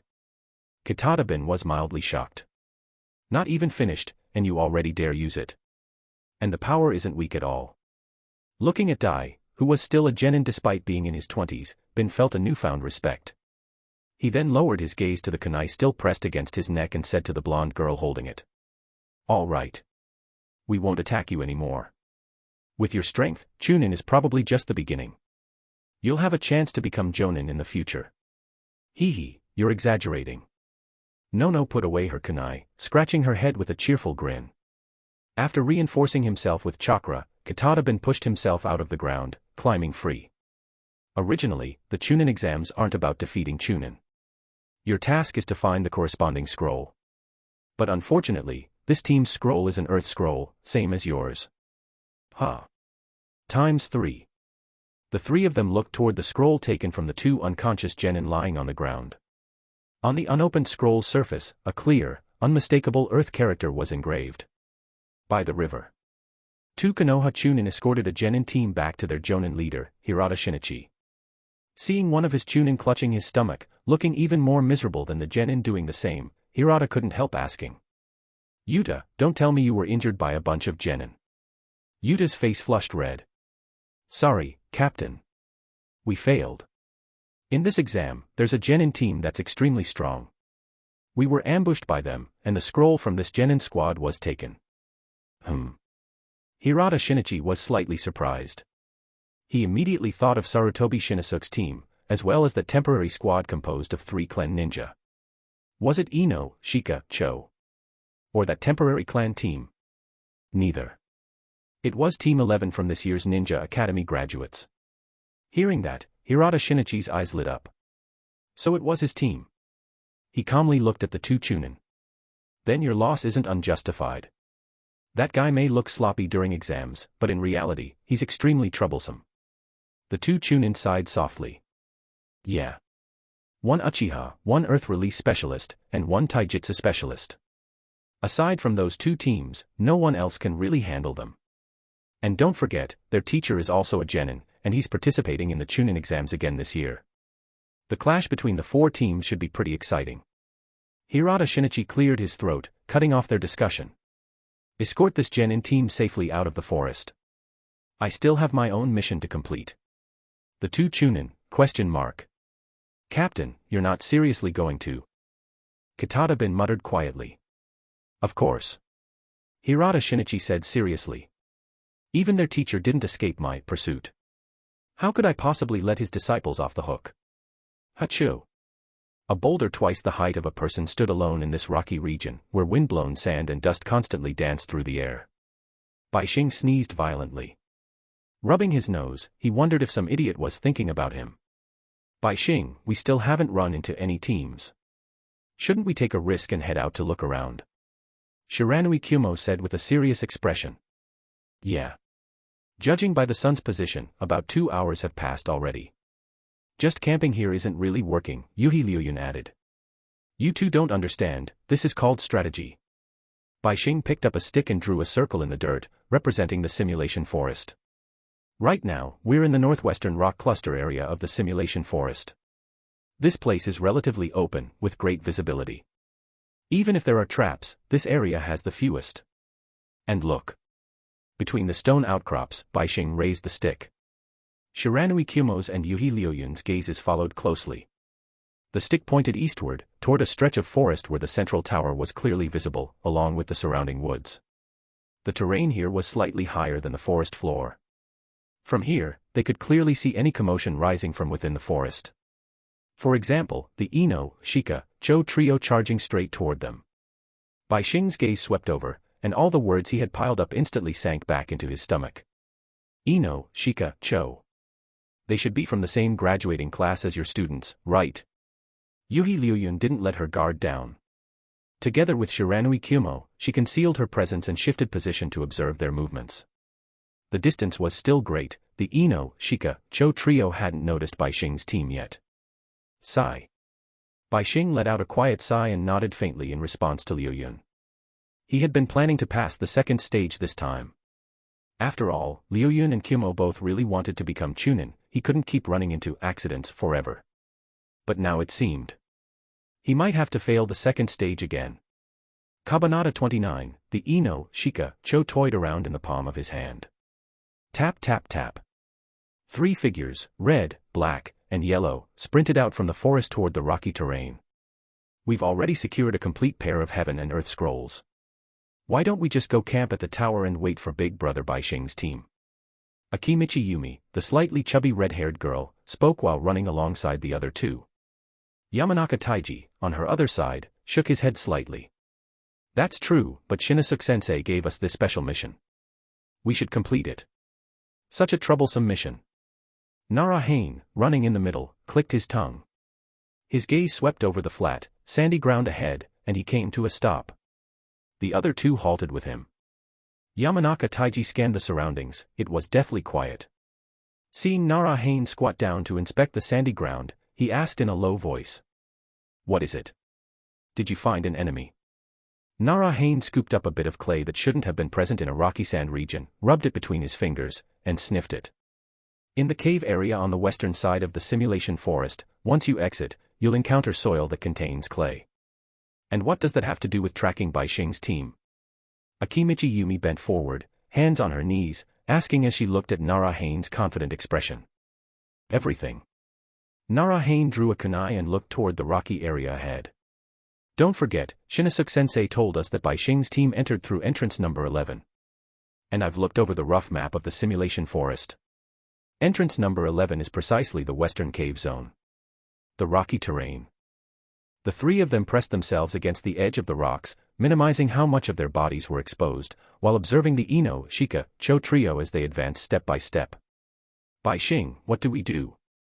Do we attack? Pressed flat against the rock, Shiranui Kyumo spoke with some tension in his voice. After all, their opponents were Eno Shika Cho, Konoha's ace combination. If it were other jennin, maybe we could handle them. Why did it have to be this team? Yuhi Liuyun clenched her teeth, her expression taut. Sensing his companion's nervousness, Bishing understood just how rare and powerful the Eno Shika Cho formation was in Konoha. The three clans needed compatible personalities and close relationships, otherwise, you'd only have a pig, a deer, and a butterfly acting alone. Like members assigned separately to route, ANBU, barrier teams, interrogation, intelligence, or administrative posts. Only when all three worked in perfect unison could they truly be called Eno Shika Cho. Don't panic. Bishing said confidently. I set up quite a few traps in this area. They'll definitely. Shiranui Kyumo pointed toward where Narahane had crouched down and casually dismantled a pitfall trap with his fingers. You mean that pit you said no one would ever find? Bishing. I even reinforced and refurbished it with earth release. Bishing looked dejected on the surface, though inwardly he was perfectly calm. As expected of Eno Shika Cho. Squatting by the pit, about 3 meters deep, Narahane frowned. This trap was made with earth release. It perfectly achieves the effect of being nearly impossible to detect with the naked eye. But there's one thing the person who set it up forgot. Yamanaka Taiji, who couldn't see the issue at all, asked quietly. What was it? It's too perfect. Narahane raised his gaze and continued forward. It feels slightly out of place compared to the surroundings, as if this patch of ground hasn't been weathered by wind and rain like the rest. The contrast gives it away. In a wide-open area like this, where everything is visible at a glance, it's actually very difficult to set traps. Come out. There's no point hiding anymore. In a place like this, you can't hide. Clap clap clap. From behind a tall rock, applause rang out as a cool, calm figure stepped forward. As expected of the Nara clan. High IQ, indeed. Where are the other two? Narahane didn't see Bishing's teammates. Instantly, Yamanaka Taiji and Akimichi Yumi moved to Narahane's left and right, forming a triangular formation, covering a full 360 degrees of vision. Well. After applauding, Bishing slid his hands into his pockets, immediately drawing Narahane's attention. Kunai. Shuriken. Smoke bombs. The other two also watched him out of the corners of their eyes. Bishing's calm expression suddenly grew lazy. They've already run away. For a split second, the three-man formation looked like they'd just suffered a synchronized anime-style faceplant before scrambling back to their feet. Yamanaka Taiji gritted his teeth. Stop talking nonsense. Your relationship can't be that bad. And besides, without you, they can't possibly pass the second stage of the Chunin exams. You're surprisingly well-informed, kid. Bishing's eyes darkened. But the reason they could leave without worry is simple: leaving me alone is more than enough to deal with you. Even Narahane, famous for his calm, couldn't help frowning. Big words. Let's see if you really have the ability to back them up. Execute Plan A. Yes. ×2. The three charged straight at him. Seeing this, Bishing swiftly drew his right hand to the ninja pouch at his waist and flung 3 shuriken forward. Calmly analyzing their trajectories, the black-haired Nara youth raised his kunai and knocked them aside one by one. Clang. Clang. Clang. Don't try to fool us with stuff like this. Narahane spoke coolly. If Shinosuke-sensei considers you a worthy opponent, you can't be limited to just this. But if that's all you've got, then obediently get eliminated. Reaching the optimal distance, Narahane put away his kunai and formed hand seals. The black shadow beneath his feet shot forward toward Bishing. Shadow Possession Jutsu. Bishing immediately leapt up onto a rock to evade, but to his surprise, Narahane borrowed the rock's shadow, and the technique pursued him again. Looks like you're fairly familiar with the Nara clan's secret techniques. Standing still and maintaining his seals, Narahane drove the shadow after the dodging Bishing. But you might be forgetting something. Eno Shika Cho is 3 people. Bishing evaded the shadow, suspended momentarily in midair. And I'm here too. From the side, Bishing heard Akimichi Yumi's voice.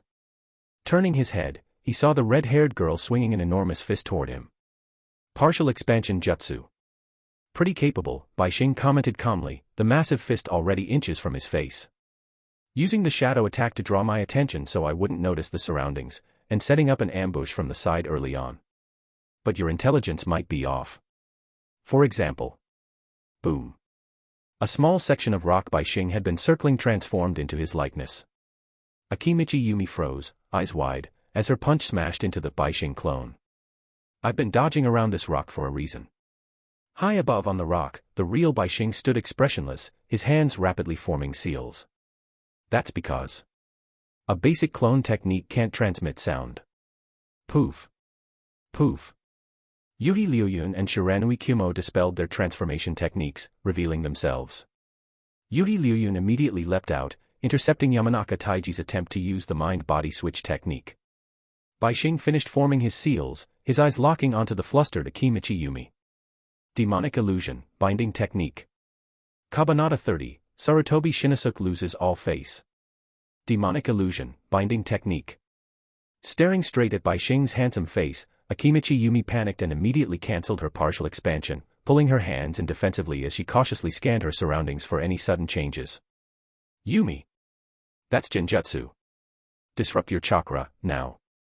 Narahane shouted. Yumi nodded.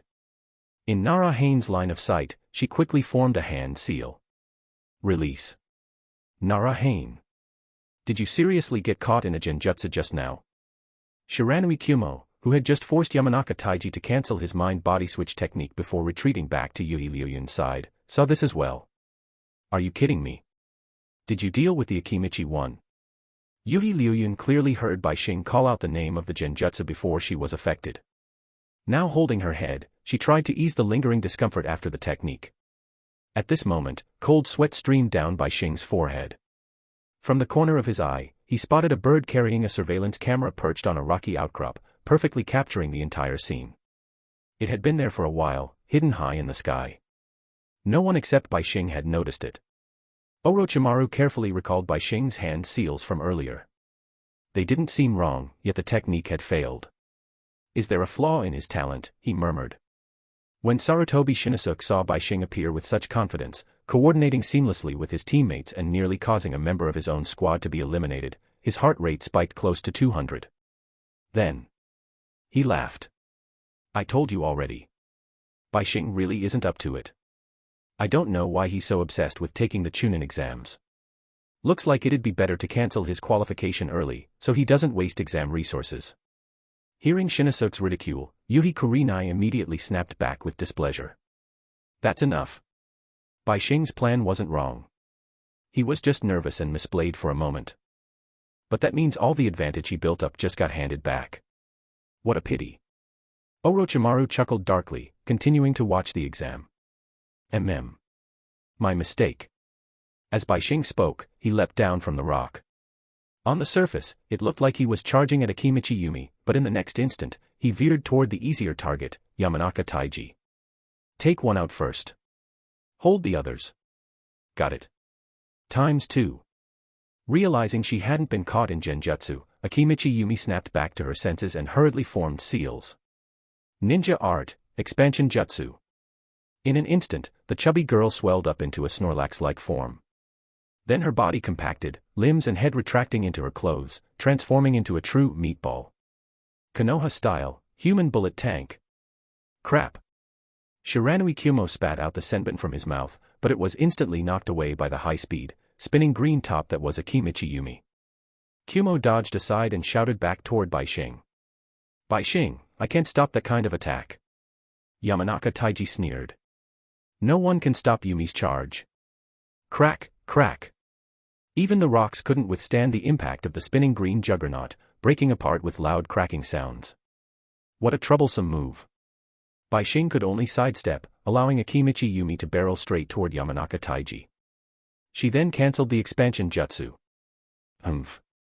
Don't underestimate our combo. The red-haired girl looked up smugly, only to find Bishing staring at the two of them with an eerily calm expression. Idiots. You fell for it. At that moment, only the black-haired Narration was left standing alone in the open. After saying this, Shiranui Kyumo drew a kunai. Together with Yui Liuyun, he moved to surround Narration.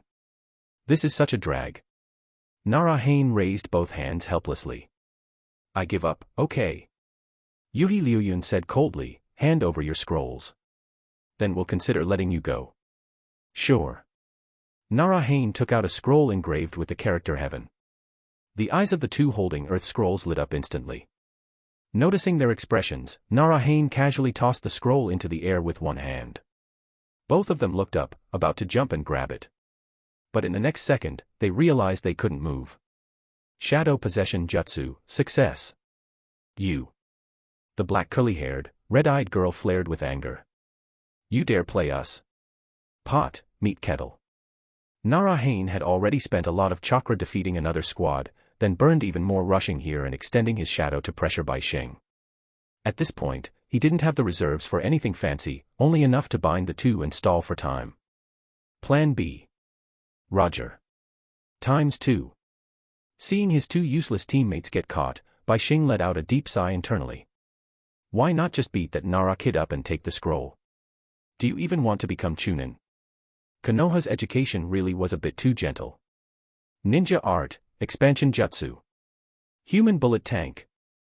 Akimichi Yumi once again turned into a spinning green top and charged straight in. Bishing dodged immediately. Out of the corner of his eye, he saw Yamanaka Taiji forming seals, and he did the same. Mind-body. Yamanaka Taiji's technique hit empty air, or rather, something without consciousness. A substitution. Poof. A log appeared where Bishing had been.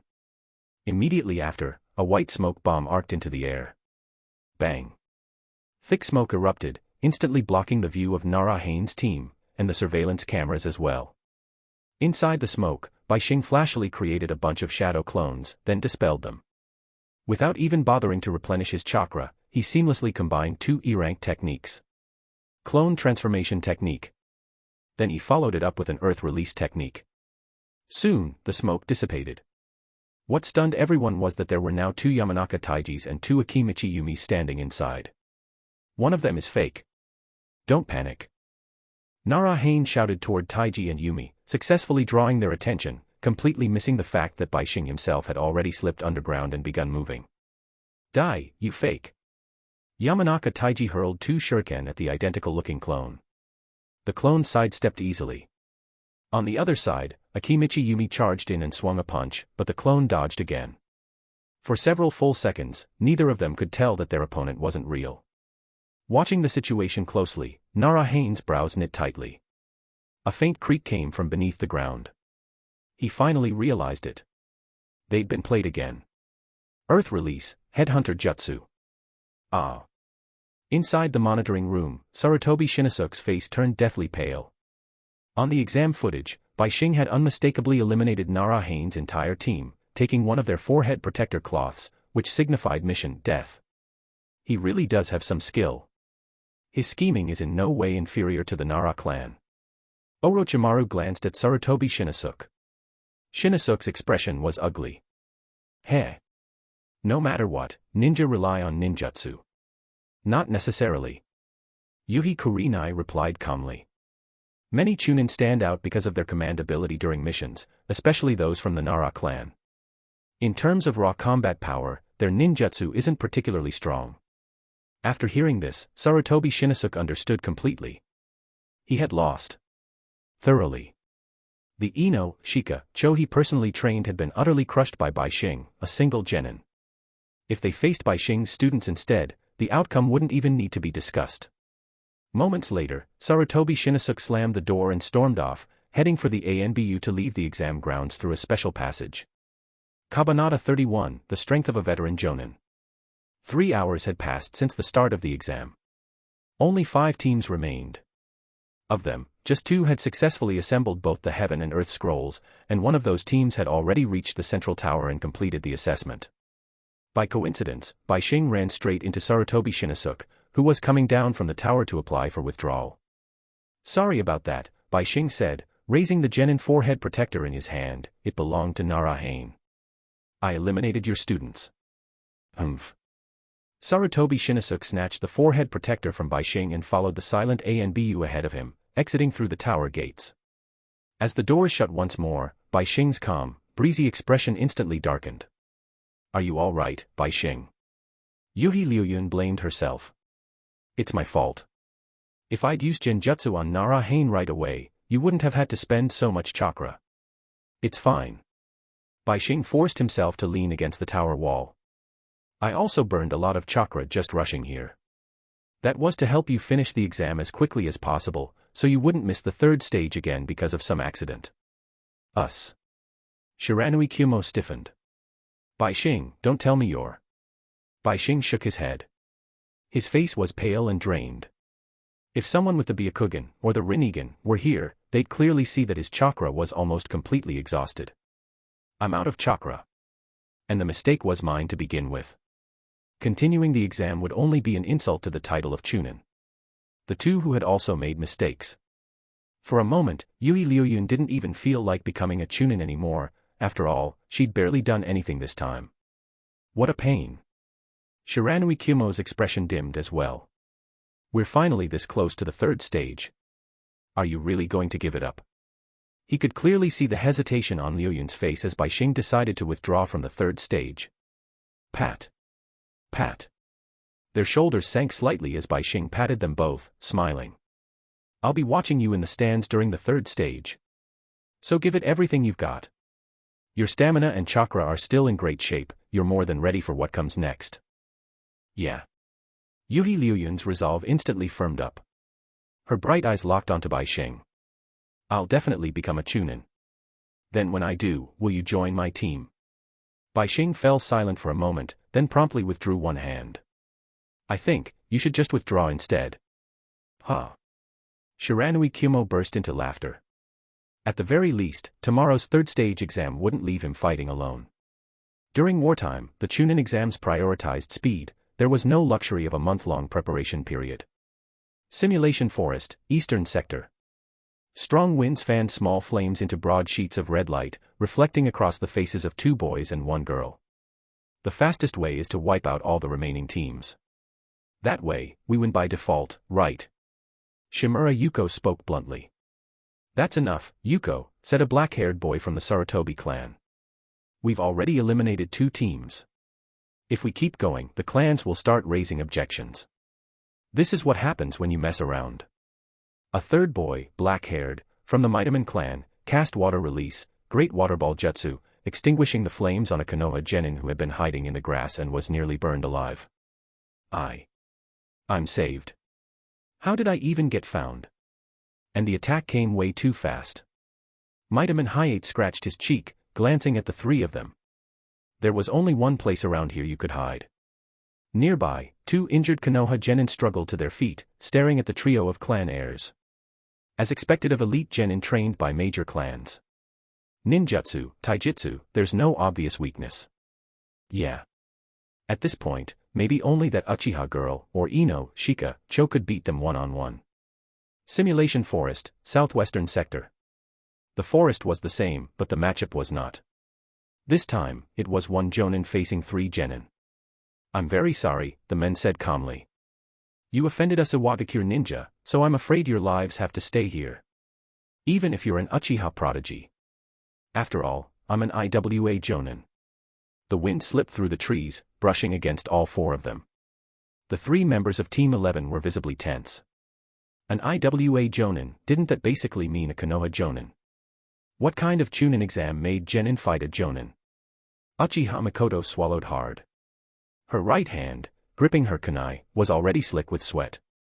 I remember, this wasn't part of the exam. Ahead of them, the middle-aged man with black hair and brown eyes stood with his arms crossed, calmly observing every movement. The rules never said you were allowed to attack ninja from other countries. That isn't part of your mission. But, we didn't do anything. Yakushi Nono's voice trembled. Attacking is enough, Hirata Shinichi replied. And now, I'll tell you a hidden rule. Your forehead protectors represent your lives. If one falls, the mission is judged a failure. What? Times 3. The 3 were stunned. Hirata Shinichi didn't hesitate. A killing intent forged on real battlefields poured out of him, crushing down on them. So, will you surpass your teacher? Under my killing intent, your teacher took 2 seconds to break free. How long will it take you? The air itself seemed to gain weight, pressing down heavily on their bodies. Whether it was Might Dai, who'd been a genin for years, or the newly graduated Mikoto and Nono, this was their first time facing such terrifying killing intent. To be a qualified Konoha Chunin means carrying the village's name completely. In missions, on battlefields, or before others, you can never show fear. Hirata Shinichi counted silently. 2 seconds passed. Then more. Seeing the 3 still gritting their teeth and enduring, a trace of disappointment crossed his face. Only then will the enemy fear Konoha ninja, and only then can the village's authority be established. At the 4th second, Mikoto's fingers twitched. The numbing paralysis in her chakra pathways began to fade. She tightened her grip on the kunai and looked straight at Hirata Shinichi. Uchiha, do not retreat.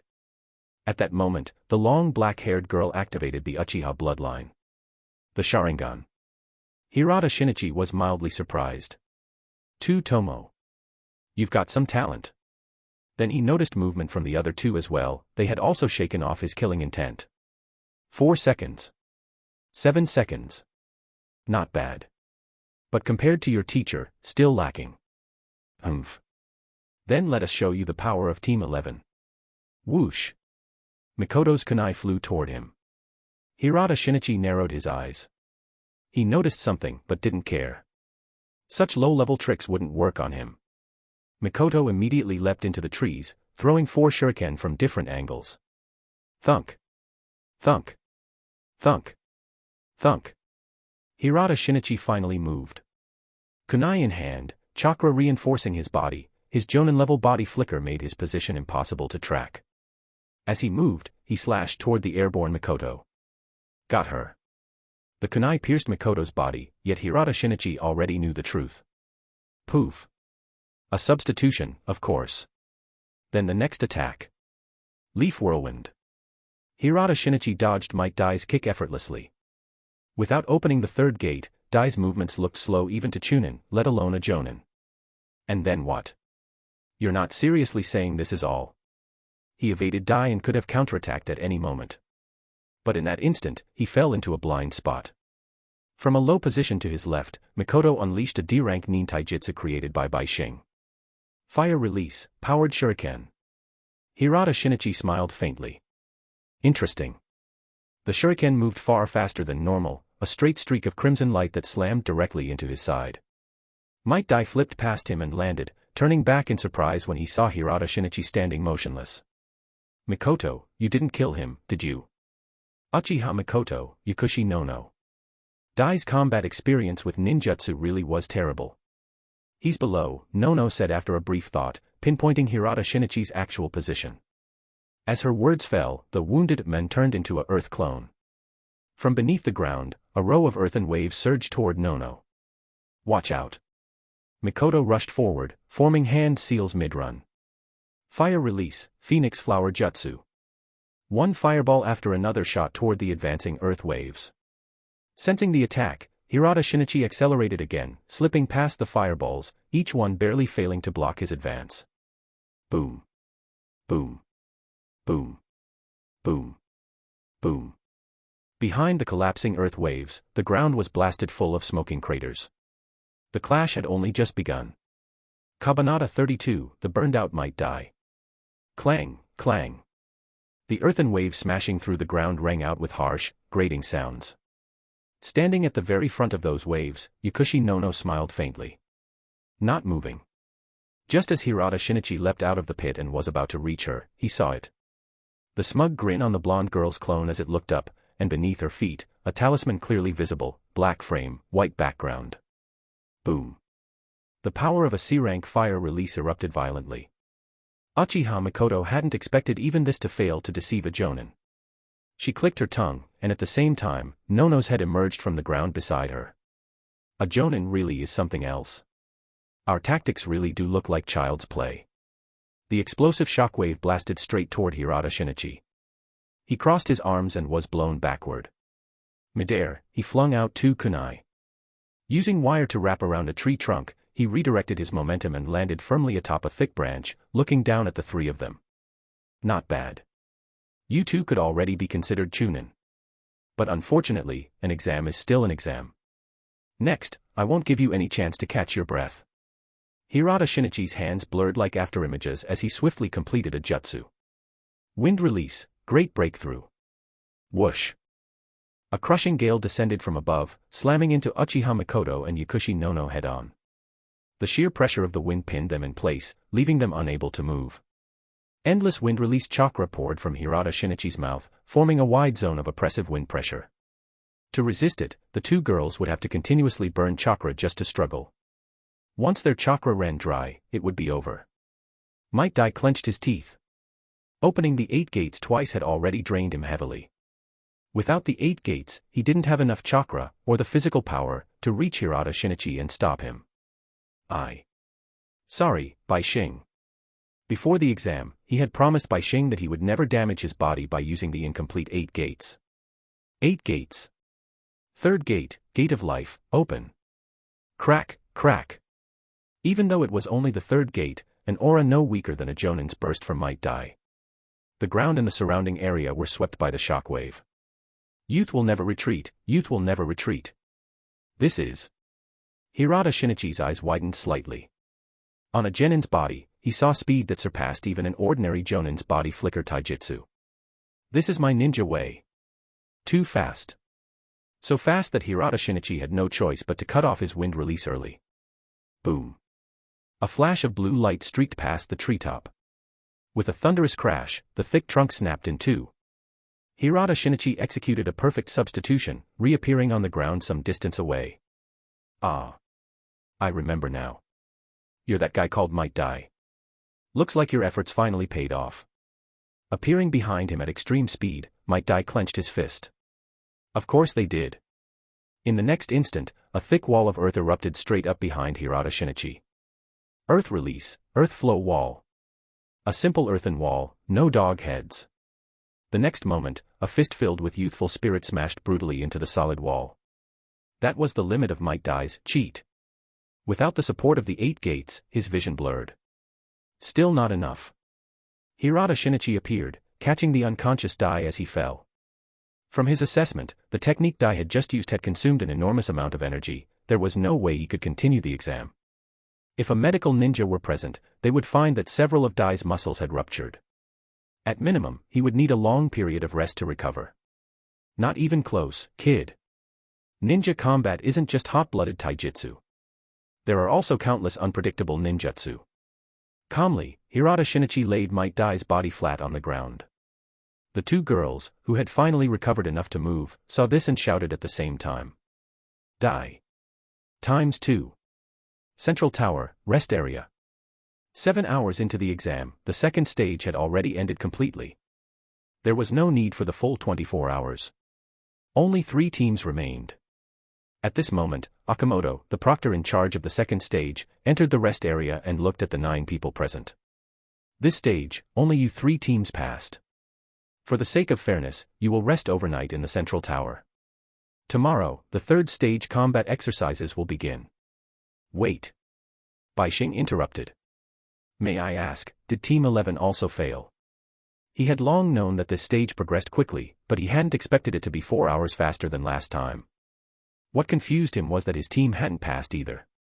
Don't tell me it's like last time, accidentally provoking the Jonin squad playing enemy ninja again. Well. Akamoto hesitated. Might Dai used a forbidden nin taijutsu and lost consciousness. The medical ninja stationed at the tower rushed over immediately. There were 7 or 8 cases of muscle rupture. Who did it? Bishing's voice was calm, but the pressure that erupted from him instantly cut Akamoto off. Akamoto swallowed hard. Didn't you say you were out of combat power and withdrawing from the third stage? Why does it feel like you could beat several of me right now? Bishing noticed it too. The pressure vanished at once. His face turned deathly pale as he started coughing violently. Sorry. I got emotional. Please explain, Akamoto Jonin. They're my students, after all. Akamoto. I think you're the Jonin here. The other ninja present also felt the oppressive pressure just now. That kind of aura was absolutely not something a genin should possess. It was something only elite Jonin, or even Kage-level figures, had. Shimura Yuko narrowed her eyes. This must be that 6-year genin my clan mentioned. But why would a genin have such pressure? The others fell into thought as well. Even Shiranui Kumo and Yuhi Liuyun wondered if Bishing was secretly playing dumb. But soon, the same 3 words surfaced in everyone's mind. Impossible. If Bishing really had that level of strength, how could he fail the Chunin exams year after year and remain a genin for so long? Once Akamoto steadied himself, he continued. They ran into Jonin Hirata. Similar to what happened to you last time, Bishing. Bishing. Damn it, it's that clingy uncle again. Bishing immediately sat back down, accepting it. Muscle tears were serious, but at worst, Dai wouldn't be able to train or go on missions for a month or 2. And with Tsunade at the hospital, there was nothing to worry about. After all, Akamoto hadn't said Dai could no longer be a ninja. That meant the injuries were severe, but not fatal. After the exam, he was definitely going to complain to Miss Rin properly. As night fell, Bishing left the simulation forest for the village hospital, deep in thought, shaking his head slightly. Miss Rin is pregnant. I can't tell her this. Damn it. If I don't tell her, how am I supposed to explain 2 months in the hospital? Dai, you idiot, your hot-bloodedness is exactly why you deserve to be a genin for life. Konoha Hospital. On a white bed lay a young man wrapped head to toe in white bandages. Other injured patients occupied the ward as well, also candidates from the second stage of the Chunin exams, though with much lighter injuries. Huh. Is he okay? Why would a genin go provoke Uncle Shinichi?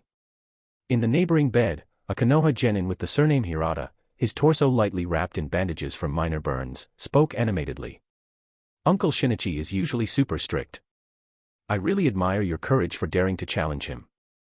Uchiha Mikoto and Yakushi Nono, their clothes still covered in grass, dirt, and scrapes from moving through the forest, twitched at the corner of their mouths. We didn't want to provoke him either. Click. The door slowly opened. Standing there, noticeably cleaner than the 2 girls, was Bishing. I told you already. When you see ninja acting as enemy forces, go around them. And now look what happened. Sensei. ×2. This is a hospital, no loud noises. A nurse holding a file glared at them from behind Bishing, making the two girls instantly lower their heads in shame. The nurse then closed the door. She and Bishing spoke quietly in the hallway amid the constant bustle of people passing by. She glanced at the file and looked up at Bishing. You already know about Jennin might die's condition, right? Yes. I have a general idea. His injuries aren't something ordinary doctors could handle. Fortunately, Lady Tsunade is currently at Konoha Hospital and personally performed the surgery. If it were another medical ninja, the outcome might not have been nearly as good. So as his teacher, you should properly thank Lady Tsunade. Absolutely. I'll go see her later. The nurse rolled her eyes and slapped Dai's report into Bishing's hands. Take a look around you first. Lady Tsunade is extremely busy right now. Maybe once the frontline situation improves, she'll have time to accept your thanks. Hearing this, Bishing glanced down the hospital corridor. At this hour, the number of patients hadn't decreased at all. I see. Thank you for taking such good care of him. The nurse rolled her eyes again, but after a full day of exhaustion, she finally noticed Bishing's face properly. Her tone immediately softened. You're welcome, by the way, Ninja Handsome. Do you happen to have a girlfriend? Bang. The door slammed shut in front of the nurse, leaving her standing there alone, utterly stunned. Kabanata 33, you do your fighting, I'll do my learning. Inside the hospital ward. Under the curious, gossip-loving gaze of another Genin patient, Bishing harshly scolded the two girls for why they hadn't stopped Might Dai. When he heard that Dai had acted to save them, Bishing couldn't help rubbing his temples. It's just a Chunin exam. Why are you taking it this seriously? What, you really want to become a little Lee with a cheat and get banned? If Bishing hadn't strictly forbidden Dai from using the still incomplete 4th and 5th gates, Dai really would have gotten himself account banned. Anyway, you just rest properly. As for Miss Rin, I'll go to her place tomorrow and help prepare her mentally. Thank you so much, Bishing, Might Dai said from the bed, his face full of gratitude. Bishing nodded, then gestured for the other two to follow him. The three left the ward together, passing many injured, mobility-impaired ninja along the way. Under the curious looks of Uchiha Mikoto and Yakushi Nono, they hurried up the stairs and arrived at the rooftop. The hospital rooftop, the place destined to witness the future Naruto, Sasuke fallout. At night, a cool breeze swept across the roof. The air was refreshing and mild, a stark contrast to the scorching intensity of the daytime. Many freshly washed blankets were hung along the rooftop railings, splashes of color everywhere, though white, damp quilts were still the most common. Passing through this sea of hanging linens, the air shifted from humid and heavy to dry and crisp near the guardrail. Bishing said nothing at first, standing in silence for quite some time.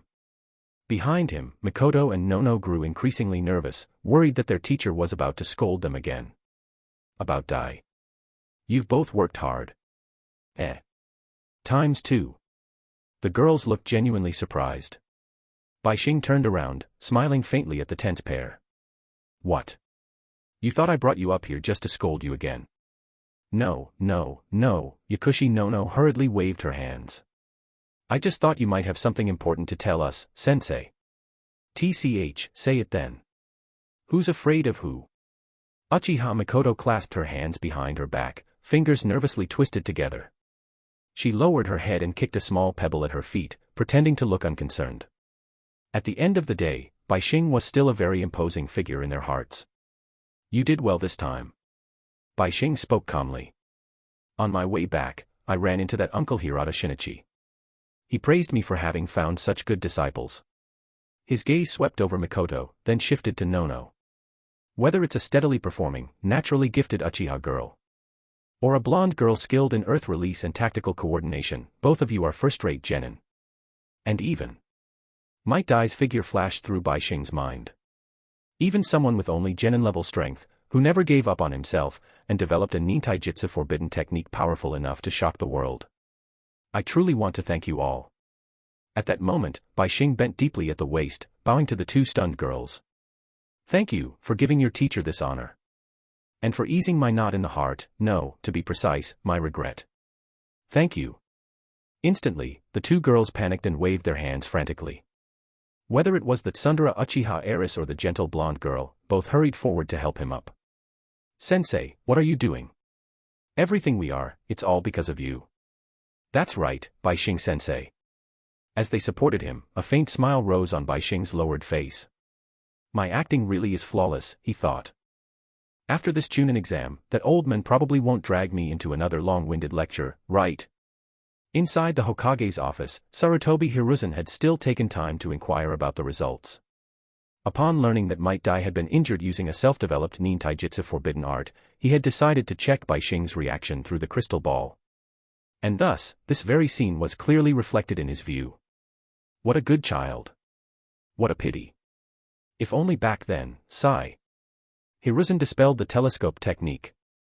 He decided to work overtime tonight and finish his paperwork, so that tomorrow he'd have the energy to personally preside over the third stage of the Chunin exams. Early the next morning, the third stage of the Chunin exams arrived as scheduled.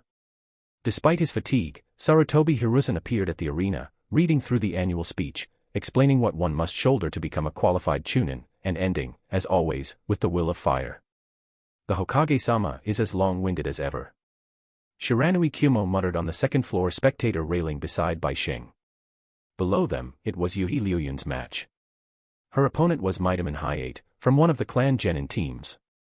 The last time Bishing had reached the third stage, he vaguely remembered it being in his first 2 years. Back then, his chakra control, reserves, and fire release development were all insufficient. Learning something like the shadow clone technique in one go had been extremely difficult. Midaman Hayate, a clan genin with water release affinity, scratched his cheek. "If I remember correctly, you're from the Yuhi clan, right? Famous for genjutsu." The black, long curly-haired girl facing him nodded. My name is Yuhi Liuyun. Please. No need." Hayate waved his hand. "I'm not interested in making friends with a defeated opponent." That instantly ticked Liuyun off. How can this guy be so smug? At that moment, the proctor of the third stage stepped forward. Hirata Shinichi. Seeing him, Yuhi Liuyun's heart skipped a beat. "Long time no see. Senior Shinichi. It has been a while." Hirata Shinichi nodded slightly. "I'm curious to see whether your genjutsu has improved." He stepped between the two contestants. As his right hand rose and then fell sharply. The second bout of the third stage of the Chunin exams begin. With a body flicker, Hirata Shinichi vanished from the center of the arena. Barely a second had passed when Yuhi Liuyun decisively began setting up her genjutsu. Her hands flew through seals. Clone technique. 2 illusionary clones nearly identical to her appeared on either side. A clone strategy. Before Midaman Hayate could fully react, a kunai flew straight at his face. He tilted his head slightly, and suddenly noticed a small white sphere behind the kunai. A smoke bomb. Bang. White, non-toxic smoke exploded outward, instantly blocking Hayate's vision. So that's it. Bishing immediately understood Liuyun's intent. Smoke to block vision, preventing Hayate from judging which clone was real and which was fake. But that wasn't her true objective. Once the smoke spread, Liuyun threw 3 shuriken toward Hayate's previous position. Thunk. Thunk. Clang. One shuriken was knocked aside by a kunai. Liuyun instantly pinpointed Hayate's location. She split off another illusionary clone, sending all 3 forward, while her real body rushed straight into the smoke. Moments later, Hayate burst out of the smoke. Turning his head, he saw 3 Yuhi Liuyuns charging at him.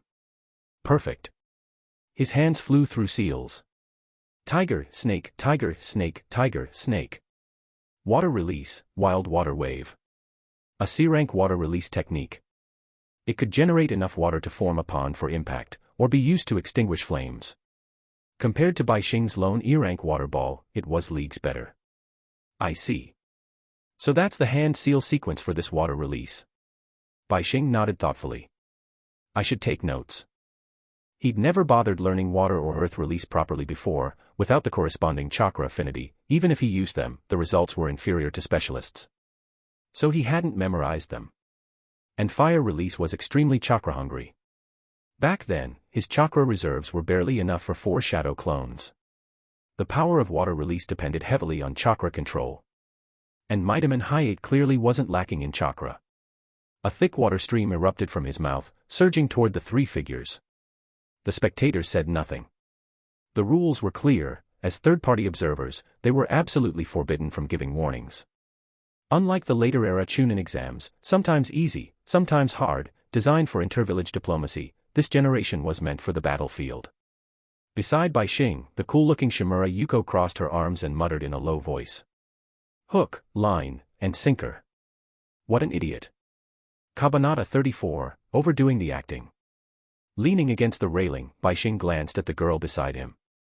When he turned his eyes back to the battlefield, the surging water had already passed straight through the three clone phantoms. Only then did Mightaman Hi-8 realize he'd fallen for it. As the white smoke dispersed, a black, long curly-haired girl charged straight toward him. Her hands flew through seals at lightning speed. Your chakra's almost gone, right?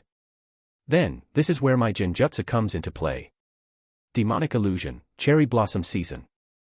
The moment Yuhi Liuyun's mental attack landed, Hi-8's vision filled with drifting cherry blossoms.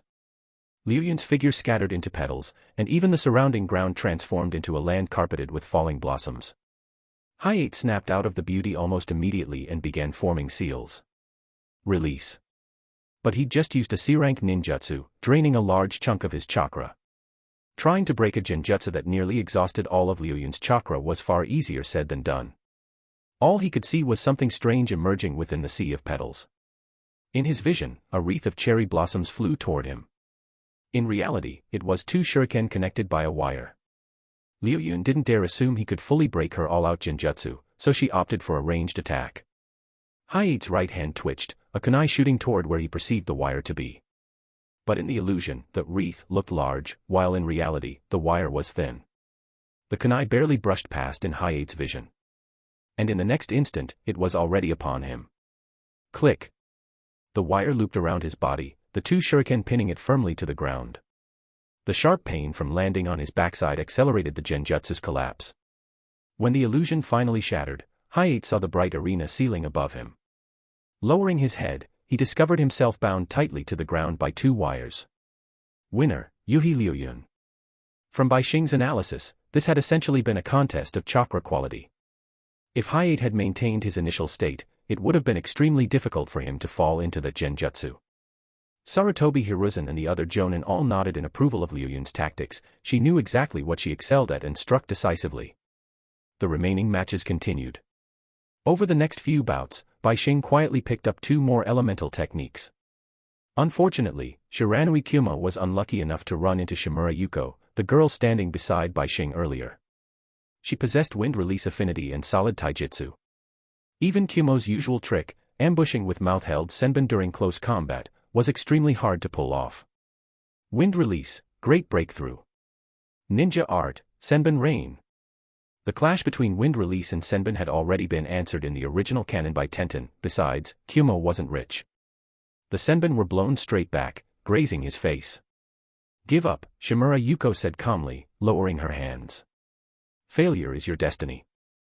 By now, Kyumo had nearly exhausted all his options. His fatigued body sagged as he collapsed to the ground, pounding it with his fist.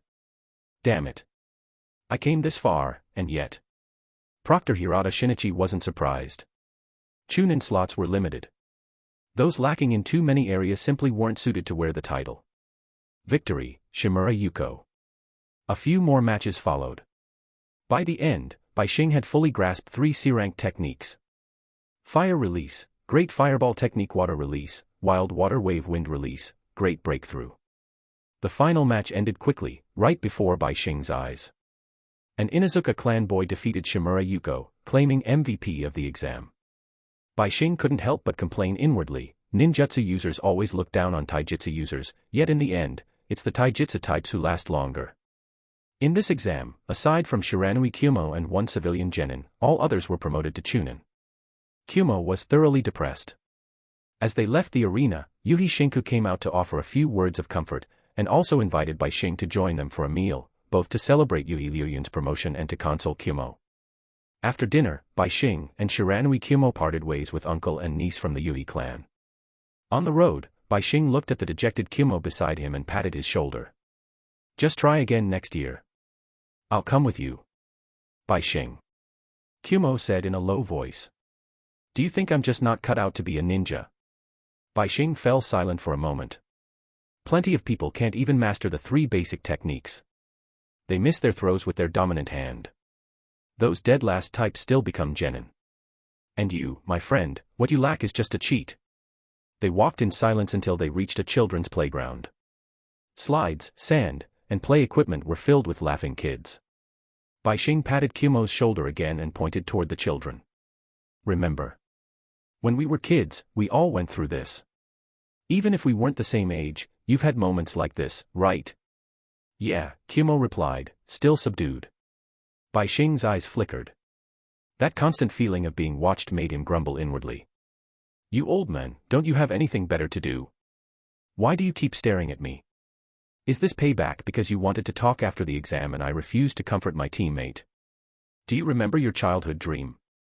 Becoming Hokage, Kumo answered without hesitation.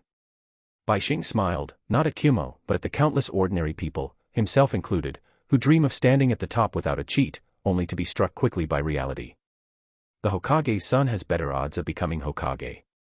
It's not just birth, it's talent and aptitude. I was the same. But I know my talent is limited. Compared to real geniuses, the Hokage is far too distant a goal. So I chose to move forward step by step. So, don't slack off from here on. Even if you can't become a powerful ninja, being an ordinary ninja who can protect family, comrades, and the village isn't a bad thing. Right. Bishing swept his gaze over the children's laughter. The kids pointed at the 2 of them, whispering. Look. It's a ninja big brother. So cool. I'm gonna be a ninja too. Bishing waved back at them and continued to Kumo. See. The kids trust us. As a senior, don't lose to them. Hearing this, Kumo's expression gradually firmed. He nodded hard. I understand. So even if I never become a Chunin, or even if... His voice grew heavy. My future caps out as just an ordinary Chunin, I should still hold onto my belief, grow stronger, and use that strength to protect the juniors who trust us. That's what you mean, right? Bishing nodded. All right. That should finally reduce that old man's attention, right? Little did he know, when he later joined this year's Team 1, he would be completely dumbfounded. In that instant, Sarutobi Hiruzen, peeping on Bishing through the crystal ball, felt his middle-aged, weathered eyes blur with moisture. In his ears, he faintly heard echoes from the First Shinobi War, his teacher's final words. Monkey. Protect those who admire the village and place their trust in you. And then nurture them. From tomorrow onward. You are the Hokage. Bishing, it seems this old man underestimated you. If not for the shadows left by your past teams. By now. You should have been a Jonin. Kabanata 35, the disbandment of Team 11, and everyone's new assignments. 3 days later. The Hokage officially informed Bishing that Team 11 had been completely disbanded. Uchiha Mikoto would return to the Uchiha clan and join the village's police force, becoming a member of the Konoha military police. When it came time to decide Yakushi Nono's assignment, Sarutobi Hiruzen was about to place her into another squad. When Bishing spoke up. Hokage-sama. I have a request. Hiruzen looked at him, slightly surprised. This is the first time you've ever asked me for something, Bishing. Go ahead. As long as it doesn't violate ninja regulations, I can consider it. I'd like Nono to enter Konoha Hospital and train as a medical ninja. Her chakra control improves extremely quickly. It's even better than Mikoto's. Inside the office, Hiruzen's expression turned serious. Bishing, the road to becoming a medical ninja is long. Just mastering medical ninjutsu and becoming a qualified medic takes years. I've read Nono's reports. From a purely combat standpoint, she would also make an excellent frontline ninja. Please. Bishing bent deeply at the waist. Hokage-sama, Nono's dream has always been to become a medical ninja. Combat is not what she wants. For a moment, Hiruzen felt conflicted. The battlefield was understaffed. He would much rather assign Nono to a strong Jonin-led squad and send her to the borders. Yet in this moment, he saw something. The shadow of Bishing and Jonin Yazaki, long ago. Hiruzen sighed, smiled helplessly, and finally took a puff from the dry pipe he'd barely had time to smoke, exhaling a thin cloud of white. Very well. I'll grant your request. Not only that, I'll assign Nono a suitable mentor. But I have one condition. Please say it. Bishing hadn't expected his request to succeed so easily. It seemed his earlier efforts hadn't been wasted. As long as it's within my abilities, I'll do it. However, Bishing scratched his cheek. If it's about promoting me to Chunin, I must decline. Hiruzen's mouth twitched. Other people would kill to become Chunin, status, respect, better pay, a proper life. And you? I've personally persuaded you countless times, and you rejected every single time. I'm assigning you to another Genin team. Bishing's expression changed instantly. Is he trying to trick me onto the battlefield? Seeing Bishing's reaction, Hiruzen misunderstood, thinking Bishing was recalling his previous team's tragedy, and quickly explained. Don't worry. You're joining purely so I can assign you a ninjutsu specialist jonin, someone who can address the issues with your ninjutsu aptitude. As for missions, you'll continue as before. Mostly D-rank missions. While you're at it, pass on some experience to the younger students. I understand. At once, Bishing realized what was going on. So the old man's forcing a teacher on me because I keep refusing to properly learn ninjutsu. Hopefully not some terrifying powerhouse. Otherwise, if his full talent were exposed, staying a genin forever would become impossible. Luckily, Bishing had already prepared himself for the day his 5-element chakra affinity might be discovered. After all, he was an orphan, not a local clan member. If he hid it forever and got exposed later, he'd have no way to explain himself. The Chunin exams ended at breakneck speed. July winds brushed across Konoha's back hills. Deep within the dense forest stood countless grave markers. At the front was a large monument of special green stone, engraved with countless names. The memorial stone. Teacher Yazaki. Tetsuta. Aoko. I'm sorry. I'm bringing bad news again. I took the Chunin exam this year. And failed. Holding a bouquet of lilies, Bishing stared quietly at the 3 names. Our old team. Class 6. A civilian genin, and a Hyuga branch family genin. Maybe. I was wrong. As a genin. Maybe I should have followed Jonin Yazaki's orders without question, and carried them out faithfully. If I had, maybe our 3-man team wouldn't have fallen apart. Back then, although he possessed the op fruit, developing its abilities required physical stamina, and exposure meant the risk of being dragged into root. So he chose to hide it. It wasn't until 2 years ago that he truly believed he had Chunin-level strength without relying on the fruit. The Second Shinobi War had already begun, it was just entering its fiercest phase. Bishing wanted to live. He didn't want to die. He didn't want to gamble with his life. So during a C-rank mission, he openly defied Yazaki's orders, believing the command was reckless and would wipe out the team. That was when the conflict exploded.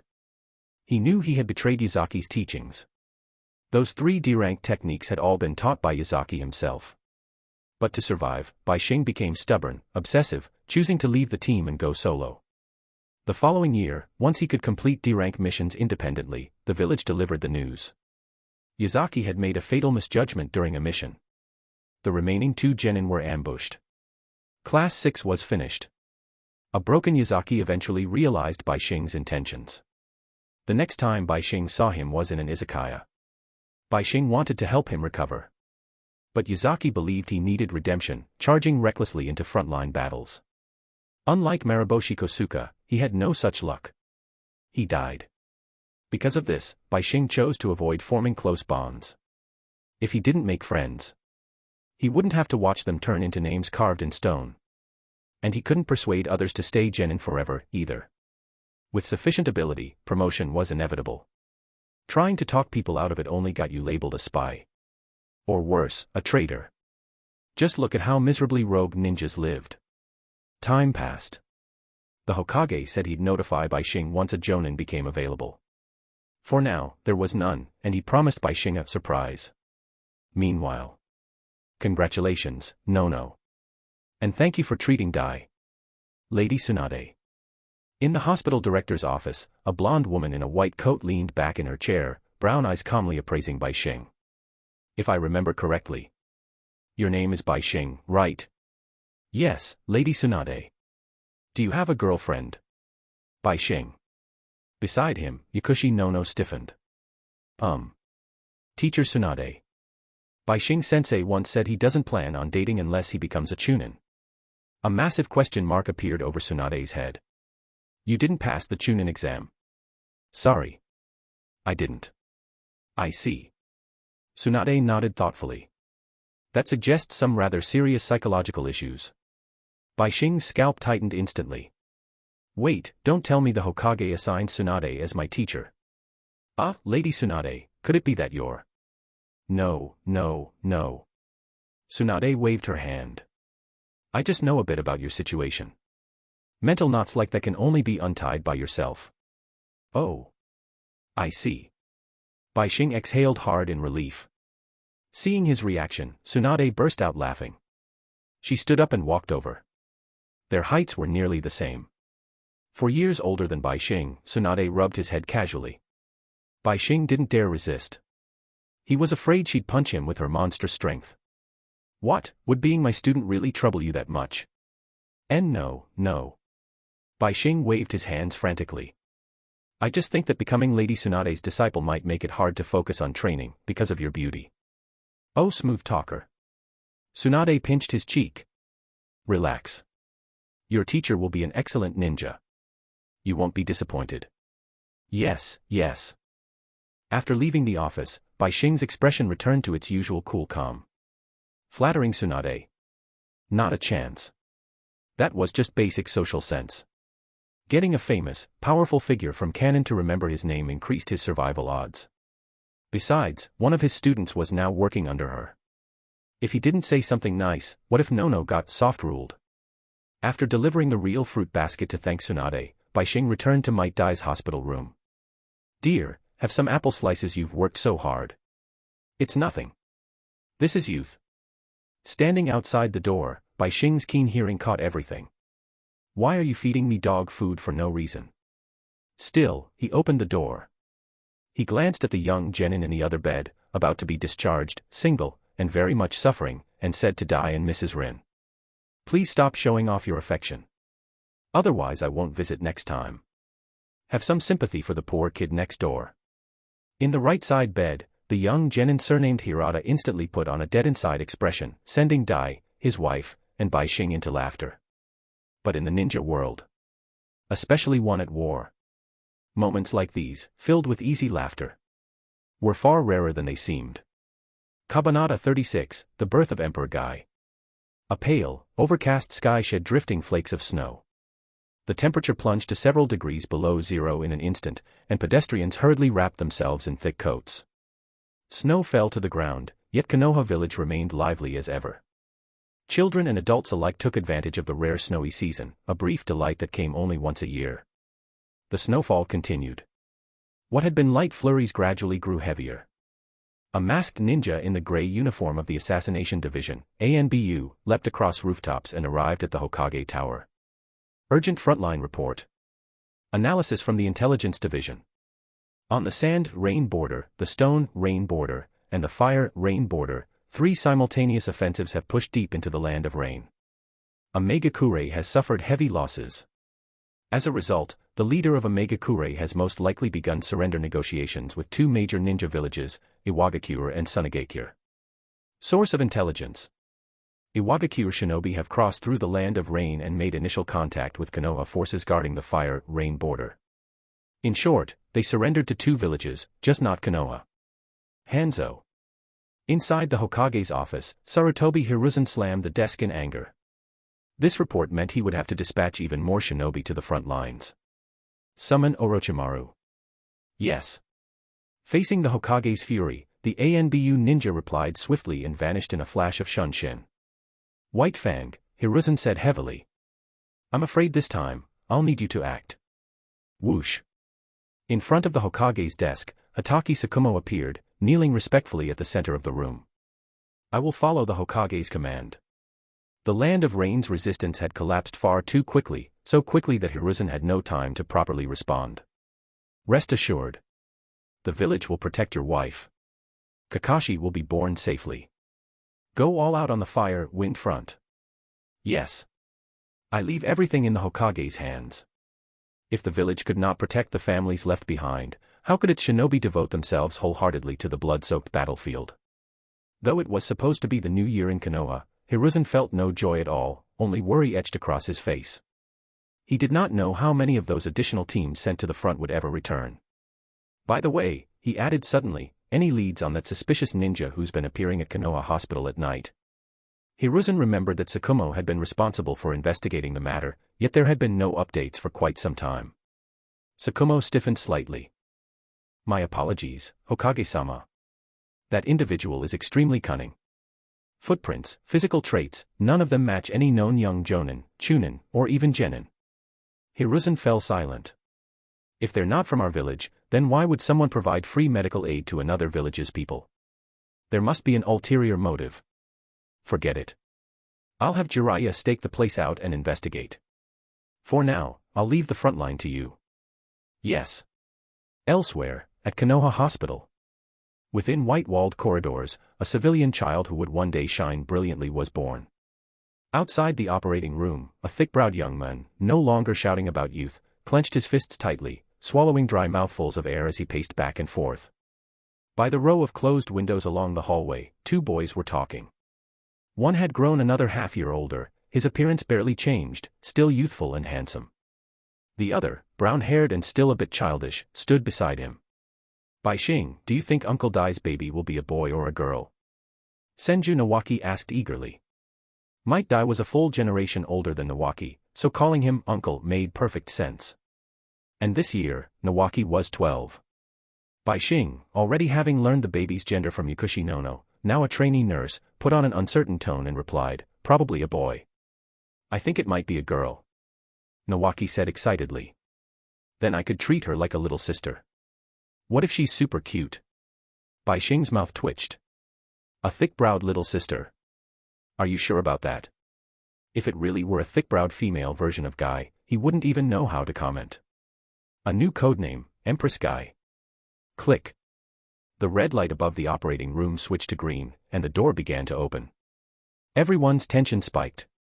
The door swung open, revealing a nurse holding a loudly wailing, rather ugly newborn.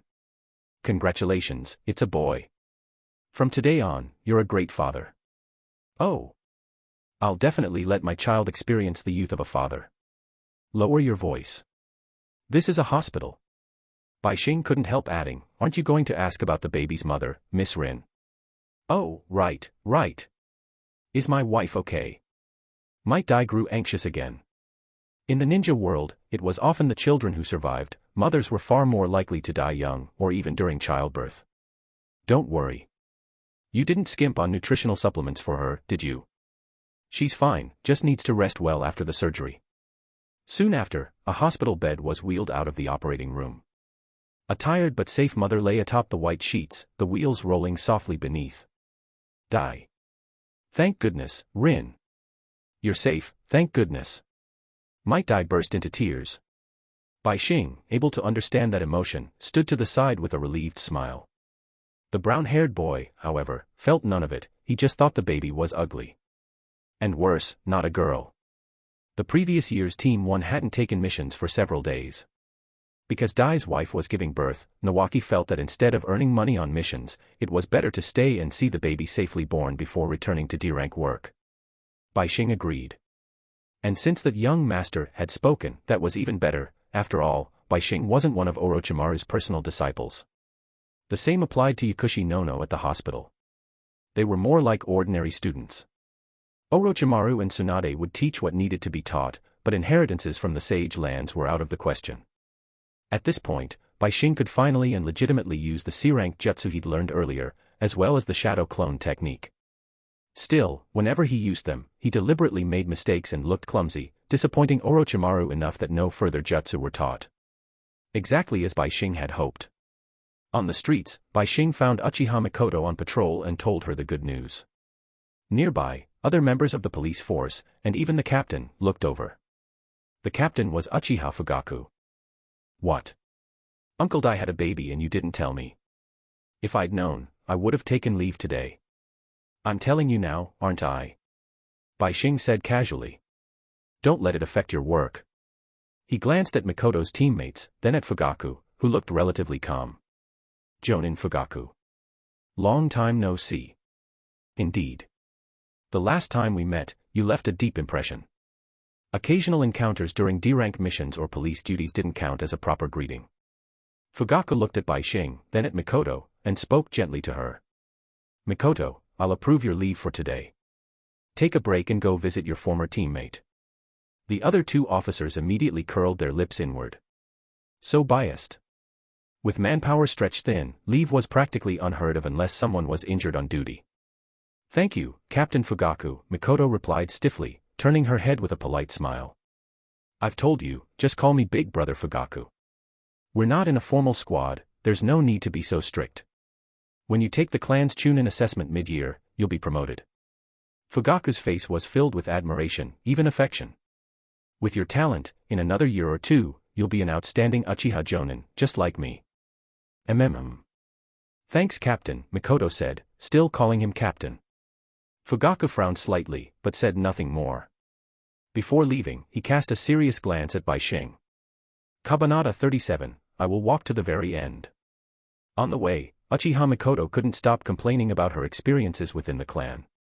An outstanding Jonin who refused to go to the battlefield to earn war merits and compete for the position of the next Hokage had instead come to the police force to serve as her captain. His intentions are obvious to everyone, Bishing muttered, borrowing an old idiom. Who's Sima Zhao? Mikoto asked. Nothing, just a very obscure historical figure. You probably haven't heard of him. After a pause, Bishing added, so, how do you feel about this? That question instantly left Mikoto speechless as they walked toward the hospital. The former black-haired, straight-banged tsundere young lady had gained a touch of maturity now. Then why don't you date anyone, Bishing-sensei, she countered. Bishing gave her a deadpan look and glanced at the girl, almost 2 heads shorter than him, flat as a board, with nothing particularly stimulating about her appearance. How can a teacher get married before finishing his career? Besides, he continued calmly, I don't even have a partner. Getting married this early, with my savings, I couldn't afford it. Just look at Dai. He borrowed 200,000 Ryo from me just to have a child. Leaving aside Miss Rin's hospital and surgery fees, things like nutrition supplements, milk powder, diapers, none of that is cheap. My savings really can't handle that kind of spending. I kind of miss the days when you all helped me earn money. Hearing the first part, Mikoto nearly blurted out I'll support you, but that last sentence almost made her stumble face first into the shallow snow. Squish. A sharp pain shot through Bishing's toes, making him suck in a breath. Why did you step on me? You tell me, you trash fish teacher. After stepping on him, Mikoto felt much better.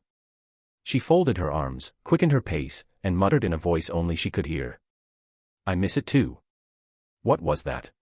Nothing. I said you're an idiot. Hey, this is how you talk to your teacher. Laughing and bickering, the two continued down the street toward Konoha Hospital. By a wall and a utility pole, a sleek furred cat, clearly a domesticated one, quietly watched their retreating figures. After they walked far away, the cat suddenly moved like a ninja, leaping agilely and vaulting over the wall. Its destination, the Uchiha compound.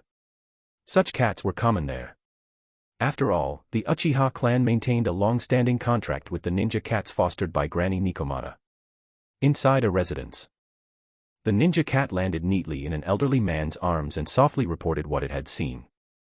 Thank you, Kuro, the old man said. The black cat meowed. No problem, old man Kenshi.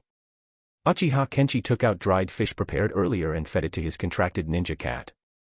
Kuro let out a delighted cry, grabbed the fish, and gnawed on it enthusiastically atop the beige tatami. After eating for a while, Kuro noticed the old man's silence and meowed again. What's wrong? Something troubling you? The white-haired elder sighed, holding his teacup and staring at the ripples in the green tea. Actually, the clan head spoke to me recently. He wants Fugaku and Mikoto to be paired together. That's a good thing, meow. The clan head's family and the elder's family uniting, wouldn't that make the Uchiha even more united, meow? That's what I think too, Kenshi said quietly. The problem is Mikoto's own feelings. Kuro finally understood. The girl didn't like Fugaku. Kenshi's voice carried guilt. I raised Mikoto myself. Her parents went to the battlefield, and never returned. I really don't want her to lose even the right to choose her own happiness. Then just refuse, meow. Kenshi rolled his eyes, suddenly remembering that he was talking to a cat whose life revolved around eating and occasionally discussing biology with female village cats. Forget it. Why am I telling you all this? I'll think about it more. At this moment, two paths lay before him. First, help Mikoto become a jonin as soon as possible. While he was still alive, she could gain a voice among the Uchiha moderates. But in the current situation, becoming a jonin meant being sent straight to the extremely dangerous front lines. Second, simply.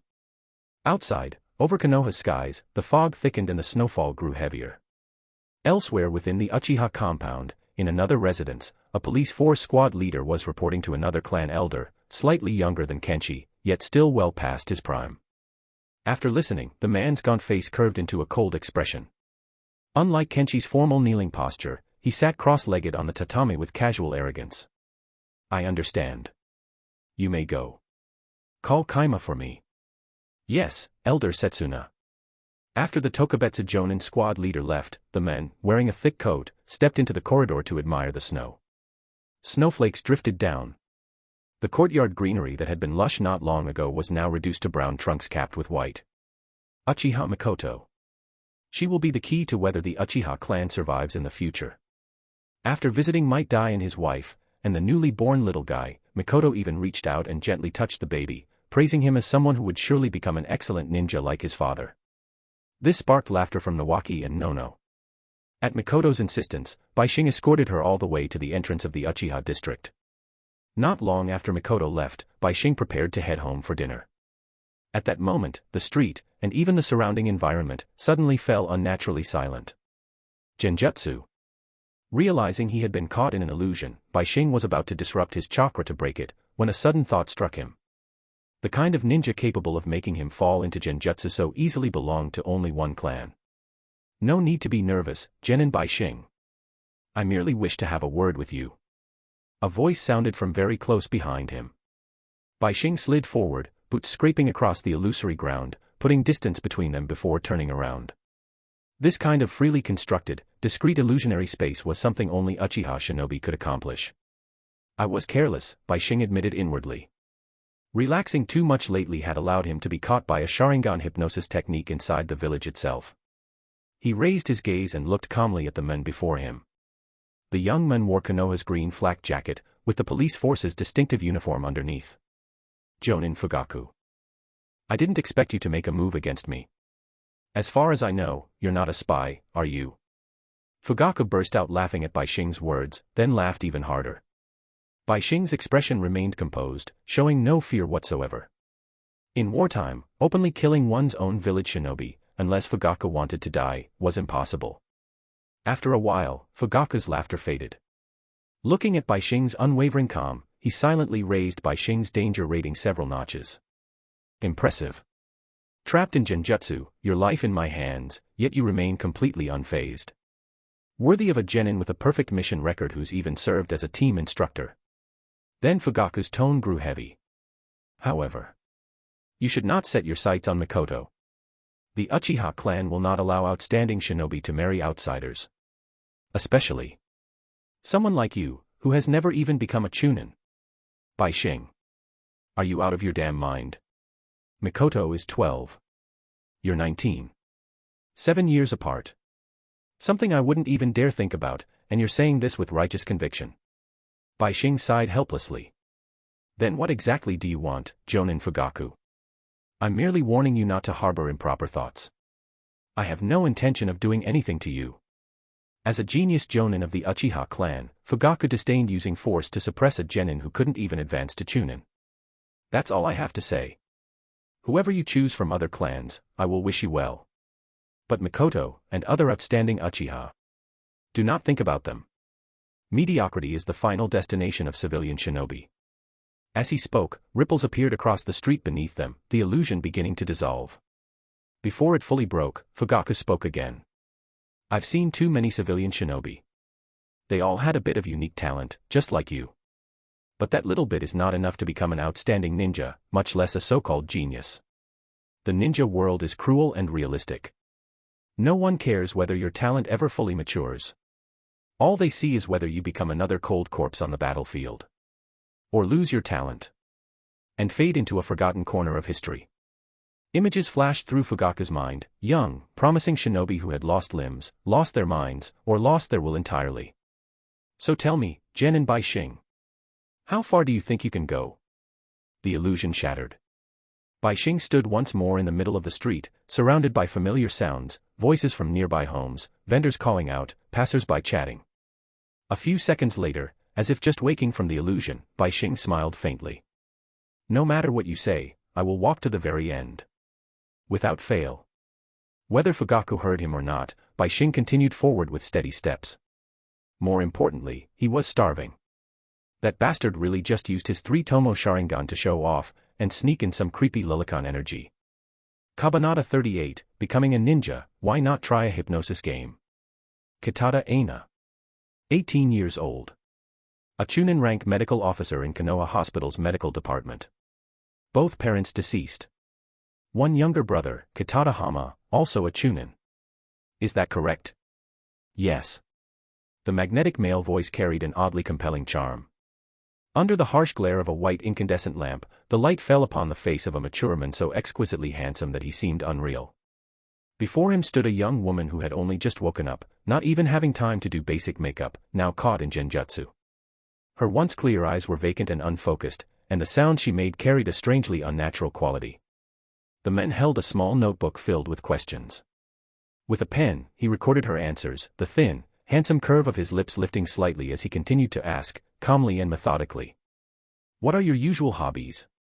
Studying medicine. Providing better treatment for my comrades. I see. How are your interpersonal relationships at the hospital? They're fine. On your way to the hospital, and inside it, who are the people you're relatively familiar with? Please state their full names. Otsuka Yumiko, Asano Yo, Okawa Yu. In your understanding, what are their respective professions? Otsuka Yumiko is a nurse in the medical department. Okawa Yu is a general physician in the medical department, mainly responsible for civilians. The man, wearing a long Japanese-style ponytail and a rabbit mask engraved with beautiful patterns, looked down at the final question in his notebook. Last question. When working at the hospital, how do you address Tsunade, Jiraiya, and Orochimaru? I call Tsunade director. I call Jiraiya and Orochimaru senpai. Snap. The notebook closed. He had basically mapped out her interpersonal network. Thank you, Miss Aina.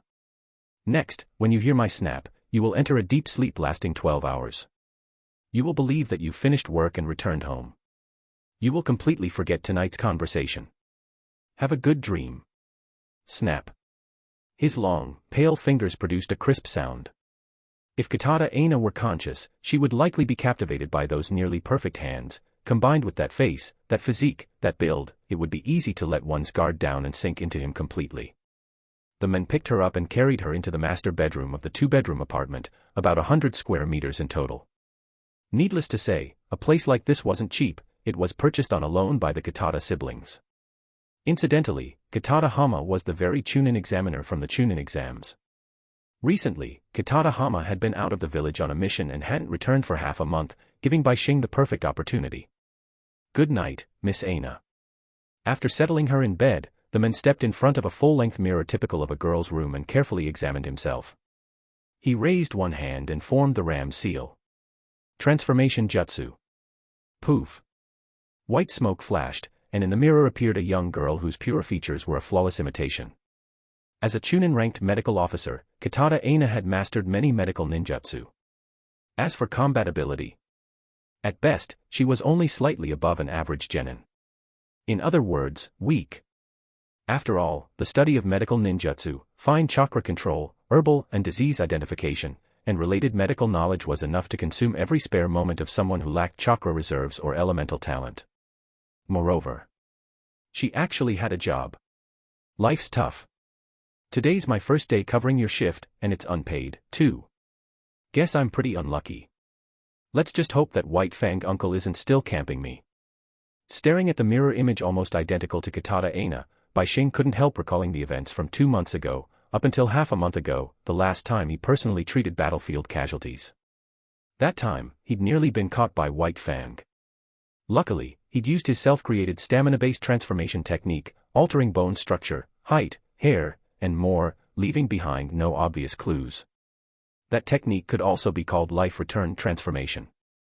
As for improving his strength without alerting the village, or his bargain bin teacher Orochimaru, Bishing couldn't train too aggressively or display obvious talent. His growth had to remain slow. Fortunately, half a year ago, excluding devil fruit abilities, he already placed himself at the boundary of Tokubetsu Jonin. And after acquiring Scion physiology over the past 6 months, he could now reach elite Jonin, even Kage, levels without using his fruit at all. His sense of security had skyrocketed. But Bishing wasn't satisfied. So his gaze turned toward the Op no Mi. The reason he couldn't further develop it was simple. Lack of materials. And where were there the most wounded bodies? Naturally. Konoha Hospital. Preferably at night. Good evening, Dr. Kitada. Sorry to trouble you with night duty tonight. No problem, nurse meme. Woof. Inside the medical department building, the nurse on duty handling attendants, Inuzuka Yumiko, was recording Kitada Aina's check-in. She handed a freshly printed card to Kitada Aina. All set. Ame, if you misbehave, I'll kick you out, okay? Bishing accepted the card, an admission pass, and smiled innocently as he watched Yumiko tap the head of her white dog, whose fur carried faint bluish strands. Come on, nurse meme, don't abuse animals otherwise Ame will cry. With a perfectly mimicked girlish voice, distinctive tone, and personality, and after Ame the ninja dog sniffed several times without detecting anything unusual, Inuzuka Yumiko smacked her lips. You're such a pain. Hurry up and head to the ward. Director Tsunade must be exhausted today, she really needs someone to cover. MHM. The girl walked toward the 3rd floor to fetch her white coat from her office. Down at the 1st floor reception, Yumiko yawned when Ame suddenly woofed. What? You're saying I forgot something. What is it? Woof. Your pen. Damn it, Aina. Having put on the white coat and greeted a few familiar civilian patients, the girl returned to the 1st floor. With practiced ease, she deliberately performed a flawed and clumsy transformation jutsu, disguising herself as a patient's family member and heading toward the exit. Damn it, why hasn't Aina come down yet? Yumiko stood at the entrance with her arms crossed, still not seeing Kitada Aina. Woof woof woof. What? You're saying she's right ahead? Where? At that moment, 2 Konoha Chunin guarding the medical department's inner gate shouted at Kitada Aina. This is a special period. Please do not use transformation jutsu as a joke. Sorry. Kitada Aina dispelled the jutsu, stuck out her tongue, and turned to see Yumiko clenching her fists as if about to charge over. She immediately patted her butt and ran off. Hospital security during wartime is insanely tight. Outer perimeter patrolled by Uchiha. Internal entrances guarded by numbered village shinobi, minimum Chunin. N. Wearing a white coat with his hands in his pockets, Bishing's peripheral vision caught fleeting glances from the trees in the 1st floor rehabilitation courtyard. Boo. The village is elite. Ha, so sleepy. Don't let your guard down. That person might sneak in again, we have to stay alert. If they're an enemy ninja or a spy, poisoning our shinobi or planting explosives would be disastrous. True. The captain's not here tonight, Jiraiya-sama is hiding in the ward. Hopefully he can catch that guy. Definitely. He is the Hokage's disciple, after all. The ANBU's conversation was too far away for Bishing to hear. But from the increased manpower alone, he could guess they were talking about him. Previously, security consisted of ID checks at hospital entrances, occasional Uchiha police patrols, guards at the entrances of each building. Now added 24-hour Uchiha patrols, 2 to 3 ANBU on site, same-day-only access passes. So Bishing felt no grievance at all, on the contrary, it felt like he was personally crafting an Ultra S-rank mission challenge.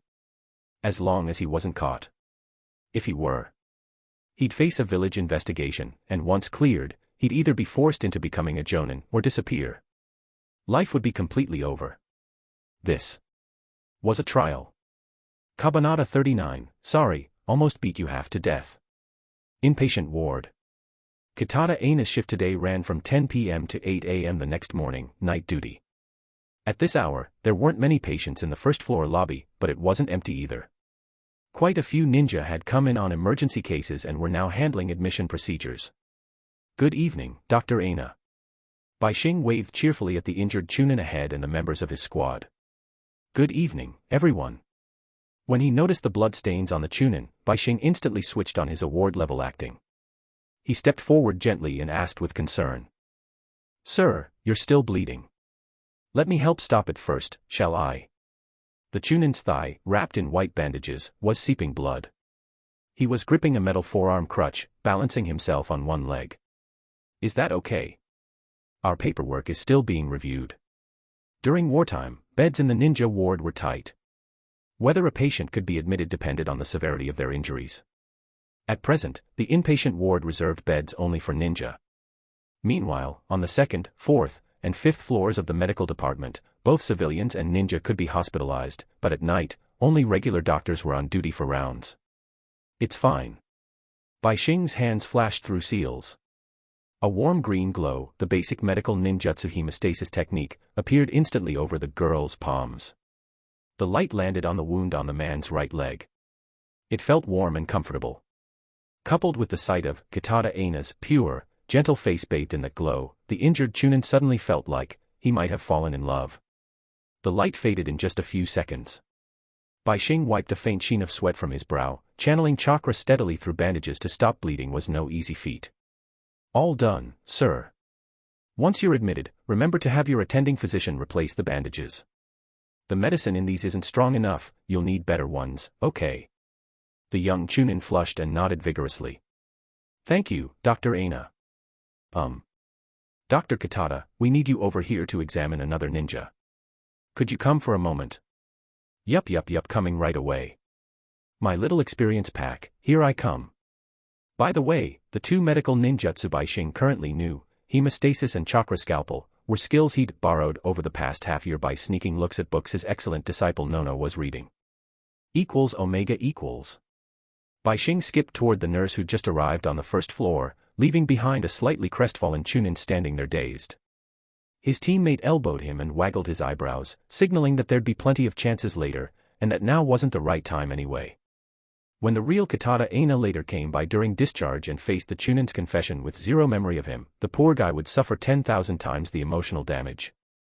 Besides, with the hospital seeing so many people every day, no matter how good her memory was, there was no way she'd remember everyone's name.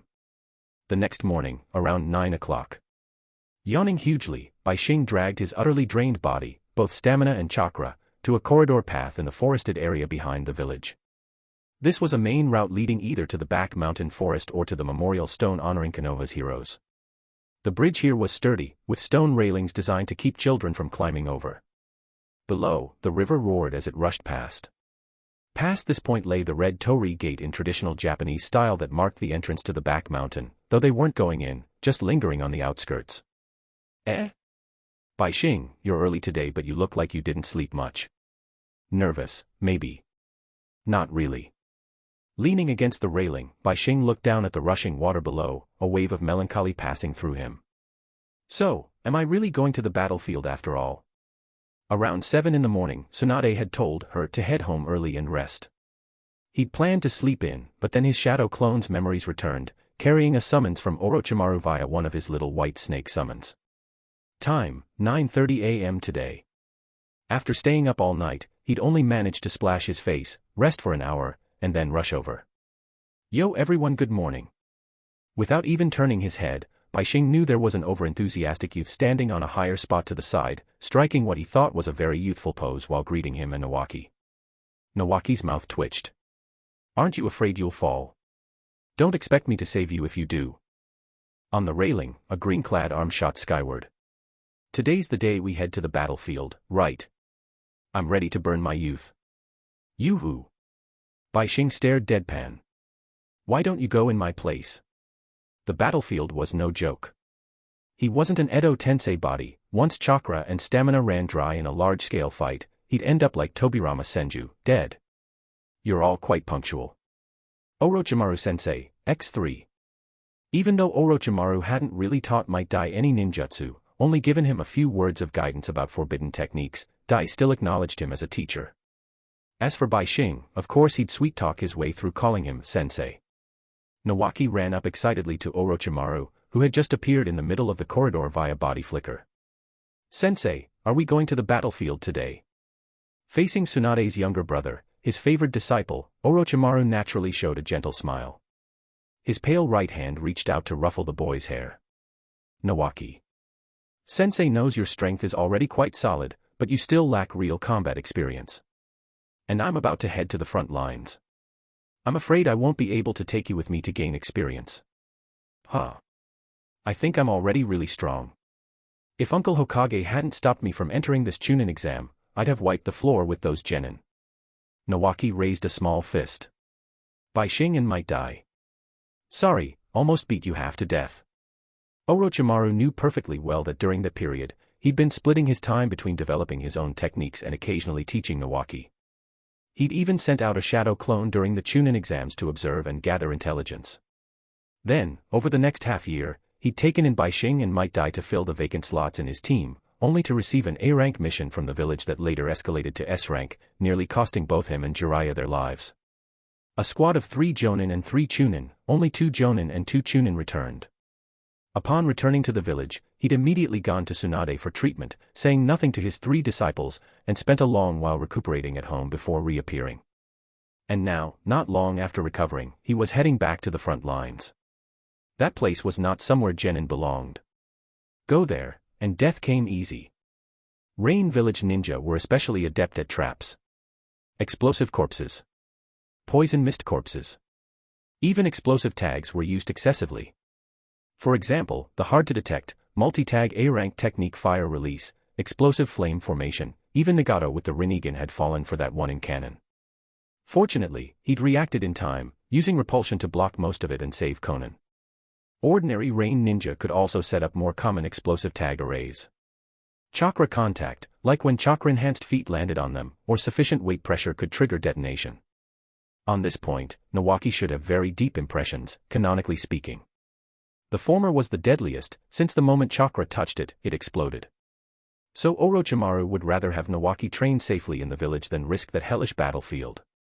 Compared to his talent, Nawaki actually didn't surpass Uchiha Mikoto. In the class, he was only upper middle tier. What Orochimaru valued more was something he himself had once possessed: innocence and kindness. Nawaki, be good. Your sister wouldn't want you stepping onto such a dangerous battlefield so early. And besides. Still resting his hand on the boy's head, Orochimaru's gaze shifted from Nawaki to Bishing and Might Die. Your teammates' overall strength isn't enough. On the battlefield, they'd easily become your burden. Hearing this, the brown-haired boy struck a flashy pose, one hand pressed to his forehead. That's just the problem with being too outstanding. I get it.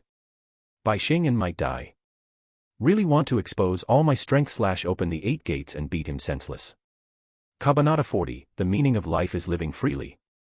Orochimaru had only come to explain his situation.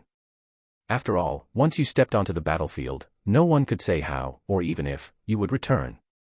At the same time, Orochimaru told Bishing that, as an experienced genin, he could occasionally take Nawaki along on C-rank missions. From his robes, Orochimaru took out a scroll. Inside was a C-rank lightning release ninjutsu. C-rank techniques weren't something you could casually purchase. Aside from meeting mission count requirements, you also had to pay over 80,000 ryo, the starting commission price of a B-rank mission. Lightning release was relatively rare in Konoha. This scroll alone was worth at least 100,000 ryo. The scroll detailed the flow of lightning chakra within the body, the corresponding seals, which areas of the body should react at each stage, and other practical knowledge to help the reader master it. Most such scrolls were single-use sealed scrolls. Once opened, they only allowed enough time for a single reading before the text vanished, preventing copying, resale, and ninjutsu leaks. You possess talent in all 5 chakra natures. Wind, fire, earth, and water, you've basically grasped them all.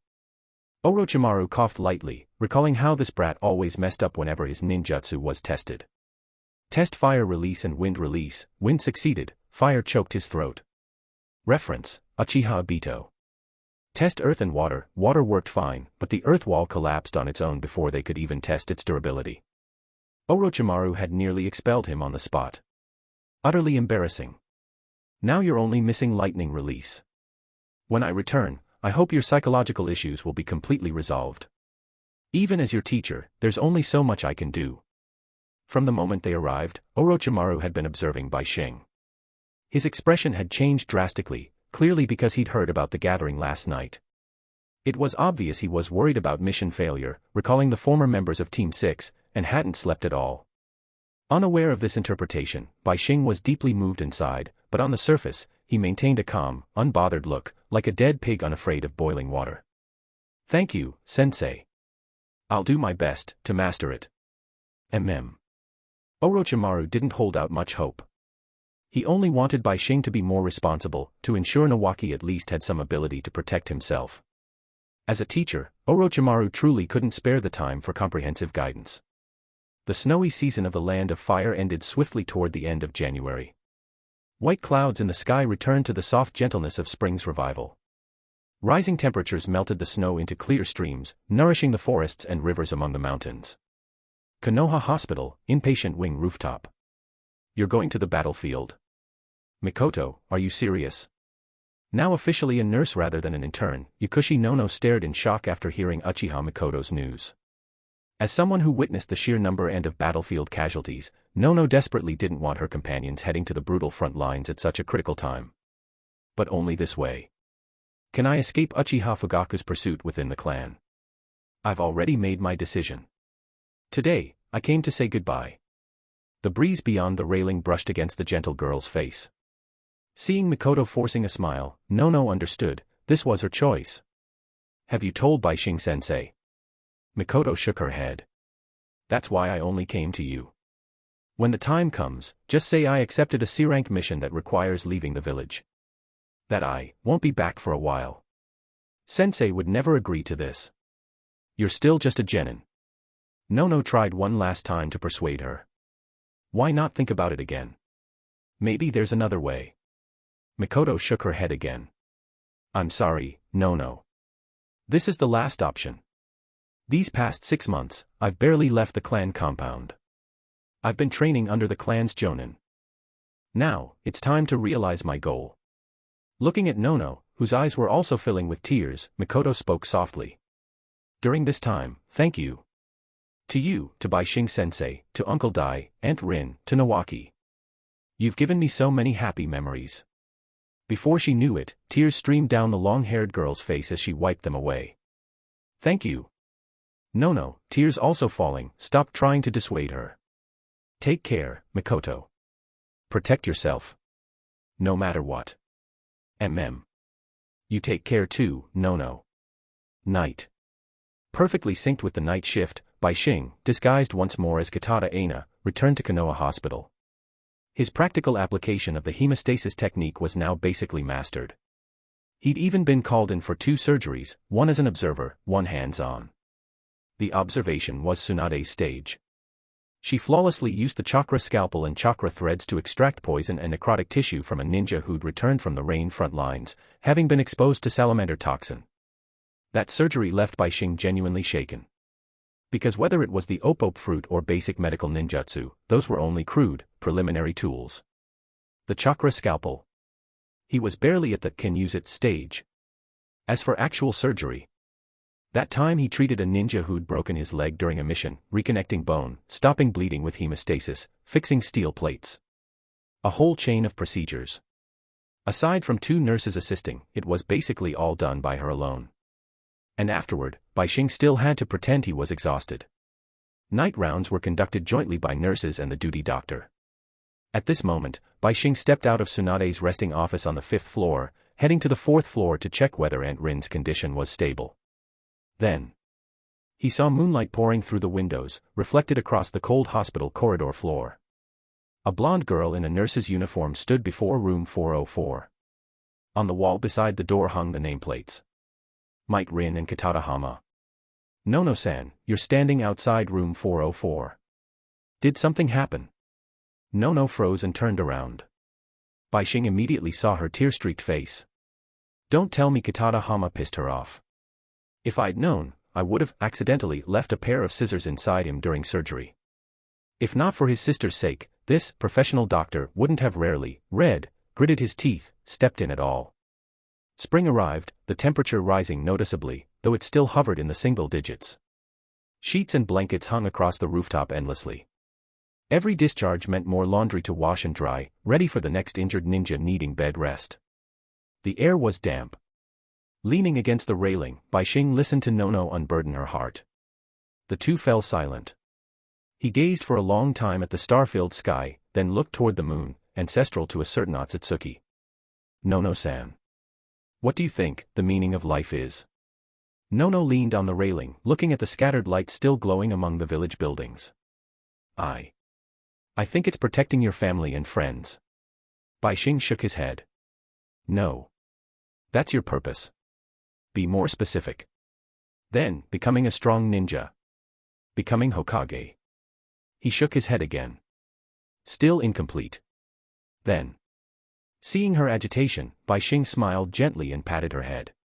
The meaning of life begins with living. Using the finite, or infinite, time you have to do what you want.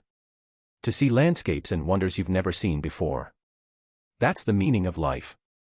Am I right? Jiraiya of the Leaf. Without turning around, Bishing already knew who had emerged from the center wall of the rooftop. A man with mid-length white hair, no forehead protector, wearing specialized battle armor. That youthful, handsome face, and the distinctive red markings, made his identity unmistakable. You're not wrong. Jiraiya's expression was grave, his gaze sharp. But explain yourself. Why are you impersonating Dr. Kitada Aina? And what is your objective? The surgery the other day, that was the village testing me, wasn't it?